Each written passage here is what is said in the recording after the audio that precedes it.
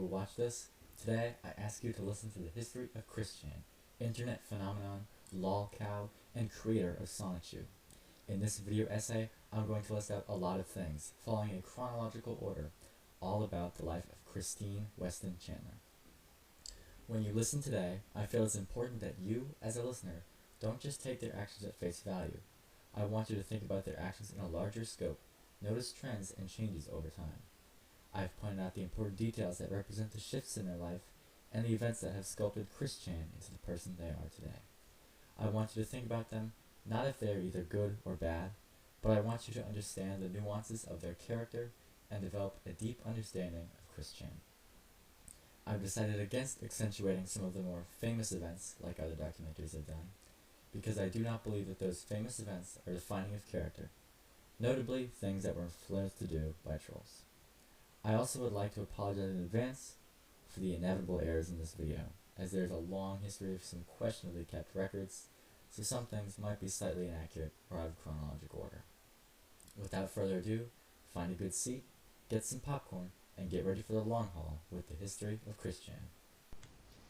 Christopher Weston Chandler was born on February 24th, 1982 in Charlottesville, Virginia. His parents are Bob and Barbara Chandler. Bob Chandler also has a son and a daughter from a previous marriage, that they were treated too badly by Bob that they gained independence and refused to speak to their father later in life. Barbara Chandler is a hoarder and has been emotionally manipulative, causing her firstborn son to seek independence when he was young in order to escape her. From a young age, Chris seemed different to his parents. Teachers said Chris likely had autism, which Chris claims was the result of a traumatic incident as a child, in which he was locked in a dark room alone by his babysitter. He would go into mutism as a result, not speaking for 6 years. As a child, he was also bullied by the neighbor's daughter, Sarah Hammer, for several years. In 1989, during a weekly visit to the toy store with Barbara, Chris would read out the name of a toy named the GoBot, which would mark the end of his 6 years of mutism. Later during that year, Bob would start a project with Chris where they would transform their shed into a workshop so that Bob could spend more time with his son making things. This workshop, however, would quickly be overtaken by Barbara's hoarding, used to store useless junk. Later this year, the Chandlers would get a dog named Patty, whom Chris would become very attached to. In 1989, during the 4th grade, Chris transferred to Nathaniel Green Elementary School, where he was treated poorly by teachers and staff due to their inability to handle autistic kids like Chris. Chris also claims that at Nathaniel Green Elementary, he was assaulted by his gay principal, though it is unknown if he was really gay, as it was a common insult from Chris at the time. If true, however, it could have served as the basis for his homophobia. The Chandlers almost went to court over the school's treatment of their son. However, they were threatened that Chris would be put in a school for special education. This would cause them to back off the court case. During this year, Chris would move along with Bob in order to attend a different school. However, they would have to leave Barbara at their original house. At this new school, Chris would receive help from a teacher named Virginia Sanford, who would help Chris learn to compensate for his autism. While at his new school, fearing for Chris's sociabilities, Bob would pay off kids to be his friends. In December of 1992, Chris would see a traveling animatronic band called Leonard Bearstein. The animatronics were controlled by someone talking through them. While talking to Chris, he tells them his name, Christopher, although the operator mishears it, calling him Christian. This name would resonate deeply with Chris. He would begin to ask to be called Christian, taking it as his new name. In 1993, Chris would win a Sega giveaway, winning $1,000 for a shopping spree in store. He would be interviewed on television, being the first time Chris would be seen on media. This event would also feed Chris's entitlement. In 1994, Chris would officially and legally change his name to Christian, after years of being referred to it unofficially. The local paper would write a piece about him and his name change, as well as a story of the traveling animatronic band and their influence over his name. Bob would also add a note when asked about Chris's autism, and state displeasure of Nathaniel Green Elementary School staff and their treatment of Chris. In 1996, Chris and Bob would move back in with Barbara as Chris goes into high school, and they didn't need to move to attend a different school. In high school, Chris would develop an alter ego in his Spanish class named Ricardo, who he would identify as during Spanish class, and tack it onto his name in other classes or fully replacing his name in certain cases. Additionally, in freshman year, Chris would get into a fight on the bus over who could be the first off the bus. This would result in him getting moved to the special education bus, which deeply upset Chris, as many of the kids on the bus were significantly more autistic than he was. He would remark that he couldn't even talk to them on the bus because they couldn't make full sentences, though this was likely hyperbole. In high school, Chris would have many female friends, whom he would call gal pals, and few male friends, mostly bullying Chris. Seeing all the couples in high school would make Chris long for a relationship, though he would never get one in high school.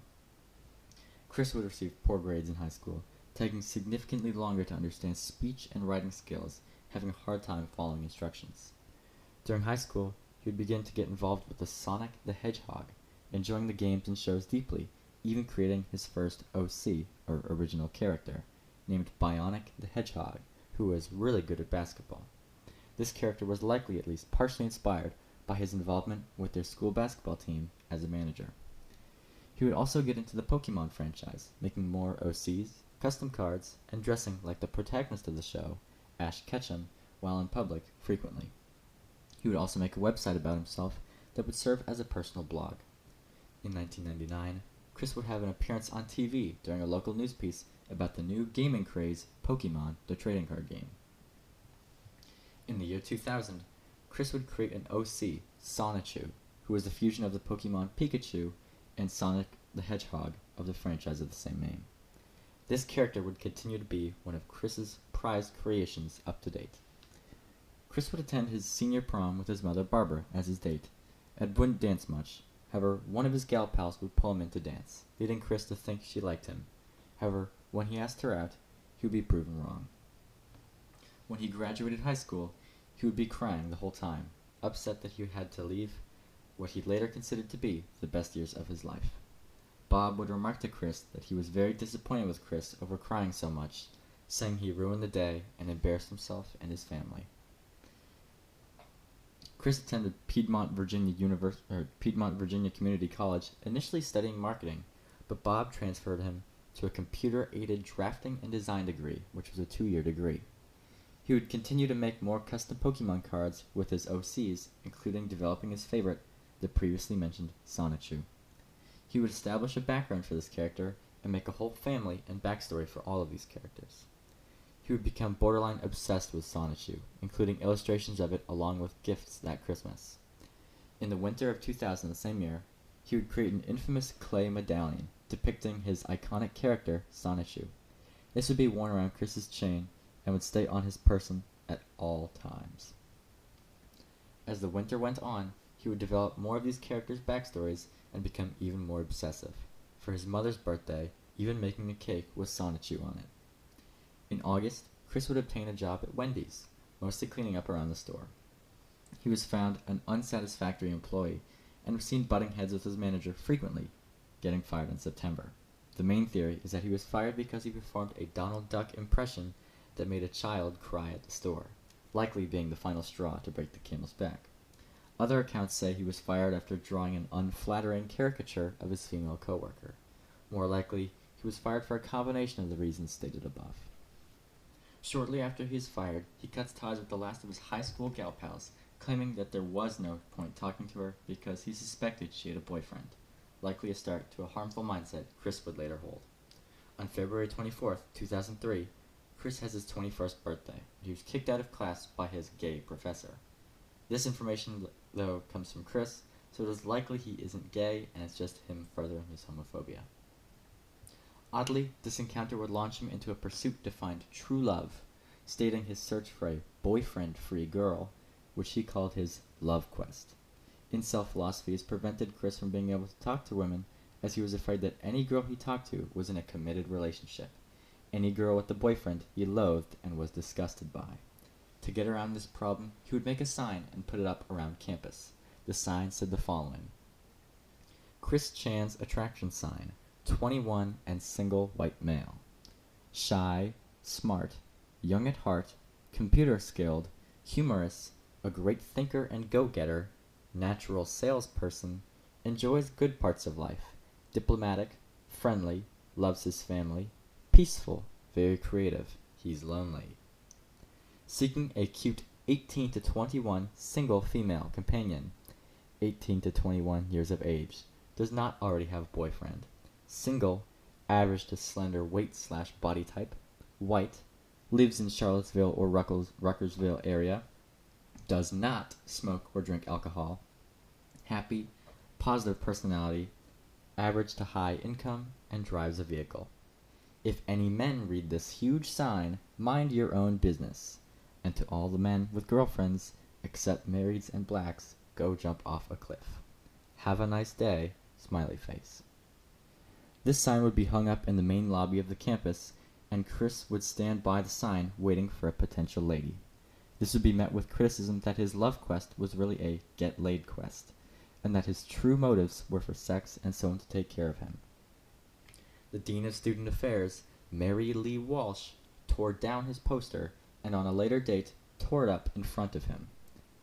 Chris attempted to make a different sign, but it was also quickly torn down. This would mark the beginning of Chris's long feud with Mary Lee Walsh. On April 10th, Chris would write a short story called Sonichu and Rosechu, the genesis of the Love Hugs. It is set in a world that incorporates both Pokemon and the Sonic franchise, and predictably, Chris uses Sonichu as a self-insert, and vicariously, through his character, finds love. This comic would be posted online on its own website. In June, Chris began to work as a salesman for Cutco, a knife brand. Testimony says that he never actually sold any of the knives, and was in possession of some of the stock to be sold for over a decade. He was fired in August. In August, Chris would release an album with the band Christian and the Hedgehog Boys, led by Chris, and in theory, many band members from his Sonichu comics, though the music is just Chris singing over existing songs being played in the background. He would make cover songs mostly pertaining to his love life. On November 22nd of 2003, Chris would begin to upload and record his gameplay of video games, arguably making him the first ever Let's Play video game player. The 2-hour-long video was also sent to Nintendo and was not very coherent, randomly stringing songs, including his own, but also random rambling. On the 6th of January, he went to an optometrist appointment, where he was treated by Dr. David Chandler, his half-brother from one of Bob's previous marriages. He informed Chris for the first time that he had an 8-year-old niece named Savannah. Through January, he would continue to put out comics and poems on his website discussing his love quest and also coining the term virgin with rage. At the end of the month, he plans to use a newsletter from his website to find a girl, which was very similar to his attraction sign from college. He would also put a physical copy of his newsletter ad up on campus, who, you guessed it, Mary Lee Walsh would issue a cease and desist order to Chris. Chris would write an apology to make sure they wouldn't have to go to court. Chris then tries to cause an uprising among the students unsuccessfully, and tries something called a Curse Ye Hamiha, where, similar to the scene in Dragon Ball, he tries to create a ball of curses and bad luck, and unleash it upon his foes, in this case being Mary Lee Walsh. In May of 2004, Nintendo Power published an article talking about the video Chris had sent in, but never using Chris's name, only referring to him as Sonichu. They also believed he is from an imaginary town of Quickville, and refer to as such. Quickville being CWCville, which are his initials, Weston Chandler. This would lead to his school newspaper interviewing him, which would include the lore reasons for Sonichu to be a mix of Sonic and Pikachu. He would also open a MySpace page and include more promises about what it would be like dating him, including more lines about not liking men or women with boyfriends. Chris would continue to upload his Sonichu comics, but now taking a literal Christian Sonichu, as well as Sonichu characters for his childhood bully and her boyfriend.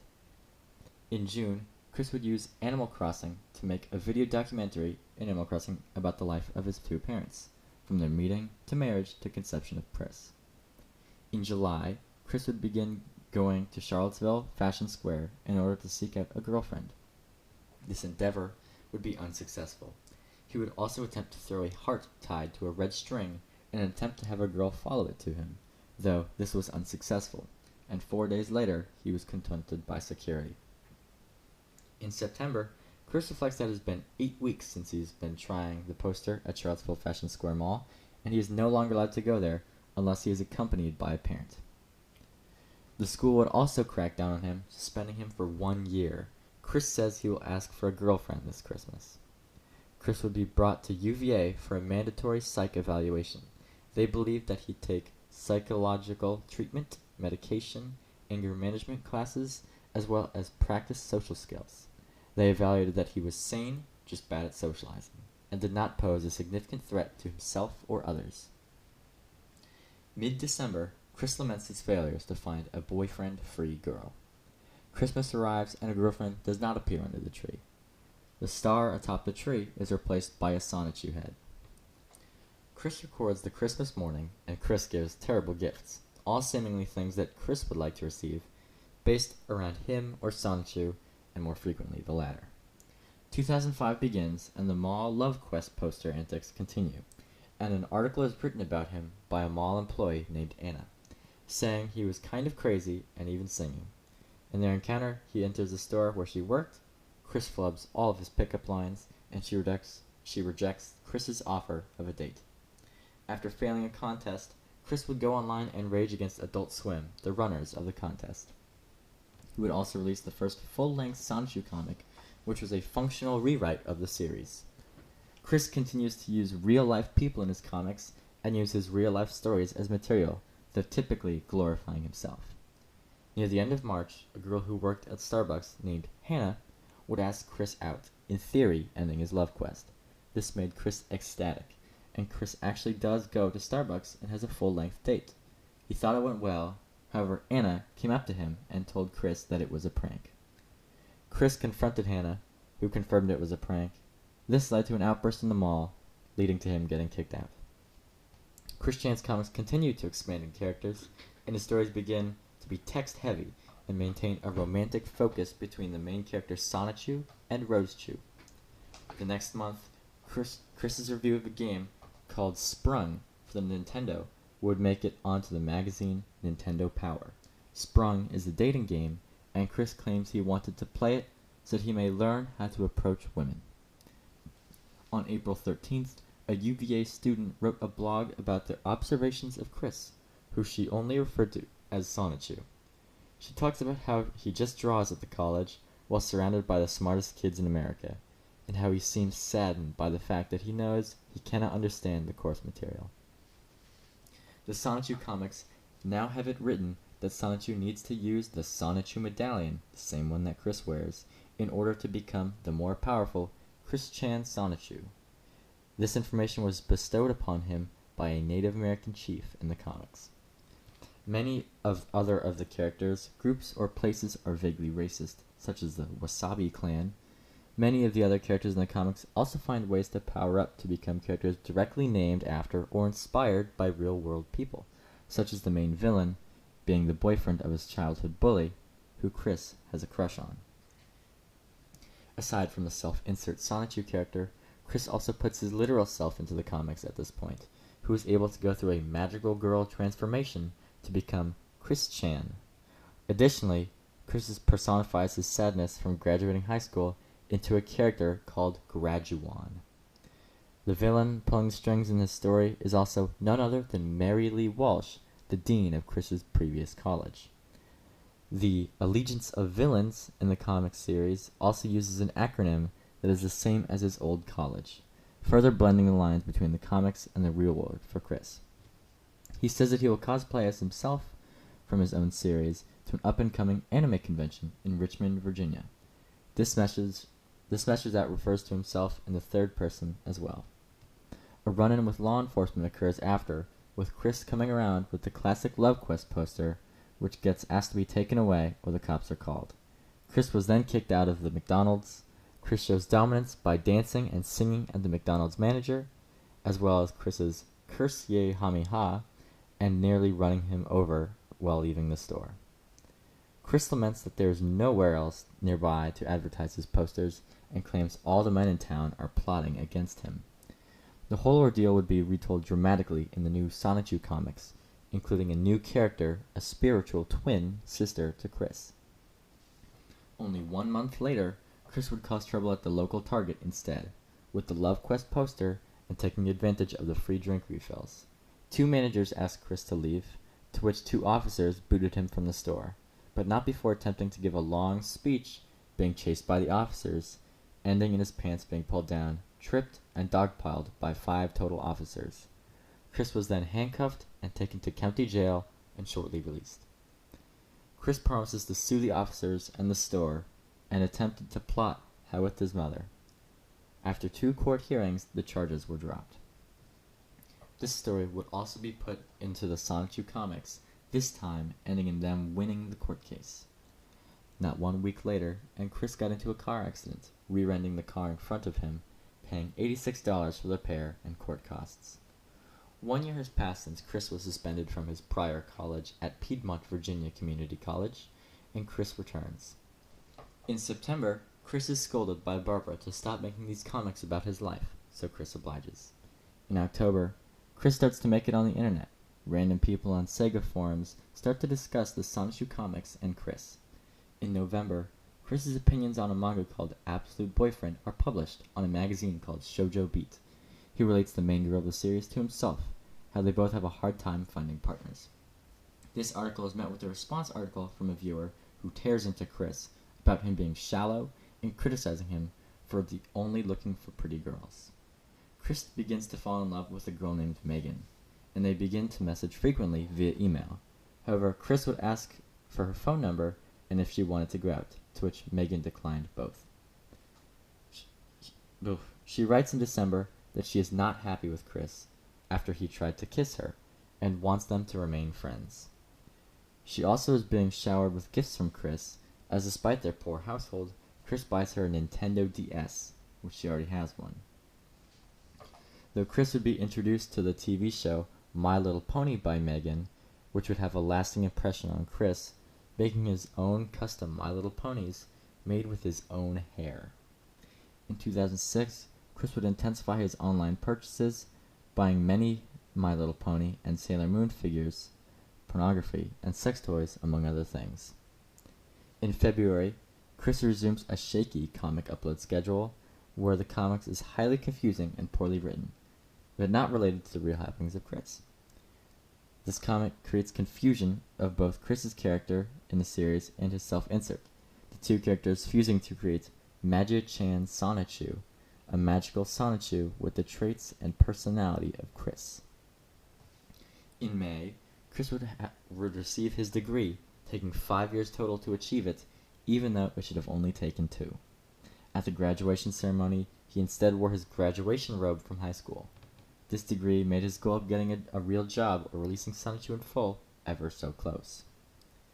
Chris continues to publish his Sonichu comics, increasingly making himself the main character, and the plot begins to mirror his own life again. Chris uses these comics to write about his love for Megan, including a character that represents her, and Chris goes on to explain how he is in love with Megan, even though she does not feel the same way. He also lets slip that Megan feels uncomfortable on calls with him, only using emails. Chris would continue to obsess over Megan, and she would write back to him via email that he needed to not dwell on her, insisting that he stop touching her or trying to flirt. This behavior would continue for a long time, under the threat of them to stop being friends. On June 27, 2006, Patty Chandler, Chris's childhood dog, would be put to rest via euthanasia. Chris would deliver the eulogy for the dog at a special service the following day. Chris revealed at the service in his eulogy that he even put an illustrated Sonichu on the signature line for the forms to put Patty down. In November, Chris would enter another Adult Swim contest for a PlayStation 3, submitting a video on why he should win for the contest. At the beginning of 2007, Chris would begin working on a DVD collection called Yep, I'm on TV, where he would document his numerous appearances on the news, as well as his own homemade videos. It has now been over 3 years since the love quest began. Mid-February, Chris releases another Sonichu comic, where he makes an anthropomorphized version of Patty in an attempt to immortalize her.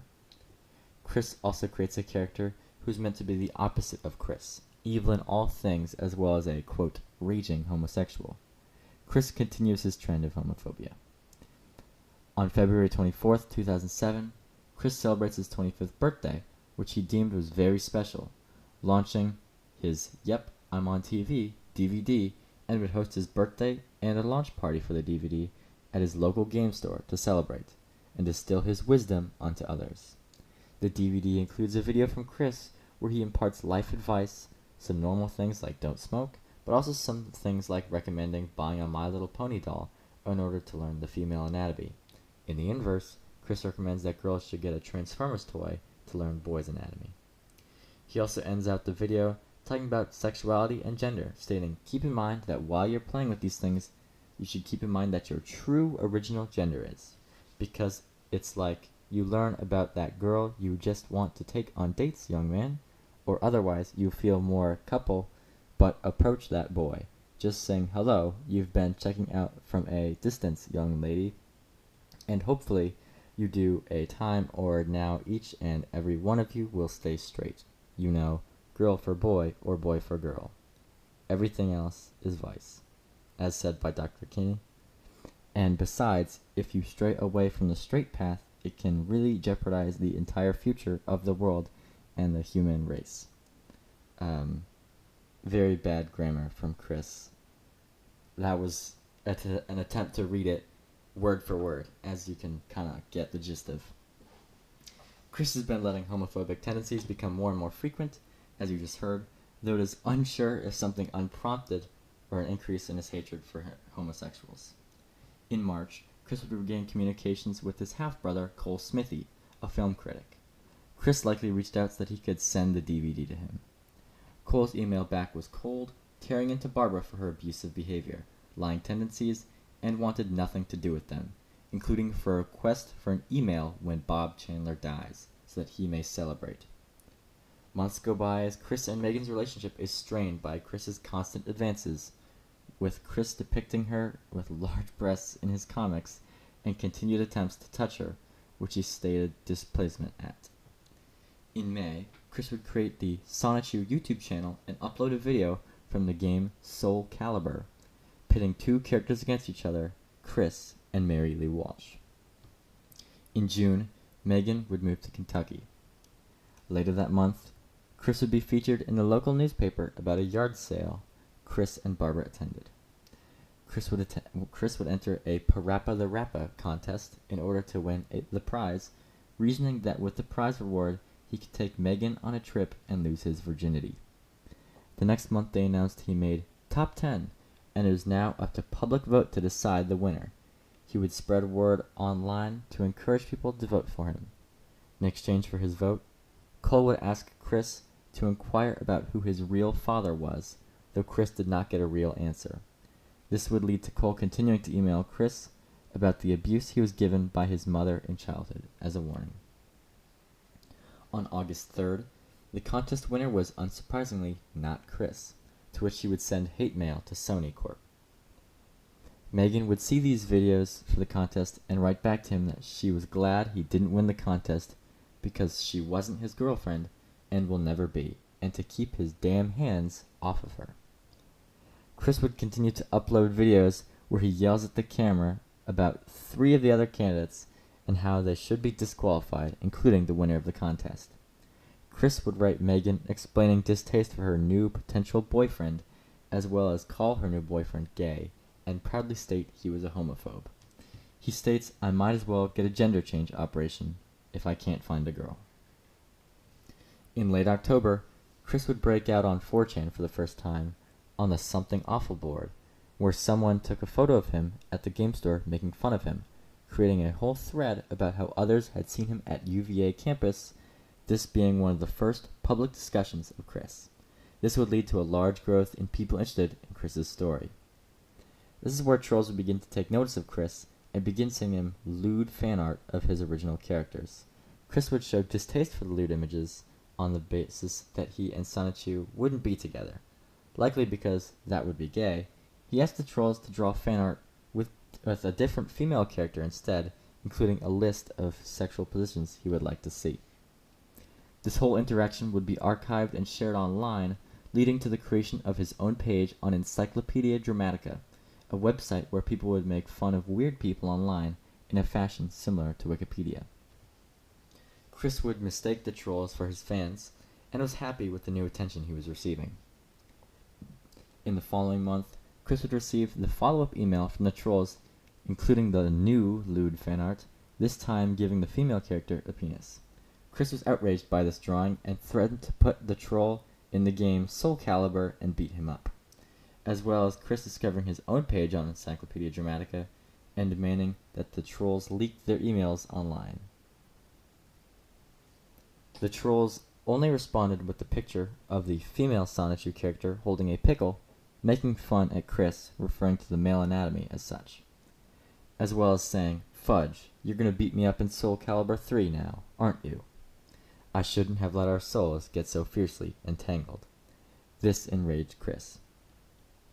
On November 4th, a troll going by the alias Vivian G sent an email to Chris saying that she had created the Sonichu character. This would send Chris on a long fight with her, where Vivian would tear into Chris, calling him out on his sexist and homophobic behavior. All the attention on Chris led an old acquaintance from James Madison University, Joshua Martinez, who convinced Chris that he knew a girl from the showbiz who would like to go out with him. He would have a long conversation with Chris via AOL, pretending to be the girl. On November 7th, Chris would upload a video begging the trolls to take down the Encyclopedia Dramatica page, though he still mistakes the trolls for fans. This video would also include his defense of his methods for looking for a girlfriend, showing the public his misogynistic ways. Chris would begin a war of sorts, editing his own Encyclopedia Dramatica page, trying to make it paint him in a better light, adding lots of new information to it, but this would only make trolls more eager to change the page. In order to combat the trolls making these homoerotic versions of his characters, Chris decides to make his own explicit drawings of the characters together, including real-life people such as Mary Lee Walsh and himself, in a drawing he called She Came for Quick. It's notable that the woman in the illustration looked very much like the imaginary twin sister he had created for himself in the comics. He would then post on his own Encyclopedia Dramatica page and talk about how he was over Megan, and instead found comfort in his inflatable sex doll named Officer Nasty. Later, he would buy another sex doll and brag about it online, this one being named Kimmy, and it being made in an anime art style. On New Year's Eve, he wrote a letter to Megan about how he cares and would show love to a woman. In January of 2008, Chris would create a Facebook account which served a similar purpose to his other online socials, talking about random topics or promoting his projects. Via Facebook, he would attempt to befriend many women who lived in the area, several of which were minors. On January 20th, on his Facebook, he would post warning people not to believe his Encyclopedia Dramatica page, ironically drawing more attention to it. On the 24th, Chris goes to the library to pick up girls and fumbles while trying to talk to one. In February, he would also go on his own Encyclopedia Dramatica page and plead with the people trolling him to go after Joshua Martinez, who, if you recall, was one of the trolls who set Chris up on a fake date. In March, he would make a desperate plea to people online to remove everything about Megan from the internet, because Megan didn't want to get involved. However, she would discover the lewd drawing Chris had made, winter of last year, and believed the woman in the picture to be herself, and confronted Chris. Chris surprisingly apologizes to her and promises the destruction of the Encyclopedia Dramatica. Megan separates herself from Chris, feeling embarrassed about her depiction in the photo and her relation to Chris. Chris would then turn back on his apology, believing that Megan was more so disgusted because the naivete of the sexual acts performed told her to go watch more pornography, as well as films like The 40-Year-Old Virgin. Chris would remove all mention of Megan from the Encyclopedia Dramatica page. However, instead of replacing the She Came for Quick drawing, zoomed in on the crotch. In his mind, this was enough to conceal her identity. Megan, understandably, reacted to this poorly. Chris's defense to the whole debacle was basically, well, at least I took my anger out by drawing instead of becoming some crazy abuser. At this point, the trolls all believed the picture to be of his imaginary sister, so to combat this rumor that Chris was incestuous, he outright told everybody that it was of his friend, Megan, also revealing her last name, Schroeder. By the end of April, Megan would completely cut off Chris. Chris would then create a shrine dedicated to Megan up in his home. Chris would continue to edit his own Encyclopedia Dramatica page. His pastor at his local Baptist church discovered Chris's online activity, likely from one of his social medias talking about the previously stated topics, and expelled him from the church. However, he would find a new church to attend. Chris was also banned from his local game store for 2 weeks at this time, likely for racist outbursts against African American store goers and employees, and his temper tantrums whenever he would lose a game. On May 14th, Chris was baptized at his new church. In June, conflict would elevate at the local game store when he was permanently banned from the store, and police had to intervene when Chris resisted. This made it so the only regular socializing was Chris's church activities. In August, he threatened to not post another Sonichu comic if the Encyclopedia Dramatica page was not shut down. He also tries to make it very clear that he is a straight man and not a pedophile. He also calls all of his trolls gay. Some would also observe that his language about how he acts when he sees the male genitalia, that maybe he was just deeply closeted himself. Encyclopedia Dramatica would highlight Chris's page as one of the most popular pages on the site. Chris would continue to get the site shut down by rallying his non-existent fans and submitting reports to news stations to try to get them to report on the supposed injustice. By this point, the Encyclopedia Dramatica would get so much interactions that the website would start to not load or lag heavily, which Chris thought meant that he was successful in shutting down the site, which he celebrated online. Chris would meet an anti-troll by the name of Richard Simmons who would encourage Chris's behavior. He would make videos wearing similar clothes to Chris, as well as a yellow Sonichu medallion, touting his support for Chris, as well as copying some of his speech quirks, such as volume and awkwardness. As August went on, Chris would find Robert a dear friend, including him on a list of people who he said he does not hate. Now, there were trolls in Chris's inner circle. On August 17th, he would backtrack on Encyclopedia Dramatica, publicly claiming he wouldn't pay it any attention any longer, as well as addressing rumors that trolls would try to steal his medallion, and he subsequently reinforces his medallion chain so that it is harder to take. He would then encourage his fans to message Nintendo and Sega to create media of Sonichu. This would spring into action trolls under a game studio called JK Productions, JK standing for Just Kidding, who would begin to create Sonichu, the game. Chris would give them his full support, unaware of their malicious plans. On August 19th, 3 trolls would create an online persona of a girl named Blanco Weiss, who would try to befriend Chris. It only took 1 day for Chris to include Blanco Weiss's custom character into his comics. Chris would upload another issue of his comic, continuing the trend of becoming more complicated and impossible to understand. Chris continues to work on the Sonichu game, as well as other merchandising, not knowing that the advances for these are by trolls. Chris would also change the name of one of his more racist characters, Black Chew, a black Sonichu, into Blake, maybe showing personal growth from Chris. Chris would continue to suffer from stress from all the online attention, though insist he was going on strong. Chris continues to be led on by Bianca, discussing how he has come to accept the Encyclopedia Dramatica page, all except the picture of his female character Rose Chew, where she is depicted as transgender. On September 2nd, Chris would release 9 different lewd drawings of Rose Chew with female anatomy in order to supposedly fight off the trolls who drew her otherwise. The trolls behind Sonichu the game would shut down their project, telling Chris that they received cease and desists from both Sega and Nintendo, and would continue the game with their own original characters, the main character now being an anteater eel hybrid, sporting a fancy suit. Chris would drop them, allowing the trolls to succeed. Chris would release another comic in September, where he released 3 versions of it, following TV ratings PG, TV-14, and mature, in which different variations of things happen, with difference of nakedness or sexual acts, but the comic remains based around the events on Encyclopedia Dramatica about Rose Chew. This comics also cements that all males in the series are Sonichus and all females are Rose Chews, which are fusions of Amy Rose from the Sonic the Hedgehog series and Pikachu from Pokemon. Around this time, a troll would hijack the persona of Bianca and encourage Chris to trade nudes. Chris would oblige and send in several revealing photos of himself and not receive any back.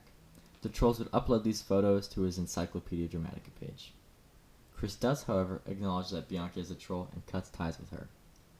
Chris would fall to his church to receive help figuring out what to do to manage these trolls, and the church counselor encouraged Chris to get off the internet, which he would not do. The 3 original trolls who ran the Bianca account managed to convince Chris that the other trolls running the account weren't them, and convinced Chris to be friends again, leading to the return of Bianca to his close inner circle. On September 15th, a project would be made by fans to turn the Sonichu comics into an audiobook, not adjusting for inconsistencies or poor spelling or grammar. These videos would be posted alongside comic releases for the next few years. Another troll by the name of Sarah would attempt to woo Chris, however this was short-lived as Chris would side with Bianca. Bianca would continue to encourage Chris to send nudes, while sending fake ones back to Chris, who never noticed that the fact that the girl in the pictures was never the same. Beyond the nudes, their fake relationship would develop further and further, with Chris making lengthy plans for the Thanksgiving break where they would get intimate. On September 17th, trolls would hack into Chris's email and subsequently many of his social medias, including YouTube, MySpace, AOL, eBay, and Facebook. They would discover more nudes he had sent or saved that had not been leaked before, including a picture of Sonichu doodled onto his penis, and a picture of Chris wearing his mother's underwear. These would be uploaded onto the Encyclopedia Dramatica page. Chris would make a new email and YouTube account by the name of chan6789. Chris would also begin talking to a girl by the online name of Panda Halo, another troll whose real name was Sarah Cassandra McKenzie, and successfully got Chris to break things off with Bianca and to go out with her instead. This would be announced on a YouTube video where he would upload, for the first time, Captain's Log Stardate with the date, likely taken from a Star Trek parody Chris saw on Family Guy. He would open all of his videos like this for quite a while. Chris would finally bury the hatchet in this video between him and the winner of Parappa the Rappa contest. Sarah would be able to get a lot of private information out of Chris, as well as more sexually explicit videos, such as Chris acting like animals while naked and masturbating for the camera. Mind you, at this point the family computer, which is where this takes place, is in the kitchen. A girl by the name of Vivian had a 3-hour conversation with Chris late September, where she pleaded with him that all of the girls he has been talking to and sending photos and videos to have been trolls that were using him. But Chris would not follow her advice. After a prophetic dream revealed Chris's true love, Chris would message Bianca asking for her back, and promising to send her several medallions he had made for his characters, as well as the original Sonichu medallion. He then sent her an album of him in various explicit poses. Trolls would begin to hijack the Sonichu character, creating an animated series online as well as their own comics. Chris would not learn about these until later, though. 2 days after Chris apologized to Bianca and sent her the package, she received them as well as a letter from Chris. Photos of all of the above were sent to the Encyclopedia Dramatica, where in response, Chris would upload a video claiming that Bianca had intercepted the package and the trolls didn't really steal his medallion. This was easily seen through by trolls, however, who had the medallions. He also appeared in this video with a copy of his medallion in an attempt to show trolls that their efforts had failed. He blames a man in a pickle suit for the attempted theft, which would become a running gag in the community. A week later, he would upload a video playing the game Little Big Planet 3, where he insists that the trolls are not getting to him or his beloved Bianca. On the same day, the person responsible for Sarah, who initially tried to steal Chris from Bianca, faked their false identity's death, cutting ties with Chris, seemingly out of boredom.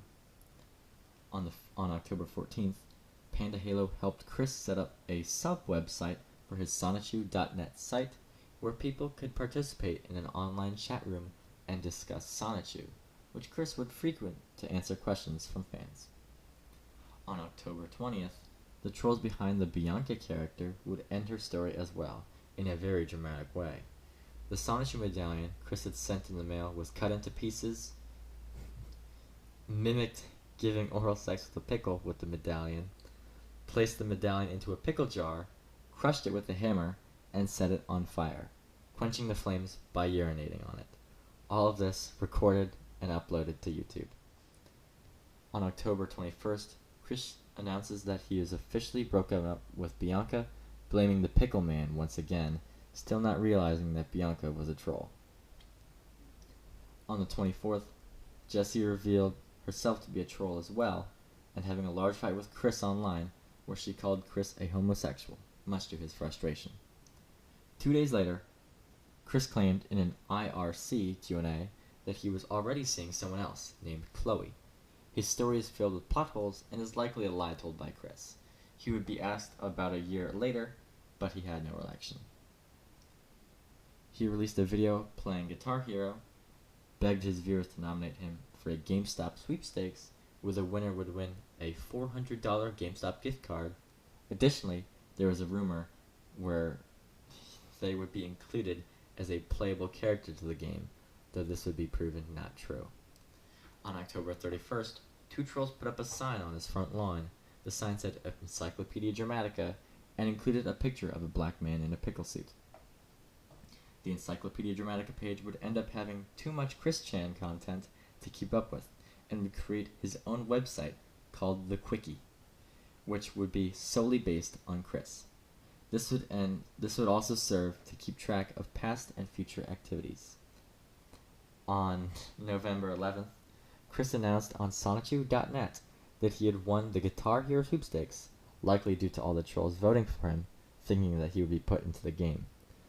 Chris claimed that he would put the $400 towards his church, but later revealed that he spent most of it on games for the Nintendo Wii. Chris would begin to spend a lot of time on Little Big Planet 3, making different places or encounters familiar with him. Through December, Chris would randomly check in on the Sonichu IRC fan chat and answer questions, as well as update people on his personal happenings. Vivian would attempt to challenge Chris's worldviews in these chats, such as asking him about his fans who were male people of color, or telling him that there was a gay Sonichu fan that found him attractive. On the 18th, Chris was led to believe that there was a Sonichu fan named Ryan Cash by Vivian, who had killed himself when there was no more Sonichu comics being released. On the 22nd, Vivian brought up Ryan Cash again, in an attempt to get Chris to have some sort of breakdown over the guilt. On the 26th of December, Sarah Mackenzie, aka Panda Halo, would lead Chris to believe that Robert Simmons had come to Australia to meet up. She proposed a threesome between the three, which Chris was disgusted by, but he admitted that if it was just him and her, he would be willing to try a strap-on dildo. He also said he would do anything, including having sex with a dog, for her. He would also convince Chris to create a video for the first time in 2 months, in which he addressed the fans who voted for him for the giveaway, as well as support for the fictitious Ryan Cash, and promises that a new issue of the Sonichu comics will be made soon. 2 days later, on the 28th, Chris would join a forum for his female fans, in which he would discuss how he felt he was in touch with his feminine side, and sometimes wonders what it would be like if he was born a woman. On January 2nd, 2009, Chris would be led to believe that his characters Sonichu and Rosechu would be inserted into an upcoming Nintendo game, Animal Crossing City Folk. On the 3rd, Chris would proclaim his love for both Sarah and a girl he met on the girls' Sonichu chat named Julie. On the 5th, Chris delivers on his promises to make the 18th Sonichu page, in which he sets up a large web of romance, as well as stating that all of the characters are over 18. The comic creates a transgender character, possibly showing Chris having some sort of breakthrough of his homophobic ways. It's also notable that Chris has begun to include a lot more adult topics in his comics, namely sex, which would happen frequently.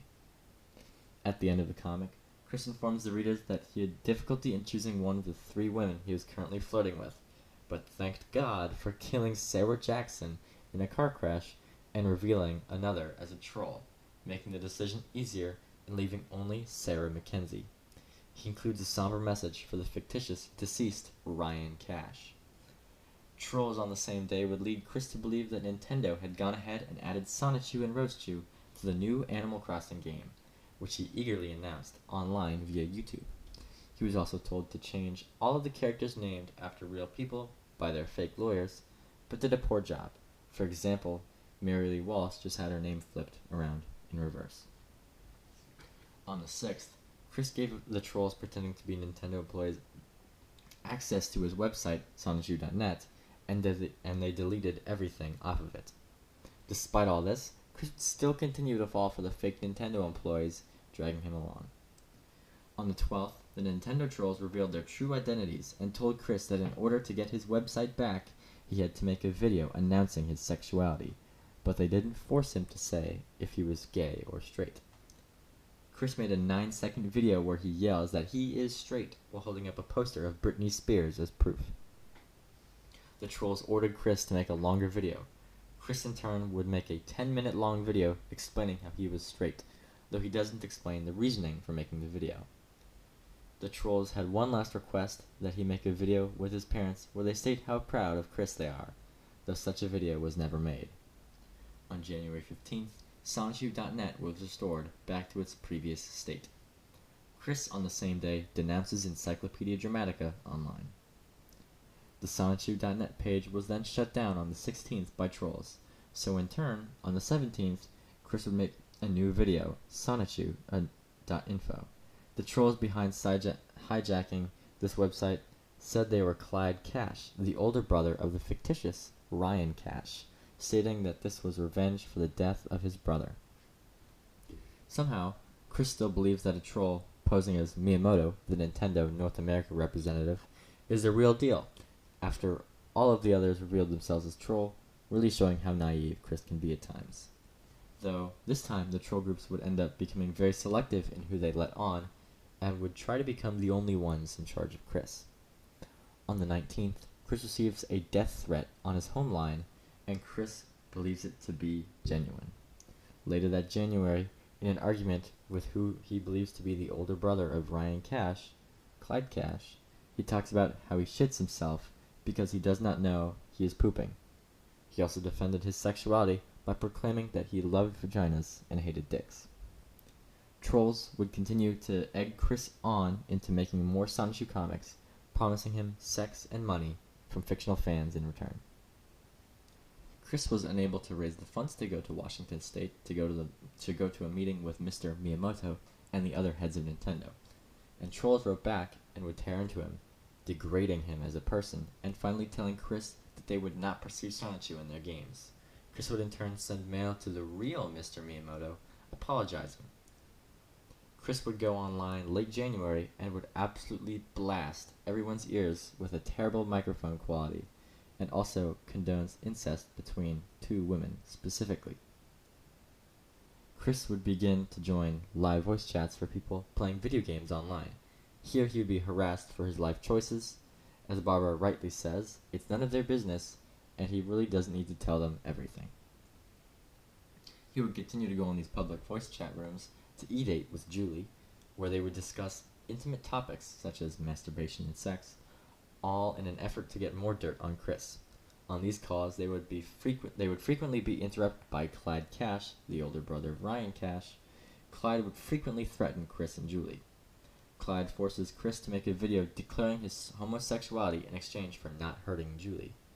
However, in his video, for the first time, Chris cleverly uses signs around his room to indicate that he is coming out under duress, using things such as holding onto his Transformers action figure, which, as stated in his 25th birthday video, is a sign of heterosexual men, and his lack of Sonichu medallion, implying that he is not himself in this video.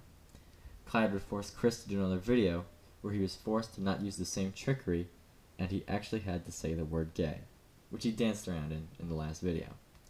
Chris is also revealed to be still racist, as he says he would never consider a relationship with a black woman, which he had said in a very bad Jamaican accent. He also said he wasn't racist in the same accent. Clyde Cash had one more condition to leave Julie alone, making him destroy his belongings or sell them, out of distaste for his packed room where he hoarded lots of kids' toys and figurines. Chris would oblige and destroy a women's vibrator on video as proof. On February 7th, Clyde would continue to antagonize Chris, basically calling him a bum for collecting social welfare. Due to wildfires in Australia and the lack of contact with Sarah, Chris believed that she had died in the Australian wildfires. On February 8th, 2009, Chris would create a new website under the name SonichuandRoastchu.com, since the previous ones had been hacked and deleted. Chris would continue to bend to the will of troll Clyde Cash, continuing to post videos at his behest.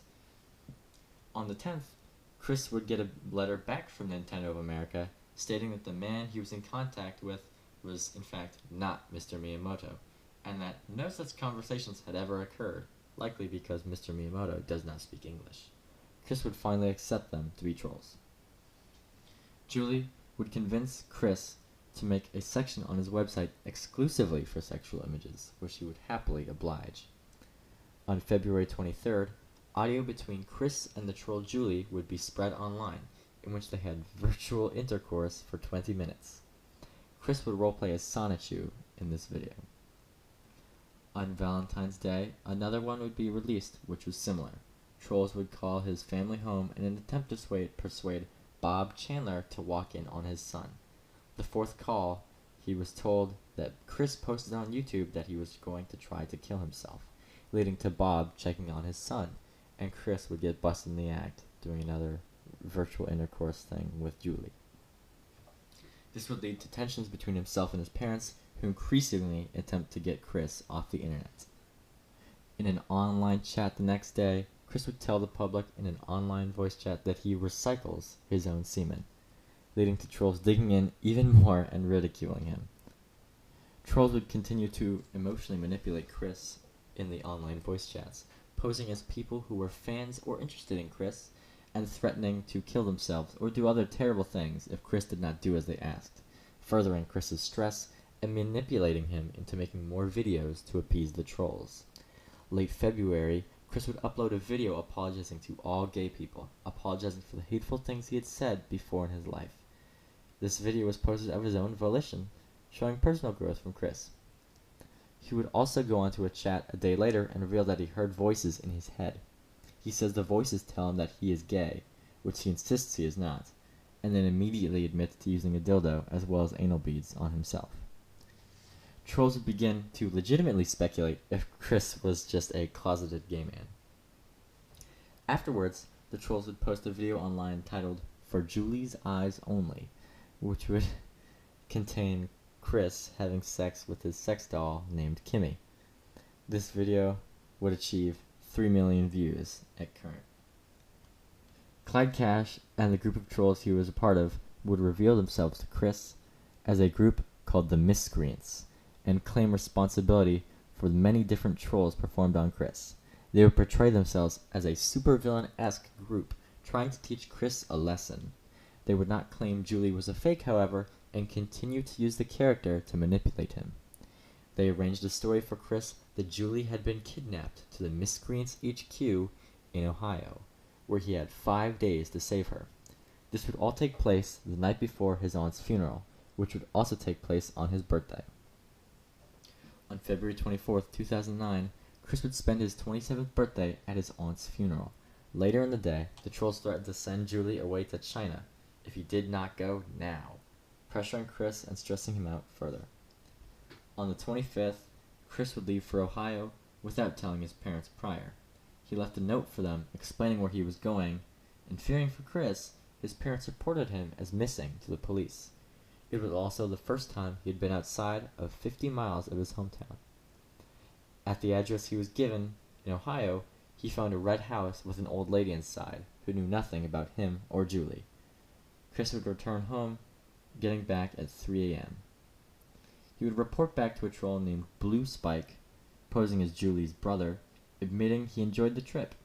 He didn't seem concerned about Julie in this interaction, though. At the end of February, trolls would send a postcard of the explicit video Chris had filmed to their family home, where Bob would discover it and take away all of Chris's video recording equipment. On March 3rd, several of his accounts, including his Sonichu website, was hacked and held ransom. The troll Bluesky would not give back the accounts or the website, to which Chris would have a full-blown meltdown. Bluesky would force Chris to say many obscenities, slurs, announce he was gay, and ultimately force Chris to insert his Sonichu medallion in his butt, as well as to get his PlayStation account back. Bluesky would be hated by the community for his cruel treatment of Chris. Other trolls would intervene and stop Chris and Bluesky. After this call with Bluesky ended, Chris would call Julie, where she revealed that it was really Bluesky putting on a girlish voice, and that Julie was really Bluesky, a 13-year-old boy. On the 4th, Chris would record a video wearing his high school ring, saying that he was starting a new fashion trend and didn't need it anymore, and attempted to dispel rumors of what had occurred the night before. Later that day, the troll by the name of Sarah, who would also come out as a troll to Chris. Perhaps the trend of trolling Chris is coming to an end? Or would it just give way to a new generation of online trolls? Chris would take a 5-day break from the internet, trying to get past all of the trolling. He would return from this break, making a video denouncing homosexuality, seemingly backsliding on his previous message, where he seemed to accept gay people. He would also denounce online dating, claiming he would find women in person. On the 12th, he had arranged to go out with a troll named Emily, whom he had met on the internet. On March 16th, the day of Chris's date with Emily, he would chicken out before she got there, uploading a video apology on his YouTube directed at her. They planned again for the 19th. In this video, he also apologized to the manager of the local game store where he was banned from 9 months ago. On the 19th, this date would occur, and video would be taken by trolls acting as bystanders. On this date, Chris would bring his father, Bob, who would do most of the talking, but then a troll in a pickle costume would come and steal Emily away from him. Later that day, Chris would file a police report against the pickle man. As he arrived back home from his failed date, he would discover that trolls had sent a group of prostitutes to his home. Bob would call the police in order to have them removed. Chris would get a call from Emily later that day, where she expressed her grievances with Chris, namely he was very touchy on the first date, even trying to kiss her several times. Only a few days later, Chris would fall in love with a girl named Ivy, making videos for her. In late March, Ivy would convince Chris to make a video tour of his home and upload it onto YouTube. This video showed the extent of the hoarding in their home, which was severe. Much of the floor is covered in stacks of belongings fill other less used rooms. In the final days of March, a troll posing as Clyde Cash left Chris a voicemail threatening to kill him in his sleep. The following night, Chris revealed that he had pooped himself in the night out of fear. On the 30th, Chris would upload 3 videos explaining his love for Ivy, hatred for Clyde, and once again asking Encyclopedia Dramatica to be taken down, or he wouldn't draw any more Sonichu comics.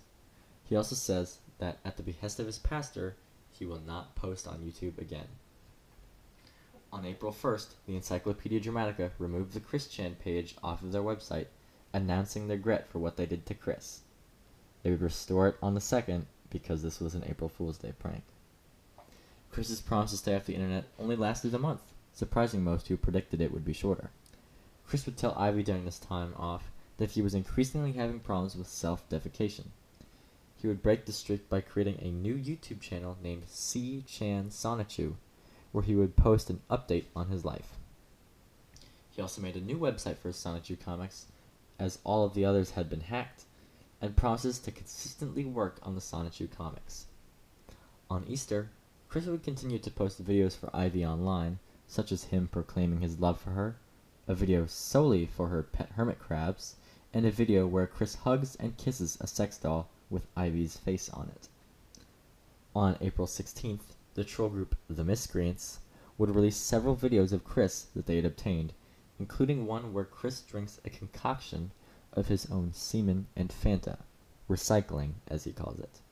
There were also pictures of Chris in diapers in provocative poses, showing people that Chris would now be wearing diapers in his daily life.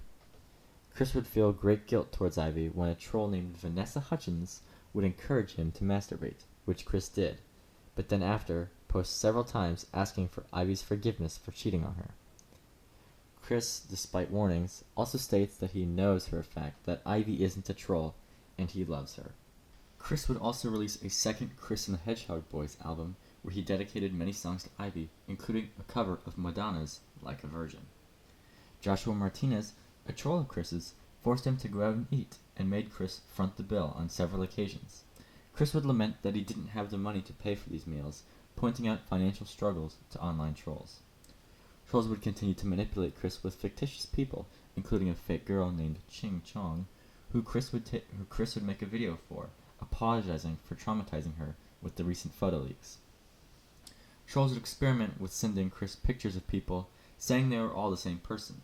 They concluded that it was likely that Chris suffered from a form of face blindness, a common aspect of autism. May 2nd, Chris would post a video explaining how gay people should stop using Axe body spray, which Chris was a proud user of, because Axe is a manly scent, and gay men therefore weren't manly.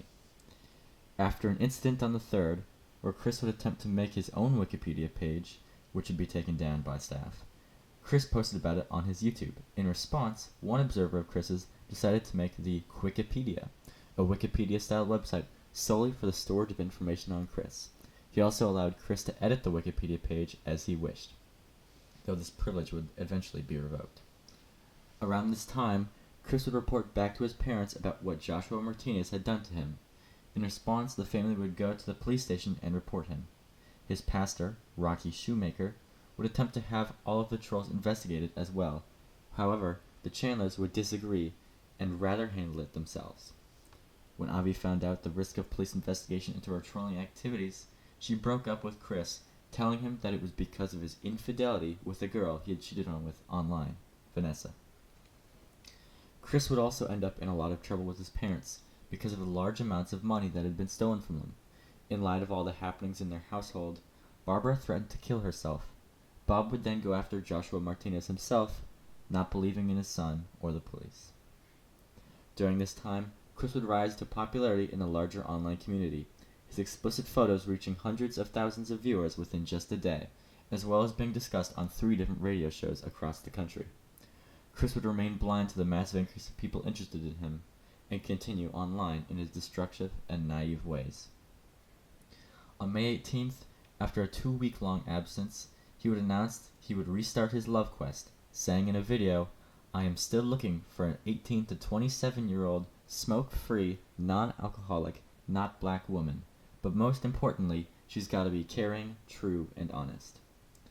On May 28th, the miscreants announced that their fictional Clyde Cash was found dead, with a shotgun wound inflicted to his head. Chris would not respond. On May 28th, the miscreants announced that their fictional Clyde Cash was found dead, with a shotgun wound inflicted to his head. Chris would not respond. The supposedly dead Clyde Cash then hacked into his PlayStation network and bought 2 games only a day later. Chris would then continue his love quest on Craigslist, stating the same criteria as the video only a few days prior. The post would be taken down due to racism by Craigslist staff. On May 31st, the miscreants would hack into Chris's Facebook page and release many previously unreleased chats between him and Ivy, as well as setting his profile picture to a photo he took of himself in a diaper, winking at the camera. On June 5th, Chris's YouTube was also hacked, and they would upload Chris's original video where he was pressured to say that he was gay, and uploaded a pro-gay music video. On the 10th, Chris would have alcohol for the first time, with friends named Kim and Taylor. On the 14th, Chris would upload a video parodying a song from Adult Swim's series, The Boondocks, in which he would be both racist and homophobic. Later that day, he would take down the video again and apologize. On the 15th, Kim would send Chris a photo as well as a call from a supposed girls' sleepover with her friends, who were characters made up by trolls, one of which was voiced by Bluesky, the 13-year-old boy who had tormented him early in the year. He said the girl Bluesky was voicing, Azul, sounded hot. June 21st, trolls would create a persona named Liquid Chris, the name being a reference to Liquid Snake, a video game character who is meant to be a copycat of the main protagonist by the name of Snake. In the video posted, Liquid Chris copies all aspects of Chris, from appearance to mannerisms, taking credit for creating the Sonichu franchise. Liquid Chris would parody many of Chris's videos in the coming days, including improving upon some of Chris's parody songs. On July 3rd, Liquid Chris, unhappy with not getting Chris's attention, would begin to claim that the real Chris was an imposter, though this would not even earn Chris's attention. Over the next few days, Chris would be part of a series of online interviews on the Guru Larry channel, who would ask about things that Chris wanted to talk about, seeming nice, however would not take notice to Larry's constant mockery of Chris. On July 10th, Chris would be hacked again by trolls, who would take control of his Club Nintendo and PlayStation Network accounts. He would make videos calling out the trolls responsible, and somehow be ableist and transphobic in the videos, despite none of the people he called out being disabled or transgender. The same day, Chris would create a new YouTube account named IBA Chandler. This is because his previous video got his account suspended due to threatening messages. In response to the trolls holding his accounts, he would send over 100 emails saying things like, "God will rain down vengeance upon you." The troll responded that Chris was not following the commandments in the Bible. Chris would respond by asking for his account back 74 times via email. In exchange for his accounts being given back, he was told he had a week to take a video of himself losing his virginity. The troll Kim would help him find a prostitute. However, the troll would withdraw the task for Chris, sparing him the trouble. Chris would find a girl while out drinking who he would ask out and she would agree. However, by the end of the night, she backed out. July 17th, Chris would make a video touring his town with a drastically altered appearance, claiming that he didn't have autism, works 40 hours a week, and that he was trolling the trolls this whole time. Trolls would attempt to use this video to revoke his Social Security benefits, using his video as evidence. On the 22nd, Chris would be cited on the local NBC News affiliate on a story about proposed plans to destroy a local park. Chris can be seen walking in the background.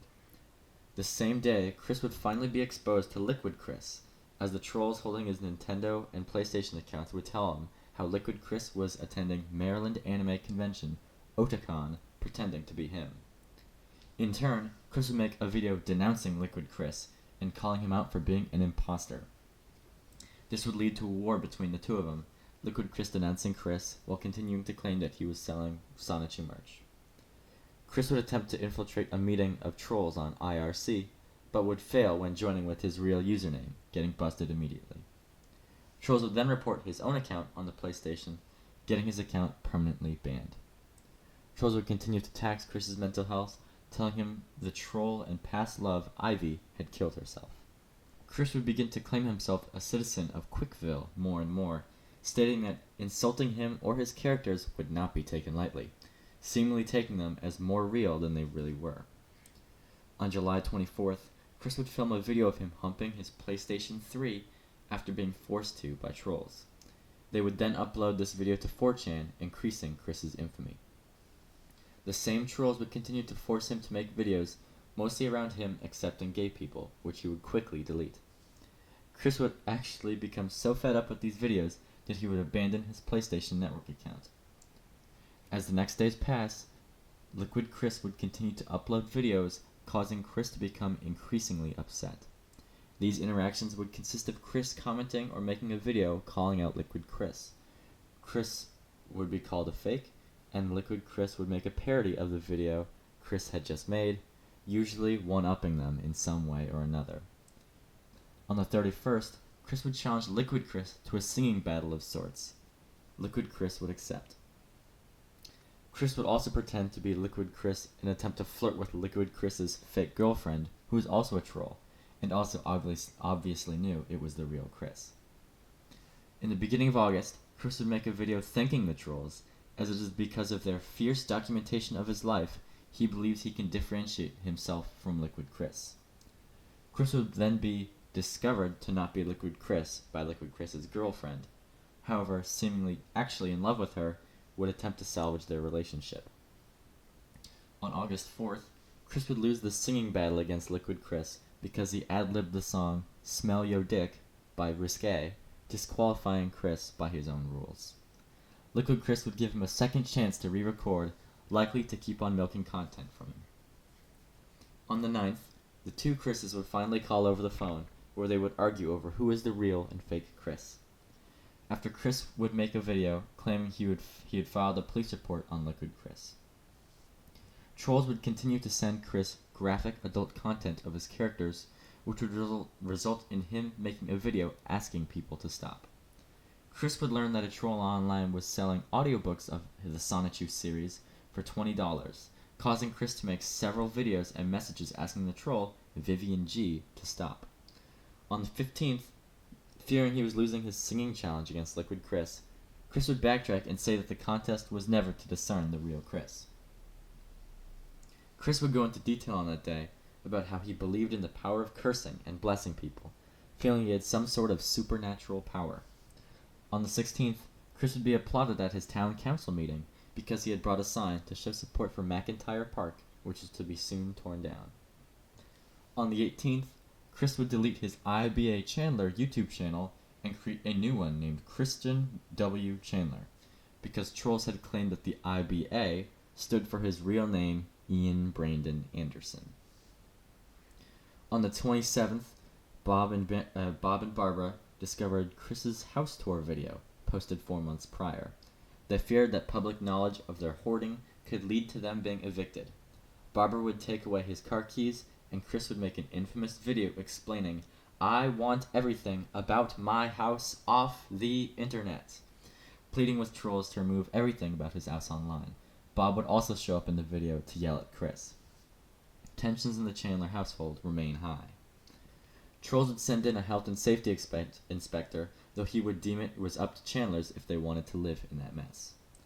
On the 28th, trolls would urge Chris to get a job, work on his hygiene, and eat healthier, even though with malicious intent, trying to help Chris. On the 29th, Chris would make a video addressing the trolls, in which he tries to make trolls believe he suffers from a split personality disorder. Sometime mid-August, Chris would meet up with Liquid Chris's girlfriend at the mall. Attempting to touch her frequently, she would have Liquid Chris call, and the two would get into an over-the-phone yelling match in the middle of the mall. September 4th was Bob's 82nd birthday. Chris would forget to get Bob a present, however trolls would send Bob a teddy bear and a chocolate selection. On the 6th, Chris would threaten Vivian G, who had posted the Sonichu comic audiobooks online, destroying the Encyclopedia Dramatica lawn sign that was put by trolls nearly a year ago, in an attempt to threaten her. On the 10th, upset that Vivian had not taken down the videos, made his own audiobooks for the comics, as well as doing voices. Chris's parents would continue to pressure Chris to find a job or begin to help with house chores, as money was becoming tight. Chris would also discuss the extent that Barbara's hoarding was getting worse, as well as the general uncleanliness of the house in a call with Liquid Chris's girlfriend. They would pressure Chris to start cleaning his house and his room, which he would partially do. On the 17th, Chris would apply with the Library of Congress to copyright his characters. Over the next several days, Chris would have sexually explicit drawings leaked, and he would fall for 2 trolls trying to get into his social circle. Chris would also reveal that he was taking relationship management classes, trying to take the steps to learn how to conduct himself properly with women. In the final days of September, Chris would become wise to attempted trolls from Clyde Cash, learning to look out for clues that he was a troll. On October 9th, Barbara would be hospitalized for colitis. On the 10th, as proof of his heterosexuality, he would upload a video showing off a drawing of him having intercourse with 3 women. However, he was trying to pass it off as something that had actually happened. On the 11th, Chris would challenge Clyde Cash to a fight, telling him to come to his house to fight him, followed by several videos of Chris jumping and yelling and breaking things to intimidate Clyde Cash. Clyde Cash would not show up to fight Chris. On the 14th, Chris would declare war against the trolls while donning Native American war paint, citing his Cherokee heritage, which was a very small amount. On the 18th, Liquid Chris would make a return after a 1-month break, claiming he had been kidnapped by Chris, who would continue copying Chris's videos and angering Chris. On the 25th, Chris would make a video professing his love for Liquid Chris's girlfriend, Casey, under the impression that he could win her over from Liquid Chris. On the 26th, trolls would leak a supposed picture of Clyde Cash to Chris, in which a man wearing only shorts is humping a man in a Spider-Man costume. Chris would attempt to blackmail Clyde Cash, saying he would show everyone the pictures if Clyde didn't make a video showing himself, his address, and other personal information. Clyde would encourage Chris to post the photos on his YouTube. Through the final days of October, Chris would continue to post multitudes of videos, mainly threatening Clyde Cash, showing off his strength or aggression, or proclaiming his love for Casey. On the 1st of November, Chris would upload a video of 9/11 with supposedly Clyde and another troll edited over the towers as Chris makes explosion noises. The next day, he would apologize for the video. However, in the video, he would make another 9/11 joke. On the 6th, Chris would upload a video begging for China. This is a stand-in for the word vagina that Chris would use for self-censorship. Approximate to the 8th, Chris would upload a video leak of his new Sonichu comic, in which Liquid Chris is shot. The following day, Casey would call Chris, upset he drew her boyfriend getting shot. Liquid Chris would join the call, and a fight would ensue. On the 10th, Casey would tell Chris she was going to marry Liquid Chris, and would cut ties with Chris. This would result in a video being posted by Chris where he sobs over Casey. On the 12th, Chris would receive the copyright certification for Sonichu. However, this only protected him as an original character, and didn't protect his comics due to the similarities to Sonic the Hedgehog. On the 19th, Chris would promise to begin to answer fan mail in the form of mailbags. The following day, a notably problematic arc would be discovered when people asked about future stories where Chris's blood would have to be used to develop a cure for gay people. He would also admit he had caused the Sonichu comics to become quite convoluted. Through these mailing questions, Chris would often give the trolls more material, as they would try to trick him into answering controversial questions or attempt to make him say bad things. Over the course of November, Chris would continue to do 6 total sets of mailbags, each roughly 20 questions long. As the fan mail went into December, Chris would become increasingly irate about the content of the questions in the mailbags. Chris would continue to upload pages of the Sonichu comics fairly steadily, usually a page every 2 days. On the 4th of December, one of these pages would include a long rant about Asperger's, where Chris labels it as something like fake autism. In the next week, Chris would continue to answer mail and questions, and ask that his go-between for the fan mail sort out the stressful mail, which he would not. By December 13th, we're at mailbag 17, and Chris would begin to heavily censor the questions and answers himself. On December 17th, Chris would do a rap video while wearing face paint in an attempt to look more like Sonichu.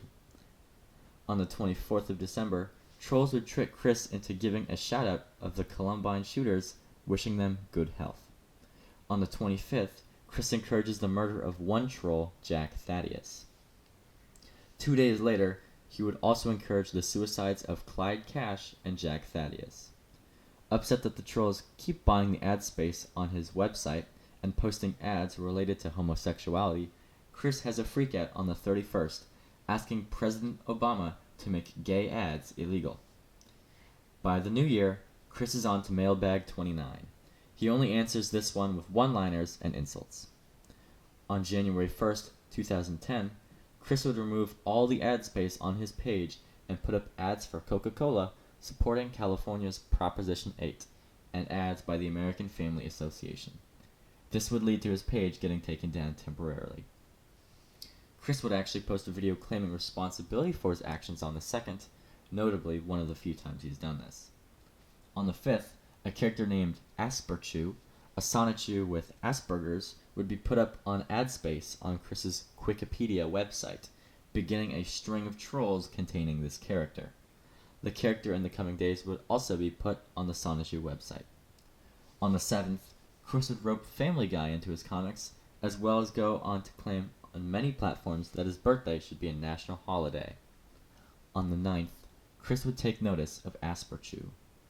On the 12th, Chris would make death threats to the creator of Asperchu, where on video he would punch his camera, which was the only properly working one. now damaging it. Chris would continue to post random musical videos or other videos discussing his ideals. On the 15th, Chris would challenge the creators of the website Asperpedia, a Wikipedia copy, to a physical fight where he would tell his viewers his address. On the next day, he would make a video trying to brainwash the viewers to love Sonichu and to hate Asperchu.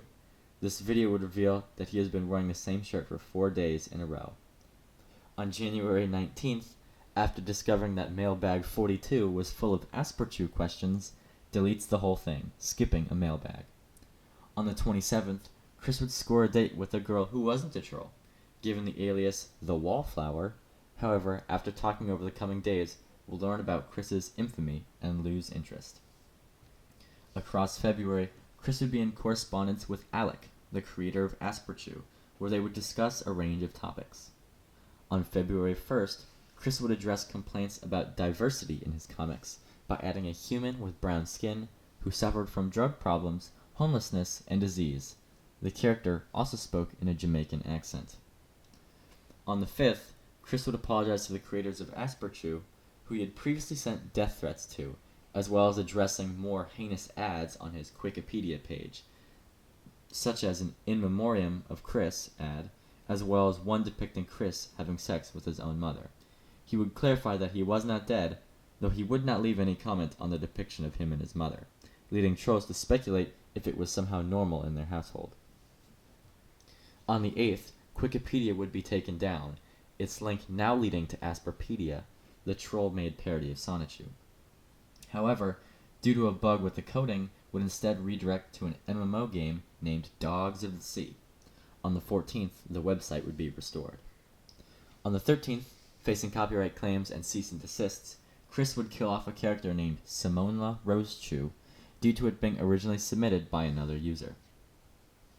On the 14th, Chris claims to have found a girlfriend, the girl being previously mentioned, the Wallflower. On the day after, Chris would again ask the Wallflower out on a date, and she would turn him down. He would ask again to be turned down on the 16th.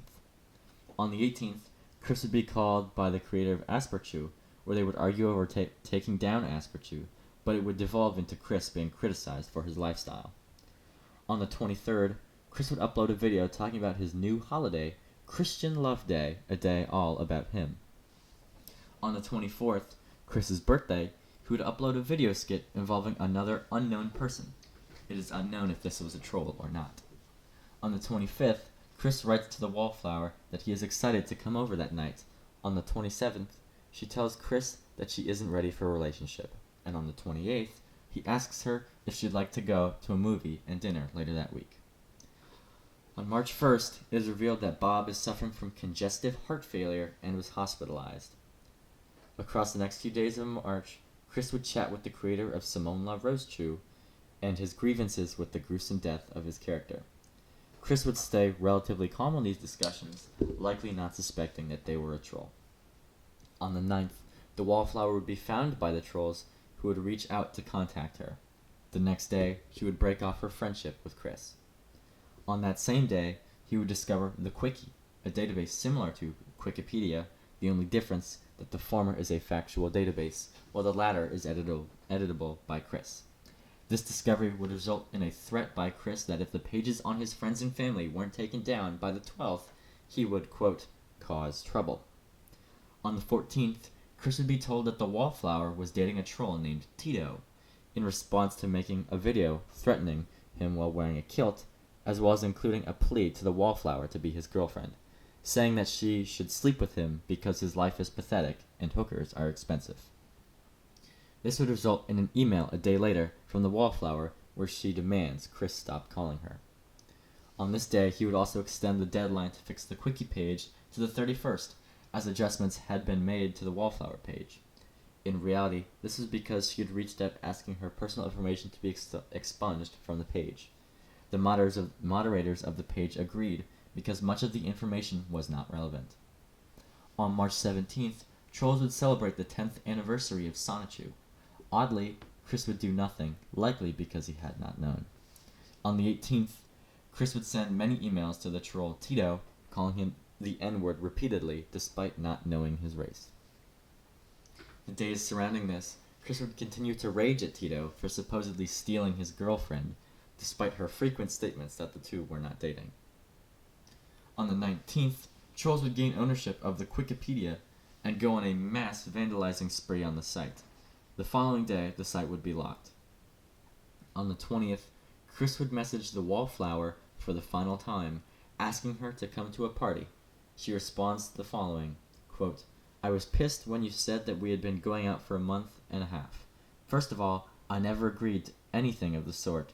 Secondly, I would never date you. You're not my type. Also, if you want me to stay safe, then you would leave me alone from phone, email, and mail. I don't want to hear from you ever again. Do you hear me?" Additionally, she would say, "Not only that, not even a cheap whore would want your small dick inside her, neither would I."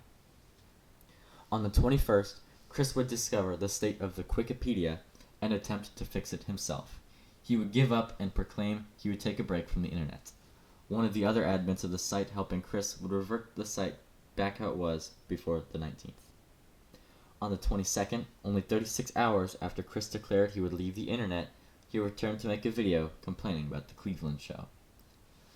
On the 28th, Chris would make a video expressing his frustrations about still being a virgin, making a video titled F Abstinence, where he would rant about how he hates abstinence and deserves to have sex. On the 1st of April, when Chris said nearly a month ago that he would vandalize the Wikipedia, he would likely forget about his promise. On the 2nd, likely after a reminder from trolls, Chris attempts to vandalize the Wikipedia, altering 3 pages, which are very quickly reverted by staff. On the 5th, Chris would finally find success with online dating, this time finding a girl named Jackie on The Hook Cafe, a local dating service set up through a magazine. Chris had posted an ad for himself sometime prior under the name Direct to Sex, saying he needs sexy sweets from a woman. This, along with previous statements, would show Chris was starting to disregard true love, which he once touted, now seemingly only looking for sex. In Chris and Jackie's correspondence in the following days, Chris had asked if she had any STDs on day 1, and had told her about the long history he had with trolls and the internet. This would not bother her because she in fact was a troll. On the 11th, Chris, encouraged by Jackie to go to the local game store, would briefly enter the store before being recognized by staff and threatened with police. On the 12th, he would try again, this time being threatened by the manager, Michael Snyder. On the 16th, Chris and Jackie would have a date, though Jackie would never show. When confronted, she told Chris that he never had showed. Following this, Jackie would pressure Chris into making a sexually explicit video. This video would be leaked to the public on the 21st, when Chris told her he didn't love her, in which Chris wears a sports bra as well as displays his lack of skill at oral sex for the camera. On the 23rd, he would make a reappearance in the sports bra in a video he uploaded, asking for everyone to understand that autistic people might behave differently, likely as a response to the claims from Jackie that he wasn't clear with what he wanted from their relationship. In early May, trolls would convince Chris that there was a microphone hidden in his PlayStation 3, to which he would spend the next few days attempting to figure out where it is. On the 5th, Chris would release a video showing that he had ripped the antenna off of the console, breaking any online play functionality. For the rest of early May, trolls would unsuccessfully attempt to make Chris fall in love with a troll. Trolls would continue to try and edit the Wikipedia, but someone with the username Daria Camacho would edit the wiki, clarifying on some of the smaller characters and continue to fix the website. Chris would ultimately revert many of these changes, seemingly not wanting the help. On the 15th, Chris would leverage the murder of a UVA student in order to garner sympathy for himself, and he would also state that he was now paranoid of women.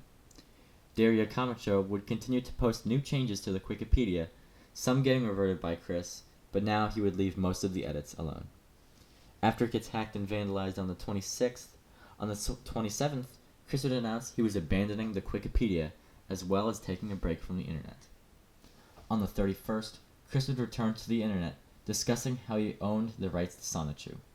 The video would be taken in the kitchen and inadvertently show off the large piles of trash and general disorder of the room.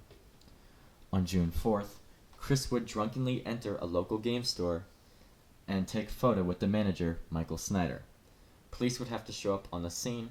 Michael claimed that Chris had tried to take pictures of his daughter and then tried to run him over that night. It's a mostly uneventful month, as for the most part he is off the internet during this time.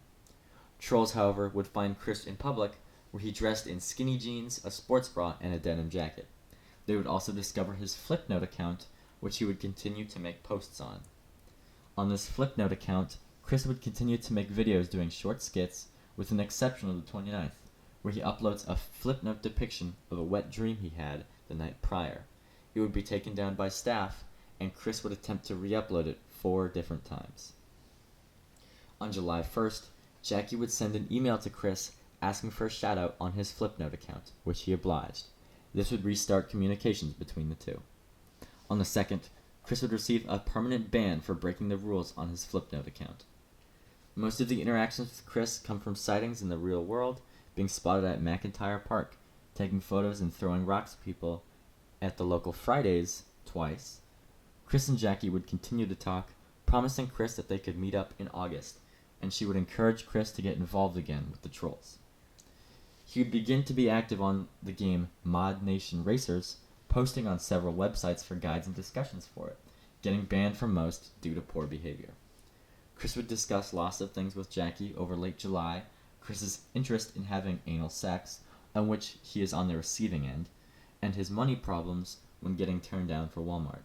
He informs Jackie on the 31st that he attempted to work as a male escort. On early August, Chris would finally sell many of his video games, admitting that he maxed out a secret credit card. He would tell Barbara but keep it hidden from Bob. Notably, Chris would pocket most of the money from selling the games, not paying off his debts. On the 6th, Bob would find out about Chris's financial problems, taking control of his money. On August 10th, a troll would call Bob posing as a local game store employee, telling Bob about the June 6th incident where Chris had been chased out of the store. Bob had not known previously and believes it to be a conspiracy by trolls about Chris. On the 11th, Chris would state his distaste for penises, seeing and drawing them to Jackie. Trolls would continue to speculate if Chris really was gay and just closeted. On the 15th, Chris spends quality time with Bob, going to a stamp collecting convention. Over the next 10 days, Jackie would continue to pressure Chris into making poor choices, making him draw sexually explicit scenes, and withholding a supposed date until it was completed. She wouldn't even show Chris her voice without a picture. She would finally make a drawing that she was content with. In late August, Chris also discovers a bounty put out on his PlayStation 3. He uploads a video of him running over it with the car. This causes Chris great stress. Trolls would tell him that they had given the money to Liquid Chris, mistaking the two. Chris would decide to buy a new one despite their financial situation. When Chris's parents found out about the event, they would begin to greatly worry for Chris, seeing the extent of which he was manipulated by trolls. On the 1st of September, Chris, in emails with the trolls Clyde and Tito, refuses to reveal the identity of his new sweetheart, most likely Jackie, and acknowledges that he won't receive the money, showing unexpected maturity from Chris. Chris would continue to find comfort in conversations with Jackie and begin to reflect on how he feels his life is helpless. Meanwhile, Jackie would continue to pressure Chris to back off video games, whether for more material for trolls or for the betterment of Chris, it's unclear. On the 4th, Bob turns 83. On the 5th, Chris, disheartened by Jackie's constant pushes to ease off video games, says they're better off seeing other people, even though they were never dating, as evidenced by the many turned down dates in the following few weeks. On the 9th, continuing on an upward trend for Chris, he would make a video renouncing his hatred for the Xbox console, afterwards saying he wanted to stop hating people, namely the trolls and gays. Despite their breakup about a week earlier, Chris and Jackie stay in communication, Chris still sending her explicit drawings at her request. On the 16th, Chris would agree to making a video for Jackie in which he dresses up as the character Mr. Popo from the series Dragon Ball. This character is a highly racist depiction of a black person. Therefore, in this video, Chris commits blackface, as well as does a song and dance. In late September, Chris would begin to make videos targeting Lars, the fictional ex-boyfriend of Jackie, including threats to him and videos where he makes fun of Lars, only feeding the trolls with material to come at Chris with. On the 26th, Chris created a group called the Trollbusters, whose goal was to take down all trolls from the internet. Chris would try and recruit Sonichu fans to help run the organization. On the 30th, Chris would apply for a job at his local McDonald's. This would be the last time he would apply for a job for over a decade. He was also turned down. On August 1st, Chris would issue a video apology to Michael Snyder, the manager of the local game store, citing video game-induced stress.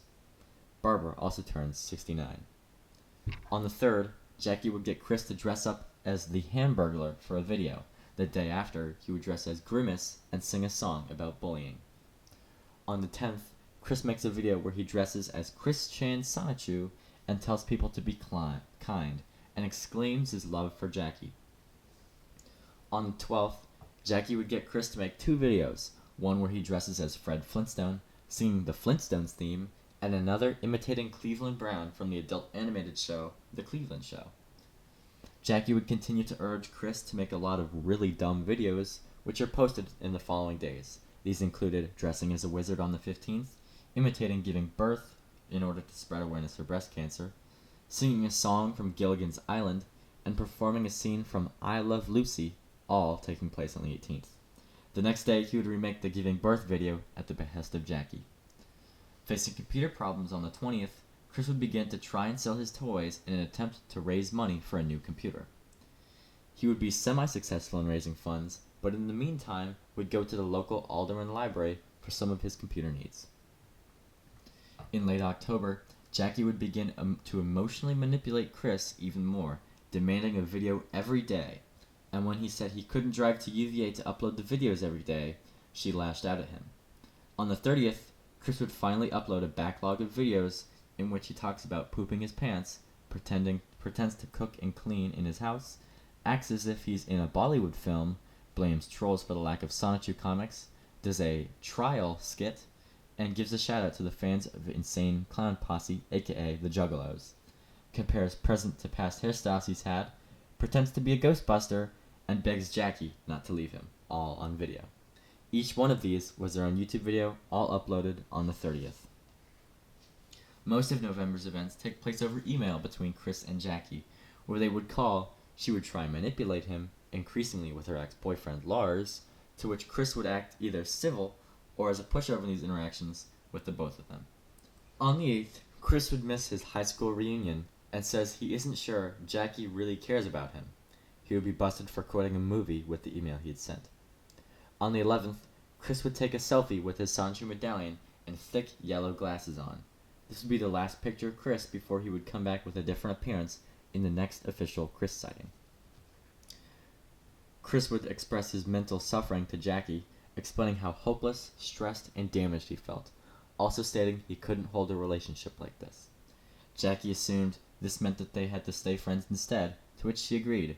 Chris would be angered, feeling like he was friend-zoned despite being the one who friend-zoned her, and also said to keep the door open in case of sex.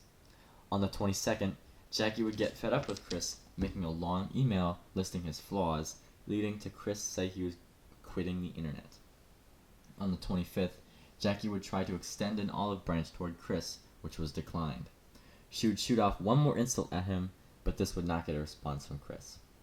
Over the course of December, Chris would rarely contact Jackie, with her always trying to reach out first. He would share that he was having trouble socializing outside, but getting better at it. On the 22nd of December, Chris would finally write back to Jackie, catching her up on his life, and saying his Christmas wish was that the hateful websites such as Quickie and Encyclopedia Dramatica, as well as the trolls, disappear. On the 11th, 2011, Chris would try to go to a convention in D.C. He was short money and planned to sleep in his car. His parents feared this was too dangerous and would threaten to lock him out if he went, and Barbara threatened to kill herself. On February, Chris would continue to play Little Big Planet, making levels focusing around educating people about autism. On the 24th, Chris would have his 29th birthday.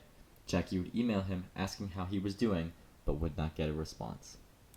In the first 3 days of March, more leaked phone calls from Chris would surface, but Chris would stay out of the public eye. Chris, on the 26th, would tell Jackie that he'd become a tomgirl, including pictures of his new look, namely women's clothing, less facial hair, a sports bra, and a different hairstyle, as well as reduced acne. On the 30th, Chris would make his PlayStation Network account quote to, "I am a tomgirl." On April 14th, Encyclopedia Dramatica would be taken down for good, a major victory for Chris. On the 16th, a mirror of the website, including Chris's pages, are made. Chris continues his conversation with Jackie on the 21st, discussing how he was still open to them moving forward in their relationship. He also mentions that Barbara isn't accepting of his new look, which now includes eyeliner, as well as the aforementioned changes. On the 23rd, Chris tells Jackie that he has settled things with his mother in regards to his new look, and that Bob recently had a surgery for some sort of cancer. The day after, Chris would continue their conversation, talking about makeup and Chris's physical revulsion when he sees penises. On the 30th, the photos of Chris and his new look are leaked out to the public. Across early May, Chris would continue to email back and forward with Jackie, including discussing tensions of his family, saying he feels trapped. He also asks Jackie to do a sort of press release for Chris about the pictures that were leaked. On the 17th, Barbara threatened to kill Chris, saying she would cut his hair after he was dead.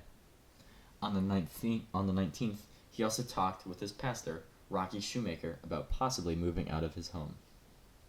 On the 28th, Chris reveals that he was called a homophobic slur by Bob and told, "I didn't raise a daughter" by Barbara.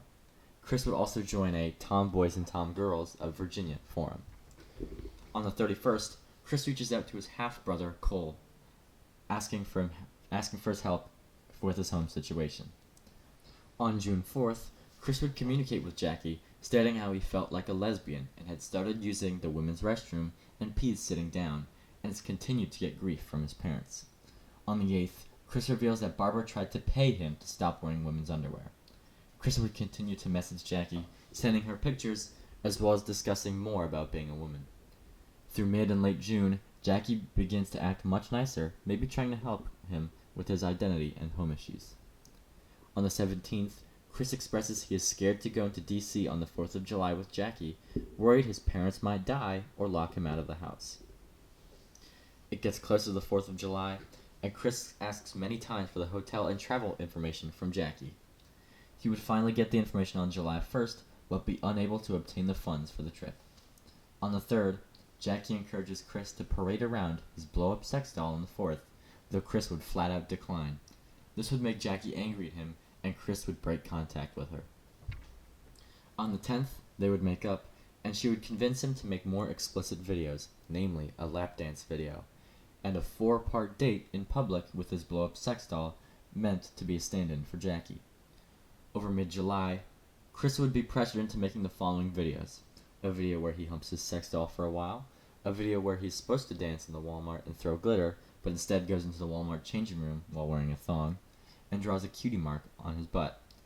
He would film a video where he farts and sits on a cake. On the 21st, Chris would come out to the Tomboys and Tomgirls of Virginia forum about his true identity. On August 6th, Chris would make an official return to the internet, making 3 videos, calling out a few prominent trolls, claiming he had information to dox them with. On the 9th, he uploads a video digging up his dead dog Patty while wearing a miniskirt. On the 12th, Chris would upload a video revealing the identity of a troll, Thorg, though this video, instead of scaring the trolls, only fueled them, as the identity of Thorg was fed to Chris by the trolls. On the 23rd, he would make another video calling out the trolls, again with false information. On the 28th and the rest of August, a troll named Dinglebear would manage to upload Chris's planned uploads before Chris could on an account named Quickville Productions. On September 4th, Bob celebrated his 84th birthday. On the 5th, Chris would post a new version of the attraction sign up on his Facebook, including criteria for women such as between 4 feet 10 inches and 5 feet 10 inches and B-cup minimum breast size. On the 6th, at the age of 84, Bob Chandler would pass away due to heart failure. This would leave Chris in charge of the family financials.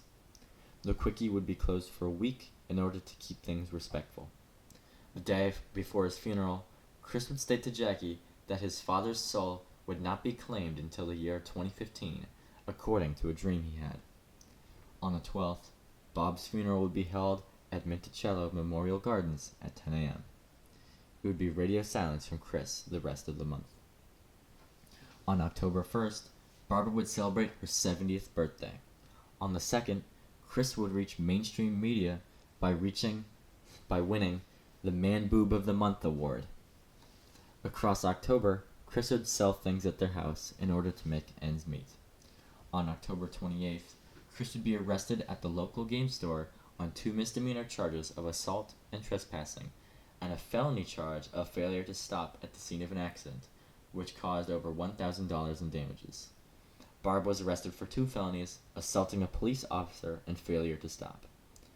On the next day, Rocky Shoemaker, the now retired pastor of Chris's church, would bail them out. On November 7th, Chris would go to court for the charges he was facing. None would be dropped. On December 8th, Trolls would call Rocky Shoemaker, his pastor, and tell her that there was a severe bug infestation in the Chandler household. On the 15th, Chris and Barbara would appear in court, and their case would be continued to January 5th, 2012. On January 2nd, Chris would reopen his Facebook account and begin to post again on the 11th. On the 5th, the Chandlers would show up to court, and their case would be continued to the 5th of April. On Facebook, over the first 13 days, is full of posts and comments about how he needs help and is lonely and depressed. It is unclear if this is a cry for attention or for help, given the recent happenings at home. The final days of January, Chris would begin to ask people to send their female friends pictures of Chris in order to find a girlfriend, urging them not to look him up. Over February, Chris would continue to overshare his feelings on Facebook. The only upside about his Facebook is that initially it was meant to keep only the people he had met offline. Chris would also begin to use Legos frequently to play out scenarios and photos. Whether or not he was buying new Legos before or during their financial hardships is unknown. On the 20th, Chris would buy a brand new console, the PlayStation Vita, only 2 days after its release. On the 24th, Chris would celebrate his 30th birthday. On the 27th, facing all of his videos to Jackie having been leaked, Chris creates a new YouTube account, Quickville Guardian, and would express anger towards Megan Schroeder, complaining that all trolls are her fault originally. Megan being the girl at the very beginning who was his love interest who didn't like him, and yeah. On March 4th, Chris would make several Facebook posts saying he's feeling better over his sadness a little, but still lonely. Chris would spend more quality time with Barbara over the month of March, going to a benefit show with her, understanding her better, and going to a Mythbusters tour in Washington, D.C. On the 27th, Chris would declare on his Facebook close friends story that he quote, needs some sex. On the 31st, Chris would get banned from the Charlottesville Fashion Square Mall due to shouting death threats over the phone. He would also state again on Facebook that he wants to lose his virginity before he goes to jail, because he intends to starve himself to death. On April 4th, Chris would announce on Facebook that through a secret friend, Chris had found a prostitute on Backpage.com and paid $150 an hour for her services. Chris would tell the full story to someone named Renee, whom he had met online. On April 5th, it was Chris and Barbara's court date. They had their trespassing and assault charges dismissed, and a grand jury to decide the felony hit-and-run charges, as well as a protection order from Michael Snyder being secured. Now, if Chris or Barbara ever returned to the store, they could face jail time. On the 8th, Chris would continue to put on his close friend's Facebook the details of his sex with the prostitute 4 days ago. On the 9th, Chris and Barbara would go to Barbara's hometown of Red Oak, Virginia, and plant flowers on dead relatives' graves, though they would not visit the living relatives, as none of them were on good terms with Barbara or Chris. On the 13th, Chris would make it fully public that he had had sex with a prostitute, announcing it on his Facebook. On the 16th, after 2 years absence from the site, Chris would return to Twitter, post a death threat to Michael Snyder, and then delete all of his followers. They also appeared before a grand jury that morning, indicted on felony charges, and their arraignment was set for July 10th. In the week after this, Chris would continue to post on Facebook about desperately needing a girlfriend. On the 26th, Chris would lie online that he would bring back the old attraction sign at Charlottesville Fashion Square, where he was just banned. 2 days later, he would post a note claiming victory against the trolls, claiming he had tricked them. In the beginning of May, allegedly, Chris tells Barbara that he lost his virginity to a prostitute, to which she, allegedly, responds that Chris should have just had sex with her instead. For the first half of May, Chris would continue to address trolls and post about his previous sweethearts, encouraging trolls to leave them alone, having the opposite effect. On the 13th, Chris and Barbara would get 2 beagle puppies, Snoopy and Clover. In the back half of May, Chris would go online and address the poster campaign run by trolls, in which they would attempt to put flyers around town declaring how terrible Chris was.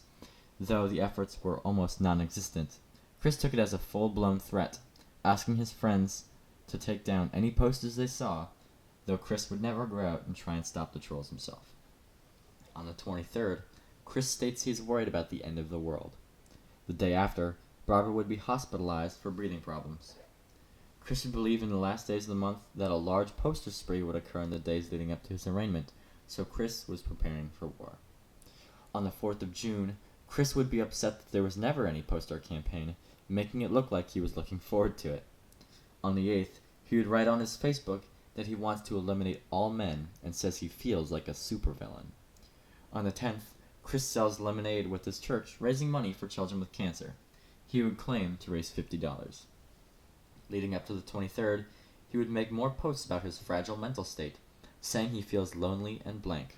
On the 23rd, he would also make a Facebook post reiterating the same and blaming the trolls for it. Through the end of the month, Chris would continue to be depressed, even going as far as shooting himself in the head with a toy gun on his Facebook to convey his emotions. On July 10th, Chris and Barbara would have their arraignment and get sentenced to community service with probation time, as well as psychiatric treatment for Chris. Chris's lawyer was the one to suggest community service, as he wanted to help Chris adjust to the real world. On the 16th, Chris would go on Facebook and further elaborate how he hates all men, but is also annoyed by his inability to meet women. On the 20th, Chris would make more death threats against Michael Snyder, the manager of the local game store. On this day, he would also announce that he had been building a Lego house for Lego Chris and his sweetheart, stating that Jackie had told him to destroy his Lego version of Quickville. On the 31st, Chris would state on Facebook that the trolls were really getting to him, and he wished he had never published Sonichu online, though it's notable that Chris keeps calling into attention trolls, which in the last few months haven't really done anything. There is a little heckling from random trolls or two, but there hasn't really been a proper troll in a long while, as Jackie had stopped trolling Chris ever since the death of Bob, stating it to be immoral. August would be fully mundane, with Chris doing community service. Only a few Facebook posts of note would be made, stating that he had an eHarmony dating profile, which was not successful, and he would enter his 2 dogs, Clover and Snoopy, into a photo contest, which they would not win. On September 5th, Chris would catch a troll attempting to talk to him on eHarmony, busting their plan. On the 6th, it would be the anniversary of Bob's death. Through the rest of September, he would state that he feels like he's getting dumber. On the 8th, he would state he's become even more stressed since the death of his father. On the 11th, he'd state that he needs more friends. And on the 15th and on the 23rd, he would reveal that he had tried to contact the Wallflower, but had not gotten a reply back. On October 1st, Barbara would turn 71. Chris would show his new shoulder-length hair on the 19th. On the 21st, Chris would post an apology for his past actions on Facebook via a short note. Otherwise, during the month, he would continue to state discontent with himself, saying he felt depressed and abandoned, as well as saying he hated the trolls and recently felt like a zombie. It's unclear whether this refers to the supposedly slow cognitive ability, or simply the lack of activity in his life. Over the course of November, Chris would continue to complain about his life, stating how miserable he felt, continuing to post about hating all men and missing his father. He would only post a Lego Chris on the 8th and declare himself a brony on the 29th, a brony being a male fan of the show My Little Pony. Little did Chris know, but he had actually unofficially been the first brony, all the way back before the trolling began. On December 5th, Chris would make his first posts on Miiverse, Nintendo's social media app for the DS3. He would continue to post games on his account, occasionally talking about being free of the trolls or talking about movies or TV shows. On December 31st, he would post on Facebook saying he felt terrible and didn't feel like making a New Year's resolution. This would mark a full year since the trolling had begun that Chris had not uploaded any YouTube videos. In January of 2013, Chris would continue to look for a sweetheart on Facebook and state how he was sad, paranoid, lonely, and depressed. The only notable event was him being seen at McDonald's on the 29th. February would continue to be mostly uneventful, discussing trolls on Facebook, showing off his Lego Ninja Turtles, which he had drawn breasts on. His birthday would be on the 24th, on which he turned 31, but only 2 of his friends would make happy birthday posts for him. On the 25th, Chris would make a post about the My Little Pony voice actress Tara Strong, claiming, incorrectly, that she supported trolling. On the 27th, she would surprisingly message back to the post, calling him a self-absorbed idiot.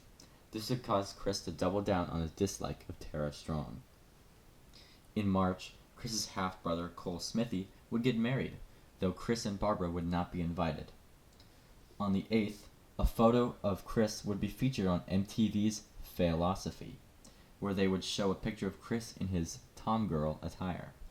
On the 10th, he would discover this and become quite upset. On the 18th, Chris would make a post on Facebook stating that he was creeped out that all the men with autism looked like him.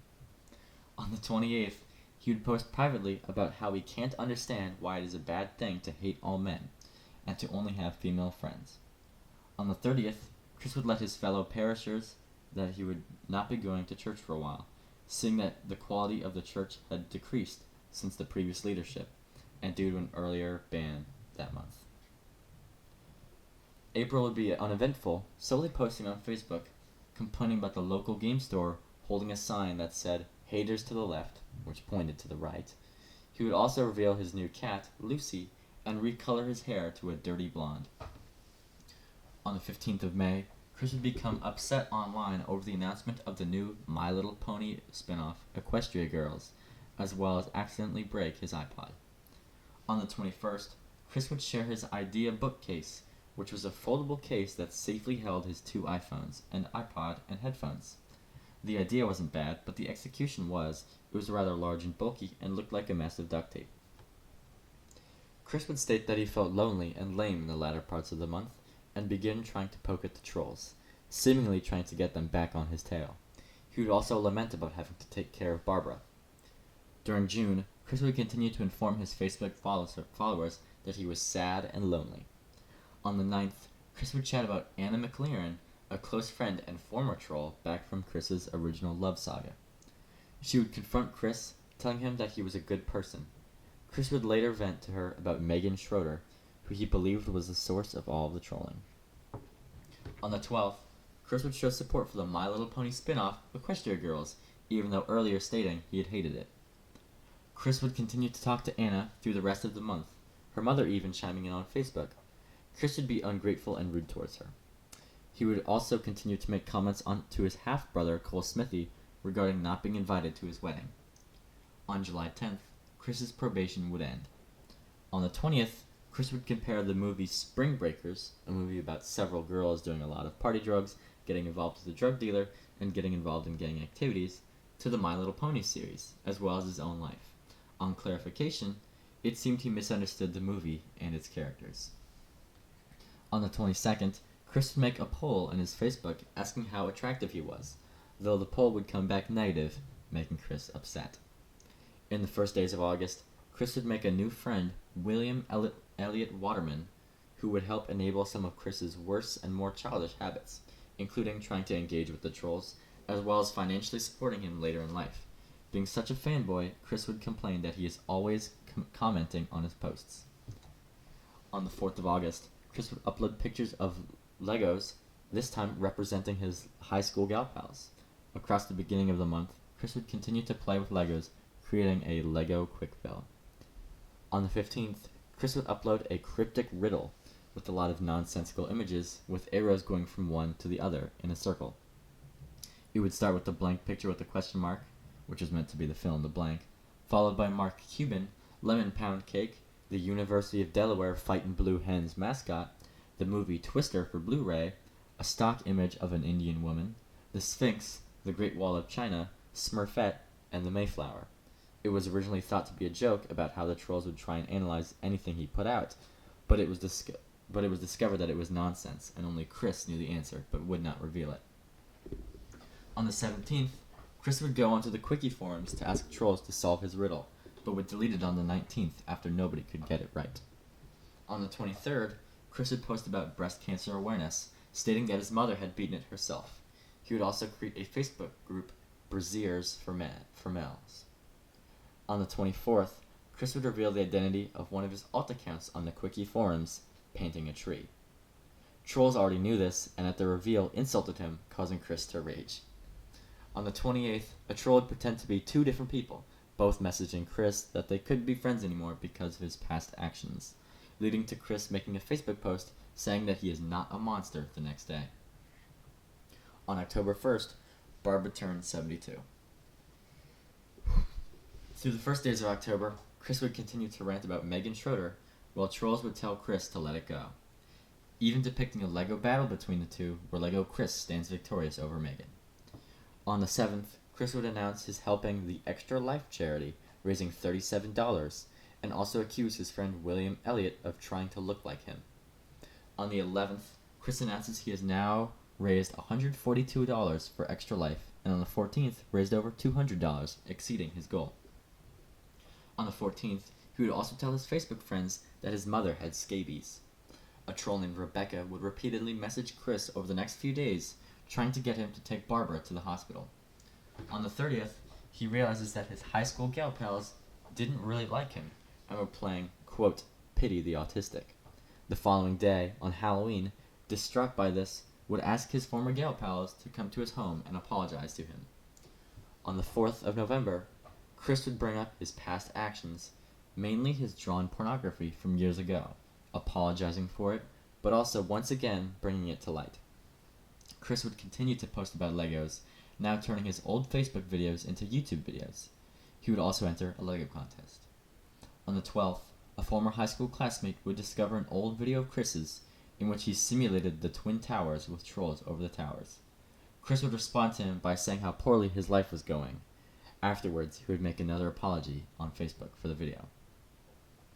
On the 23rd, Chris would use money to get one of his old songs, So Need a Cute Girl, a parody of I Want It That Way, onto the Amazon MP3 store. On the 26th, Chris would apologize to Megan Schroeder about his actions and complains about his online reputation. On November 29th, Chris posts a Thanksgiving message that he was extremely depressed. In the beginning of December, Chris would begin to fall in love with a troll online going by the name Rebecca. On the 16th, Chris would go on to tell Rebecca how he felt like his life was at a dead end, and proceeds to attempt to sell his porn collection for $1,000. Really, it was just 14 sex ed DVDs. Through the rest of December, Chris would continue to talk to Jackie, who would be the first troll in his inner circle for around a year. On the 27th, in response to Chris stating he wanted apologies from the last month, one of his high school gal pals posted a picture of Chris wearing his mother's underwear on her Facebook. In the beginning of January 2014, Chris would receive more messages from his ex-gal pals saying they wanted nothing to do with him. In reality, these were fake accounts ran by Rebecca. This would cause Chris to become depressed, saying that all of his old friends had turned against him. On the 4th, he would post about trolls and the Quickie, as usual, but also report that he had been losing weight and was now at a respectable 202 pounds. On January 10th, Chris's house on 14 Branchland Court would catch fire. Chris and his mother would survive unharmed. The fire would start in the bathroom due to a frayed extension cord and would spread rapidly due to the extent of hoarding from Barbara. The fire would start around 2:40 in the morning, and during the over 2-hour-long fire, dispatch would call for backup several times because the fire would grow very large. The only casualty would be Scamper, one of their cats, who was discovered after the fire. A firefighter was also injured on the scene, likely because of the obstructions on the floor caused him to fall. On the 11th, Chris would reach out on Facebook asking for hospitality and would let Rebecca know that his computer data had survived the fire. On the 17th, he would thank people for their donations, though the amount is unknown. On the 22nd, he would complain that none of his high school gal pals had reached out. On the 27th, Chris and Barb move into a temporary house with rented furniture, as well as asks online for more donations. On February 3rd, Cole Smithy, Chris's half-brother, recounts an event from his childhood on his blog in which Barbara almost shot him in the head while she thwarted an attempted break-in. On the 6th, Sega would announce Sonic Boom, an upcoming TV series based around the Sonic the Hedgehog franchise. Chris would see it and be furious due to the fact that they recolored Sonic's arms from tan to blue.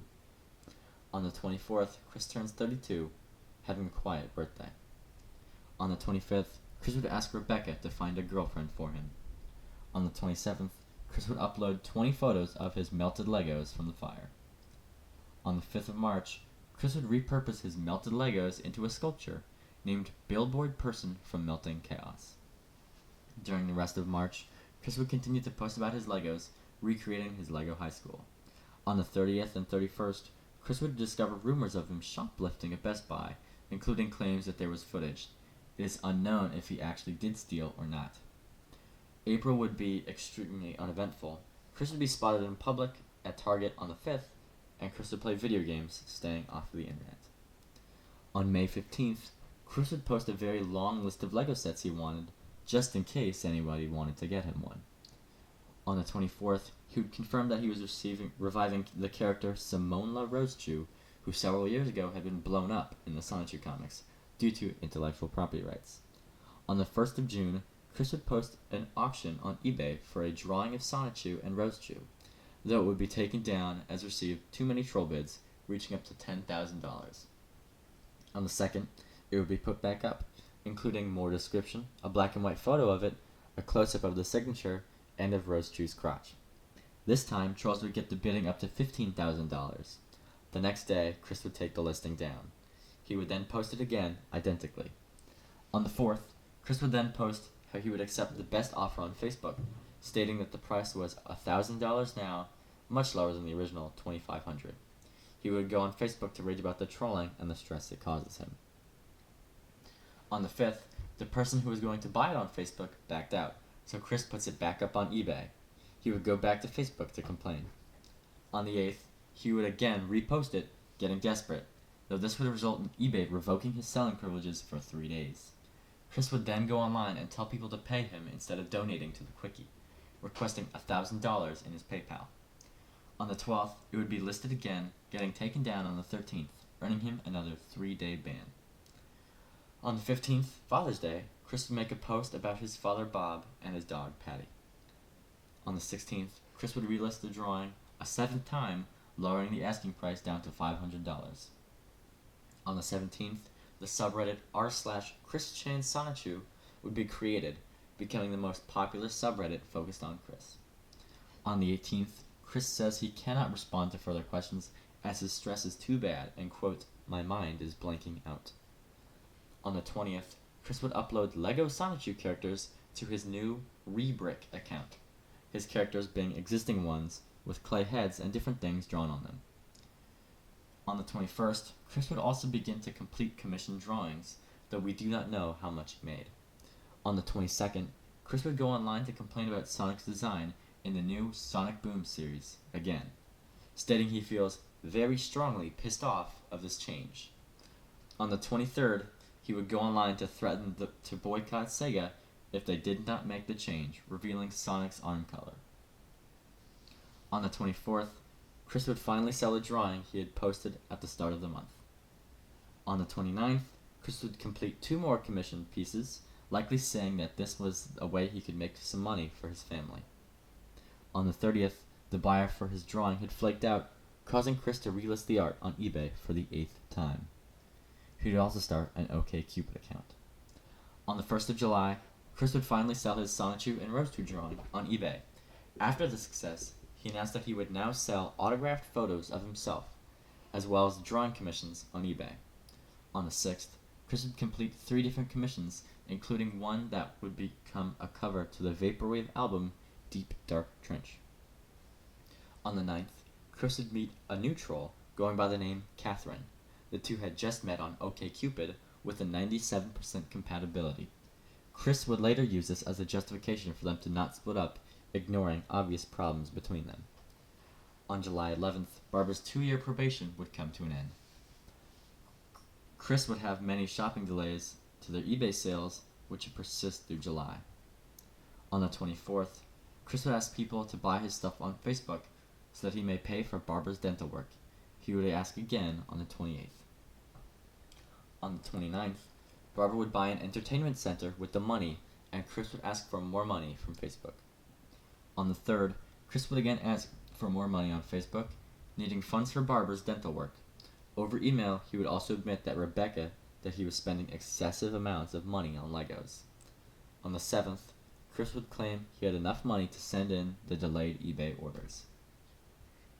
On the 14th, Chris would post on Facebook that he was a, quote, lesbian-identified male, intersex, and a, quote, cross-dressing trainee, and discussing solidarity with the gay community, begrudgingly gay men as well. On this day, Chris would also post on his Facebook group, Brasiers for Males, and encourage people to wear both bras and skirts. On the 23rd, Chris would brag about his new girlfriend, Catherine. He would post the announcement along with a picture of the Lego versions of the two. On the 29th, Chris would make a picture for Catherine depicting his suffering at the hands of trolls. Christian would go on a date with Catherine on the 31st, visiting his burned-down house and their new rental. It would be their only date. Chris would also announce online that he was in a relationship, and he wore Britney Spears perfume on the date. On September 3rd, Chris would state again on Facebook that he was boycotting the Sonic Boom TV show and game due to the changes of Sonic's arm color. On the 5th, Chris would again announce delays on his eBay shipments in order to spend time with Catherine. He would also list an antique display case with fake guns inside, which would get him in trouble with eBay. The 6th would be the 3rd year anniversary of Bob's death. On September 8th, a day after he said he would close the listing, Chris would post on Facebook saying that the listing was over. On the 9th, Chris would change his mind and continue the sale with no time limit. On the 9th, Chris would also get involved with a human rights group, buying and displaying some of their merch, also commenting support for lesbians in the group. On the 12th, Chris would begin production of Sonichu medallions to be sold. By the 14th, Chris would put up 22 for sale. On the 13th, Chris would go to a pride festival in Charlottesville. He would also state on his Brasiers for Males Facebook group that he wears a bra every day. On the 15th, Chris would again state he needed money for Barbara's $600 dental surgery. On the 16th, Chris would get a piercing on his taint, calling it his unclit. The purpose of it was to represent where his clitoris would be if Chris was a biological woman, though it was not in the right spot and would cause a lot of problems later in life. He would announce the piercings on the 18th. On a side note, the piercings cost $200, which likely came from some of the money meant for Barbara's surgery.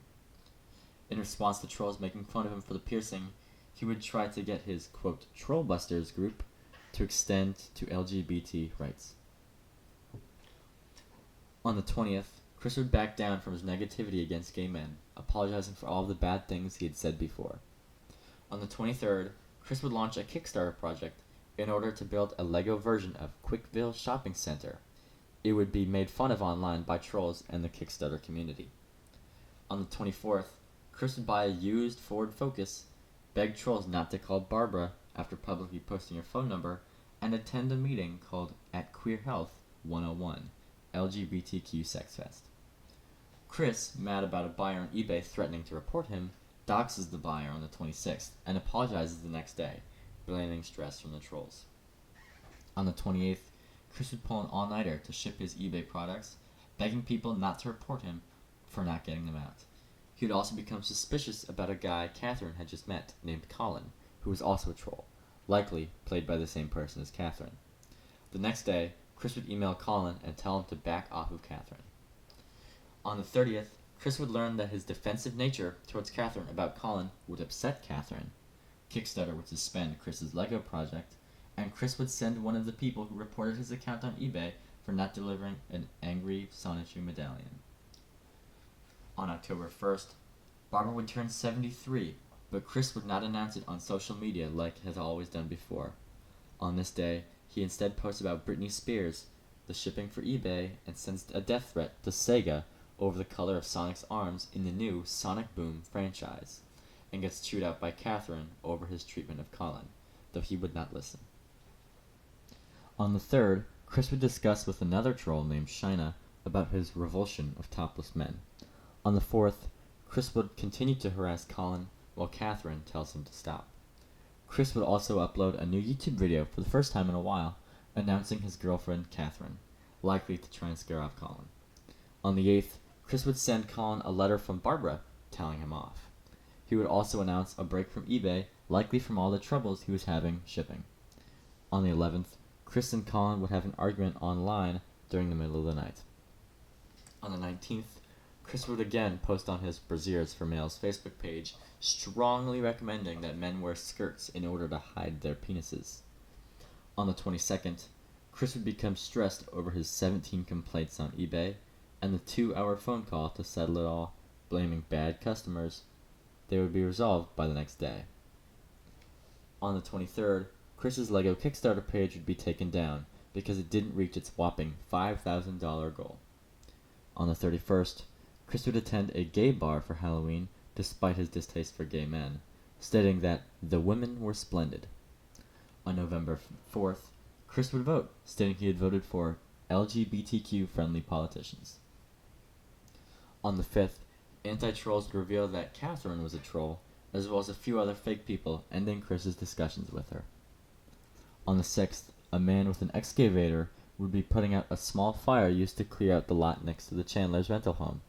This would freak out him and Barbara, who would call 911, still panicking after they were told it was all standard. On the 9th and 10th, Chris would continue to tirade against the Sonic Boom game that had just come out. Chris would encourage people to riot in the streets. This would escalate on the 11th, with Chris encouraging people to vandalize stores' copies of the game. Many people would tell him to calm down. On the 12th, applied to be a sperm donor, being rejected. He would also continue his rant over the color of Sonic's arms. On the 13th, he would change his Facebook banner to an anti-Sonic one, creating a public Facebook group called Keep Sonic Original, and pictures would be leaked of Chris's unclit, which at this point was now very infected. On the 14th, Chris's tirade against Sonic Boom continues.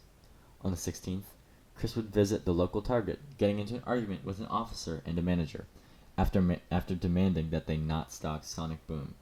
Chris would also earn a ban from Target for this. On the 20th, Chris would again bring up his being denied to a Stern Bank, saying that they were discriminating against the autistics. On the 22nd, Chris would make another Sonichu website, being very short-lived, and it would be taken down on the 29th. Over the last week of November, Chris would continue to overshare his thoughts with trolls pretending to be friends, telling them about how Chris has lesbian fantasies, utilizing his new unclit. On the 29th, Chris would send more graphic death threats to Sega over the colors of Sonic's arms, this time wishing death to every single Sega employee. On the 30th, Chris would publicly state for the first time to be addressed by feminine pronouns and to be called Christine, announcing that they were transgender. As such, from here on, Chris will be referred to as Christine, and using feminine or gender-neutral pronouns in order to be respectful to their gender identity. On the 3rd of December, Christine would state that she and her mom would be moving back to their home on 14 Branchland Court. On the 4th, Christine would re-pierce her taint with gold-piercing jewelry. On the 5th, Christine would create a public protest group upon learning that Sonic Boom would be renewed for a second season. On the 6th, Christine and Barbara would begin to move back into their home on 14 Branchland Court. On the 9th, Christine also reveals that she's a modified strap-on dildo with the dildo removed in order to keep their penis not visible. Christine continues to talk to Catherine, despite it being revealed she was a troll, and Christine discovers a jab made at her in episode 7 of Sonic Boom, in which Sonic is pestered by a superfan who repeatedly references things Christine had done in the past year, such as the orange soda incident, or becoming upset over being wrong about small character details when meeting Sonic in person. On the 10th, Christine sends a letter to Sega, in almost all caps, begging them to revert Sonic's arms back to tan. On the 12th, after dealing with a lot of complications and infections, removes the unclit completely. On the 14th, Christine lashes out against Catherine, saying that she is entitled to a relationship because she was a descendant of royalty, though this was likely a lie told by Barbara when they were young. On December 18th, Anna McLaren, a longtime friend of Christine's, tries to get Catherine to stop trolling Christine, making an appeal to her humanity. On the 19th, Christine would make another Facebook group, this one named Fix Sonic's Arms Immediately, Sega, in all caps. It featured several pictures of Sonic with crudely drawn tin arms.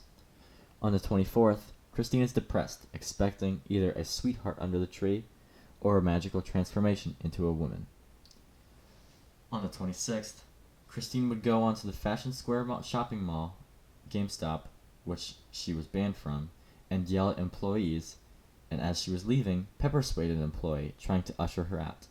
The police would be called, and Christine would be arrested, held in jail, awaiting an initial hearing.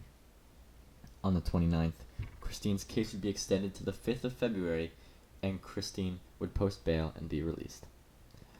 On January 3rd, 2015, Christine would go to Walmart, and similarly to the event at GameStop, causing a scene and threatening to pepper spray employees, the event would be reported to the police. On the 9th, Christine would admit online that she hated having the damn male parts.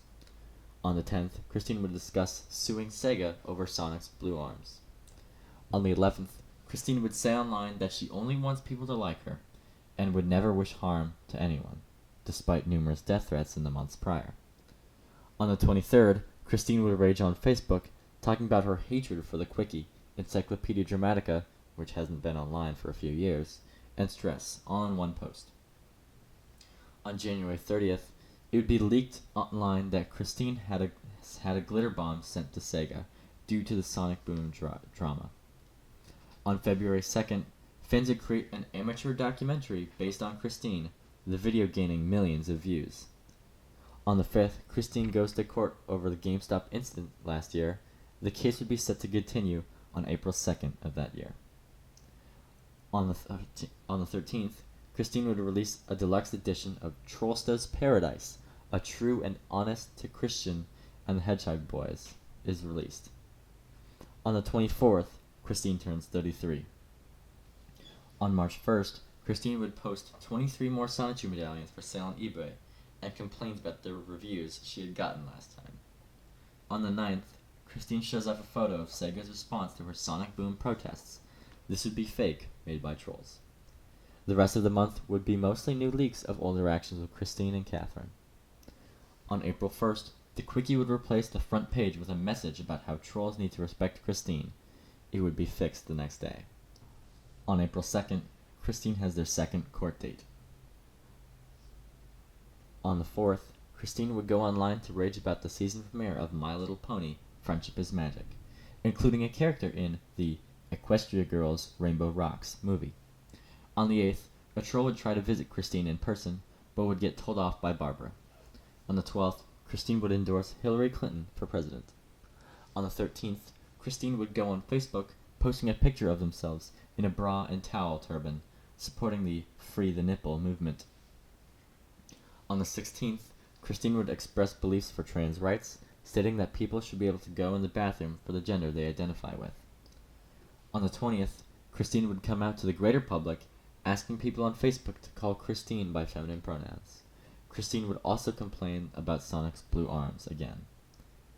On the 21st, Christine would go online to call for gay marriage rights, as well as post about an autistic middle school boy who had been charged with felony assault. On the 22nd, trolls would discover Christine's Minecraft account, named Christine Weston. On May 7th, Christine would attend the 4th court hearing, and it would be continued to June 11th. On the 15th, Christine would write on Facebook offering to pimp themselves out to lesbian women. On the 16th, Christine would leak a series of sects between herself and an unknown person. On the 18th, Chris would freeze their own semen at home, likely hoping to transition and meet a girl soon. On the 21st, Christine uploads a post on Facebook announcing that Chris Chan's Sonichu was now a Rose Chew, due to it reflecting Christine's identity better. On June 3rd, Christine again states disapproval of Sonic Boom and Sonic's new character design. On the 4th, Christine would be taken to an emergency room after a slip-up with her pocket knife. On the 7th, Christine would post a parody of Vanity Fair magazine cover, a common trend among transgender women at the time. On the 9th, the next Sonic Boom game was announced. Christine would threaten Sega once more and would buy a Sonic plush just to tear its arms off, just as was promised on December 26th of last year. On the 10th, Christine would be referenced during a Sega livestream. She would also attend a LGBTQ youth and family bowling event. On the 11th, Christine would have their follow-up court date, yet another continuance. On the 12th, Christine set out terms for surrender on the issue of Sonic's Blue Arms, claiming if Sega can say 10 reasons why they should be blue, she would let it go. She would also attend Impulse Gay Social Club, posting pictures of the event. The rest of the month, Christine would make random posts, mostly nonsensical, about random topics ranging from video games, gay rights, and complaining about eBay and body hair. On July 2nd, Christine would enter an online competition with GameStop, making fun of them on Facebook, stating that they probably needed to have a background check for entries. She would also post a picture of a wounded heart, saying that she had been soul-shattered, beaten, scarred, blackmailed, duped, and deceived, and that all the shit that fake exes, trolls, and cyberbullies had done to me. She would go on to post a picture of her bare chest and an explicit drawing. This would cause her Facebook account to get taken down the next day, though later on the 3rd it would be reinstated. On the 7th, Christine would get 16 Sonichu medallions back up for sale after selling out. On the 9th, Christine would post a picture again of her bare chest, which would get removed by staff. She would create an Adolf Hitler medallion on a custom order and sell out of all the medallions. Christine would appear on the Drunken Peasants podcast. On the 11th, Christine's Facebook would be taken down again and reinstated the next day, with the pictures of the Hitler medallion removed. On the 23rd, Christine would dye her hair blue and show up for the 5th court date, which is once again removed to a later date. On August 1st, Christine would announce that 20 more medallions would be listed on eBay, and also that custom medallions could be ordered. On the 12th, Christine would begin to sell a custom amiibo of the Sonichu Blake. After lackluster sales, would include an autographed photo of Christine on the 15th. On the 22nd, Christine posts online that she is a, quote, lipstick lesbian, which is a term for hyper-feminine lesbian. On the last week of August, Christine continues with her moderately successful eBay business, selling out of the custom amiibos, as well as announcing next month she would sell a different character. On the 29th, Christine attempts OmegaCon 2015, cosplaying as a side character from My Little Pony. On September 1st, Christine posts about finishing her belly dancing lessons. On the 2nd, Christine closes her eBay account, moving to Etsy for her sales. On the 4th, for the first time in 5 years, Christine would continue the Sonichu comics. On the 6th, it would mark 4 years since Bob's passing. On the 7th, Christine releases custom amiibos of Rosechu, Chris Chan's Sonichu, a group of characters known as the Chaotic Combo, and 2 variations of herself. She also hints that this is the first of several waves. On the 11th, YouTuber D-Stacks announced that he had given $1,000 to Christine to support the Sonichu comics. On the 13th, Christine would revise the ending of Book 10 in Sonichu. On the 19th, Christine attends Charlottesville Pride. On this day, she also said that she's having a good time, but still wants women. On the 25th, more amiibo are added to Etsy. On the 29th, Christine posts about her fans to do a really big favor and donates to her so that she may purchase a prosthetic vagina. The post would quickly be removed by Facebook staff. On October 1st, Barbara celebrates her 74th birthday. On the 4th, Christine would be banned from an amiibo trading group on Facebook due to hostile comments. On the 8th, Christine would post the last wave Sonichu amiibo, including Mary Lee Walsh, her minion Count Graduan, and several policemen named Jerkops. On the 15th, Christine would have the final court date, receiving a guilty sentencing, and was fined $541 and a 180-day probation. On the 25th, Christine would upload a YouTube video thanking those who purchased her amiibos. On the 28th, Christine would retroactively edit the second Sonichu comic, adding 2 pages. On the 29th, Christine uploads a video on YouTube apologizing for all past homophobic comments. On November 1st, Christine would upload a video to YouTube named Hello Lady Fans, in which Christine tries to seduce the viewer into a relationship while talking about sex straight to the camera. On the 3rd, Christine would link her Facebook to it, as well as requesting for people to send pictures of themselves. On the 10th, Christine uploads a YouTube video in which she discusses how half-siblings Cole Smithy, David Chandler, and Carol Chandler should reach out and contact Barbara.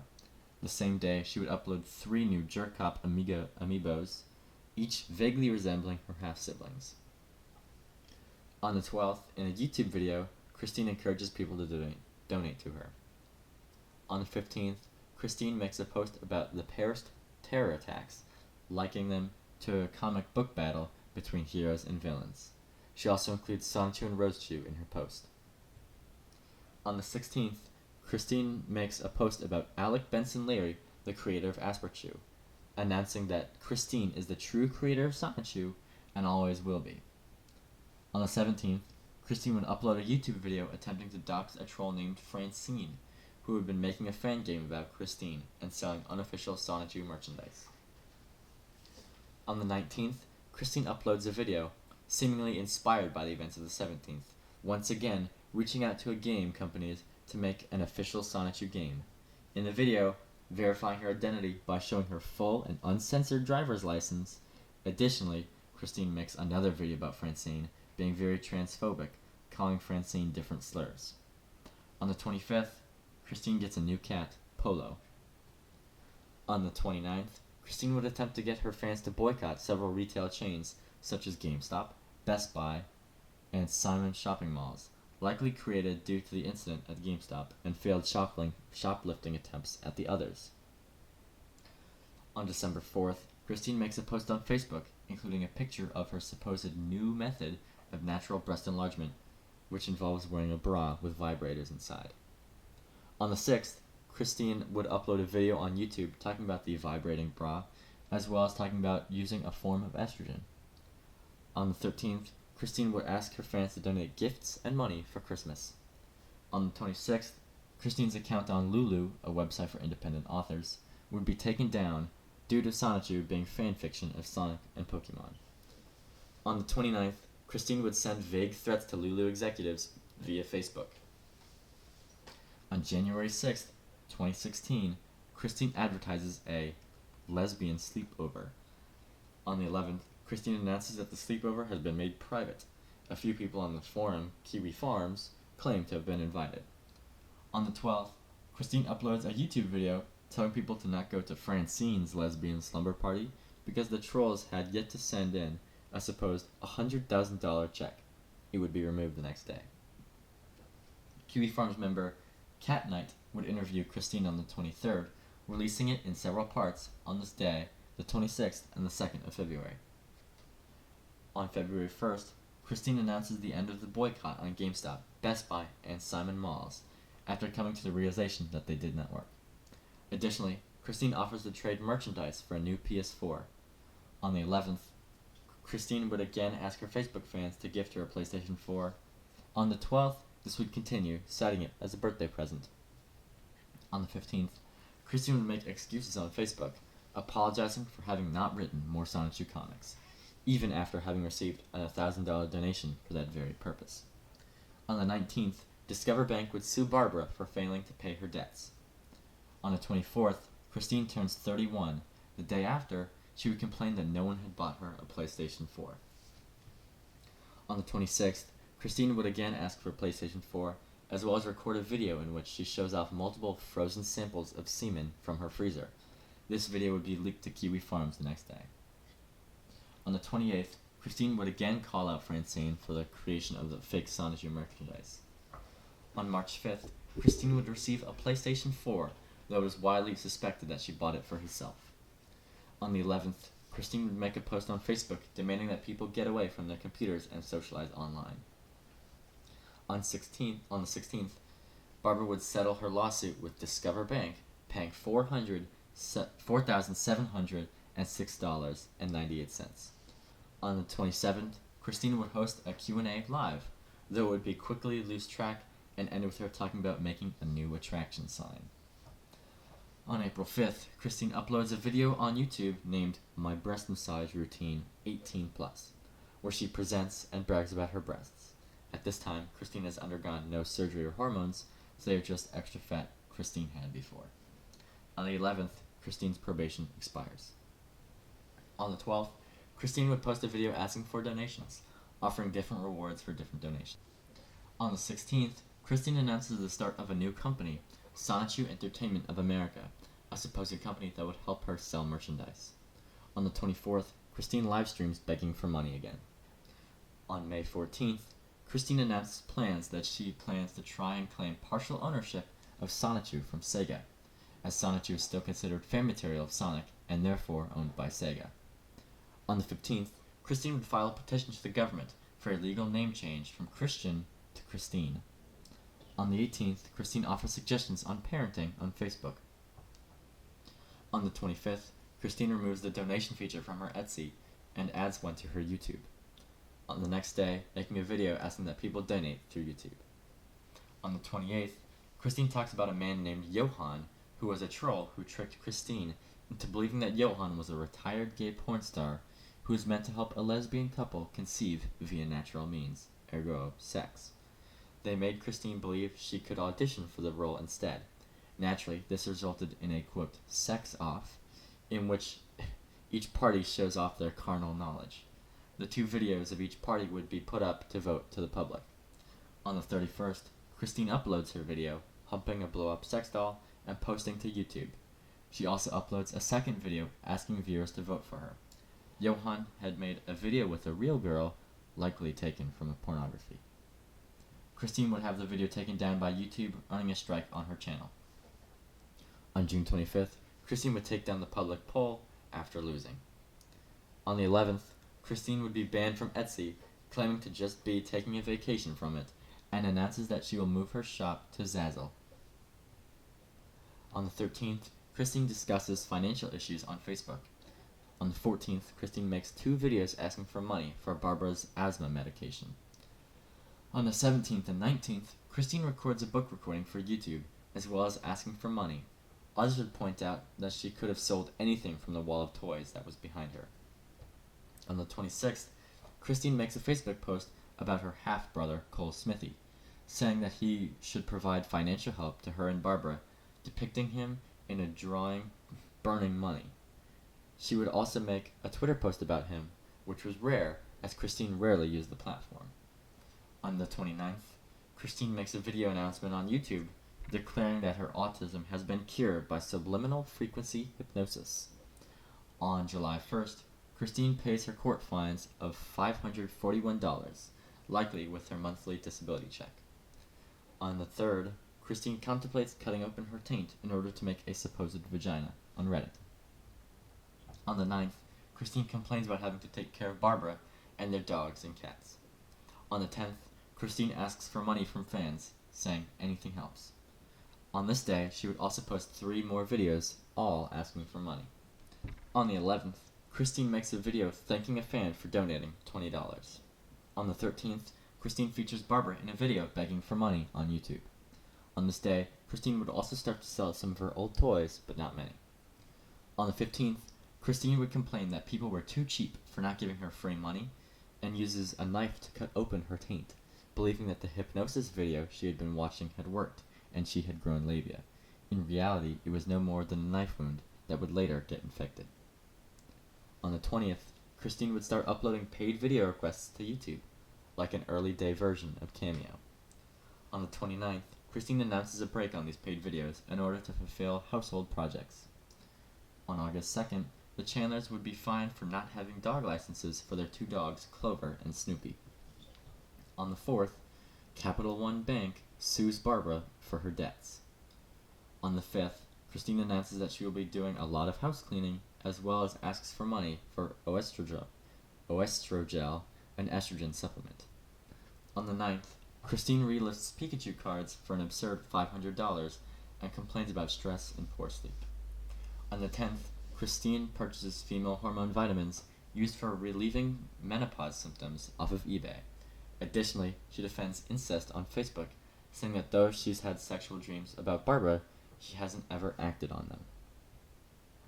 On the 11th, Christine demands an apology and money from half-brother Cole Smithy. On the 24th, Christine announces that she will be attending OmegaCon in Charlottesville, Virginia. She would go for all 3 days from the 25th to the 28th. On the 31st, Christine begs her online friends to pay her mortgage of $115,000. On the 14th of September, Greene County would rule that Barbara owed Capital One Bank $15,906.99. On the 17th, Christine would attend Charlottesville Pride. On the 19th, Christine would announce that she had adopted another pet cat named Sorbet and beg for money on Facebook.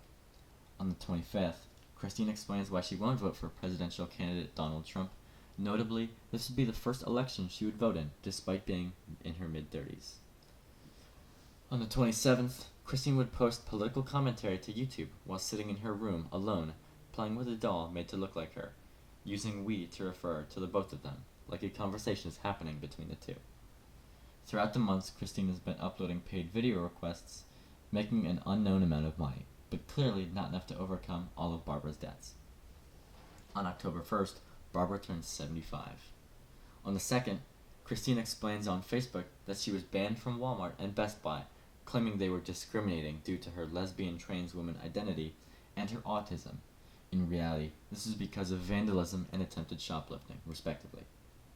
The next day, she would include GameStop, where she was banned for assault. On the 4th, Christine requests a subliminal hypnosis track in order to gain the powers of telekinesis. On the 7th, a video from Charlottesville Pride would be posted online, which included a brief interview with Christine in which she states that there are 58 genders. On the 17th, Christine continues to speak out against presidential candidate Donald Trump and his past actions. This would continue through the month.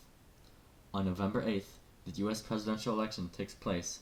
Both candidates Christine voted for lost, Hillary Clinton and Jane Dittmar. On the 9th, Christine reacts to Donald Trump's presidential victory by stating several death threats to him on YouTube and Facebook. On the 10th, Christine tweets an InfoWars article that included one of her death threats and continues to send death threats to Donald Trump, as well as encouraging others to do the same. On the 12th, Christine uploads a video on YouTube in which a Lego version of Mike Pence murders Donald Trump and gets arrested after showing the camera a paper that says, "Die Trump Die," or "by illness," by Mike Pence's hand. On the 13th, Christine posts a Christmas wish list, which includes a ridiculous amount of toys, totaling over $800. She also posts a link to the InfoWars article that included her doubling down on her death threats. On the 14th, Christine posts a Lego version of Trump and Pence being hung while handcuffed. She also justifies her reasoning, calling their death a necessary evil. On the 15th, Christine would get a week-long ban from Facebook due to the hate speech and death threats. On the 20th, Christine makes a 22-tweet-long rant about Donald Trump, at the end claiming that they were fully level-headed. On the 21st, Christine would again beg for money on YouTube and Twitter. On the 30th, Christine joins Patreon, a web service meant for people to financially support creators. On the 24th of December, Christine would think about how she missed out on co-op video games for the bulk of her life due to not finding a suitable boyfriend-free girl. On the 29th, Christine again posts death threats against Donald Trump.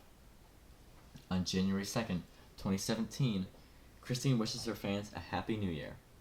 On the 4th and 9th, Christine would tweet a puzzle which included a death threat to Donald Trump on Twitter. On the 22nd, Christine writes a letter to Donald Trump, urging him not to become a, quote, super stereotypical, spiteful, and egotistical male like my father. On February 2nd, Christine states she has gotten used to the skunk odor in their house, comparing it to perfume or cologne. On the 8th, Christine demands that her high school friends apologize or befriend her for not wanting to interact with her as an adult. On the 9th, Christine discusses the possibility of using subliminal frequency hypnosis to make her butt larger, in hopes of attaining a, quote, hourglass figure. On the 10th, Christine attends a Charlottesville LGBT event and posts photos. On the 16th, Christine posts on Facebook blaming the hospital staff for Bob Chandler's death and says she had more freedom when her father was alive. On the 24th, Christine turns 35. On March 1st, Christine would begin to sell Bob's stamp collection, which was cherished by Bob. While Bob was alive, he had written several letters to Christine regarding his love of his collection and told Christine not to sell them. On the 2nd, most of the money from sales made that day are spent on over $50 of toys. On the 3rd, Christine would attempt to sell her personal book of stamps for $1,000, though it was worth far less than Bob's and not valued at $1,000. On the 7th, Christine uses the rest of her stamp sales to buy the video game Lego Worlds. On the 19th, Christine begs on Facebook for more people to buy stamps, saying that her and her mother really needed the money. In reality, she made $85 and spent $90 on toys with the earnings.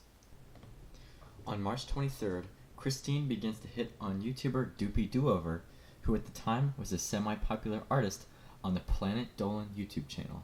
Their prior contact had been 2 weeks of Christine randomly responding to her tweets, most of which being adult furry content. On the 27th, Christine announces a raffle entered by purchasing one of her stamps on eBay for a chance to win Sonichu-related prizes. On April 3rd, Doopy Doover would critique Christine for being a creep on her posts, to which she would reply that they were similar in the fact that they both draw adult art. On the 4th, Christine explains why she won't get a job, later that day talking about how Barbara's bank account balance is over $800 in debt. The next day, she would fight back against others telling her to get a job. On the 6th, Christine would again ask Cole Smithy for financial help. On the 7th, Christine sells her personal Sonic totem pole for $1,500, which manages to be bought in 4 hours.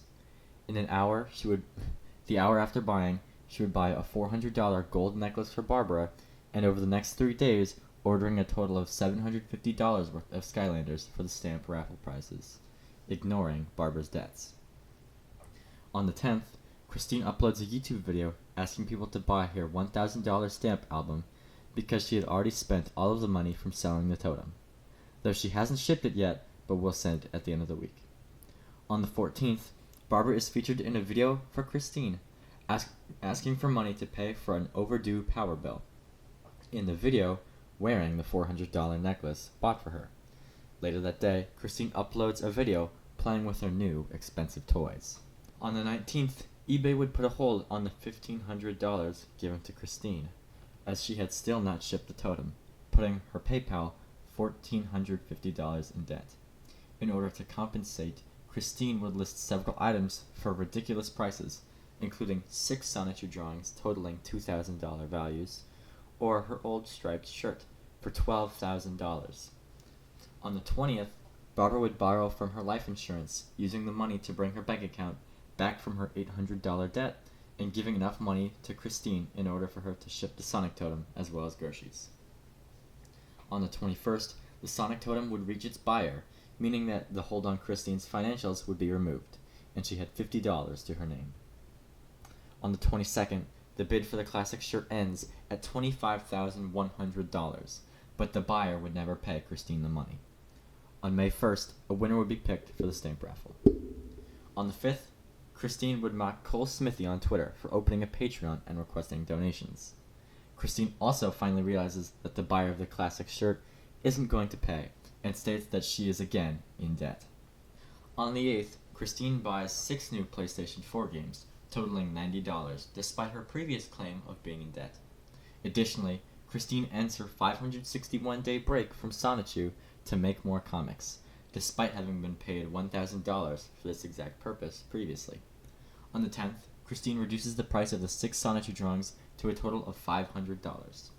On the 11th, Christine begs Cole Smithy for money again, despite making fun of him less than a week ago. She also reveals that Barbara's bank account is back in the red. On the 15th, Christine makes a video using Photoshop for over an hour, frequently asking for donations, despite visibly being surrounded by several things that could have been sold for money. On June 12th, Christine attends UVA Remembers Pulse, an event to pay tribute to the victims of the shooting at Club Pulse, in which Christine reads a piece she wrote on transgender identity and is quoted by the news. On the 16th, Barbara is seen again in a video asking for money, this time wearing her $400 gold necklace and a new pearl necklace. After this, Christine posts on Patreon begging for grocery money. On the 30th, after 8 years, Christine would complete Sonichu issue 11. On July 9th, Christine passes a kidney stone and tweets about it.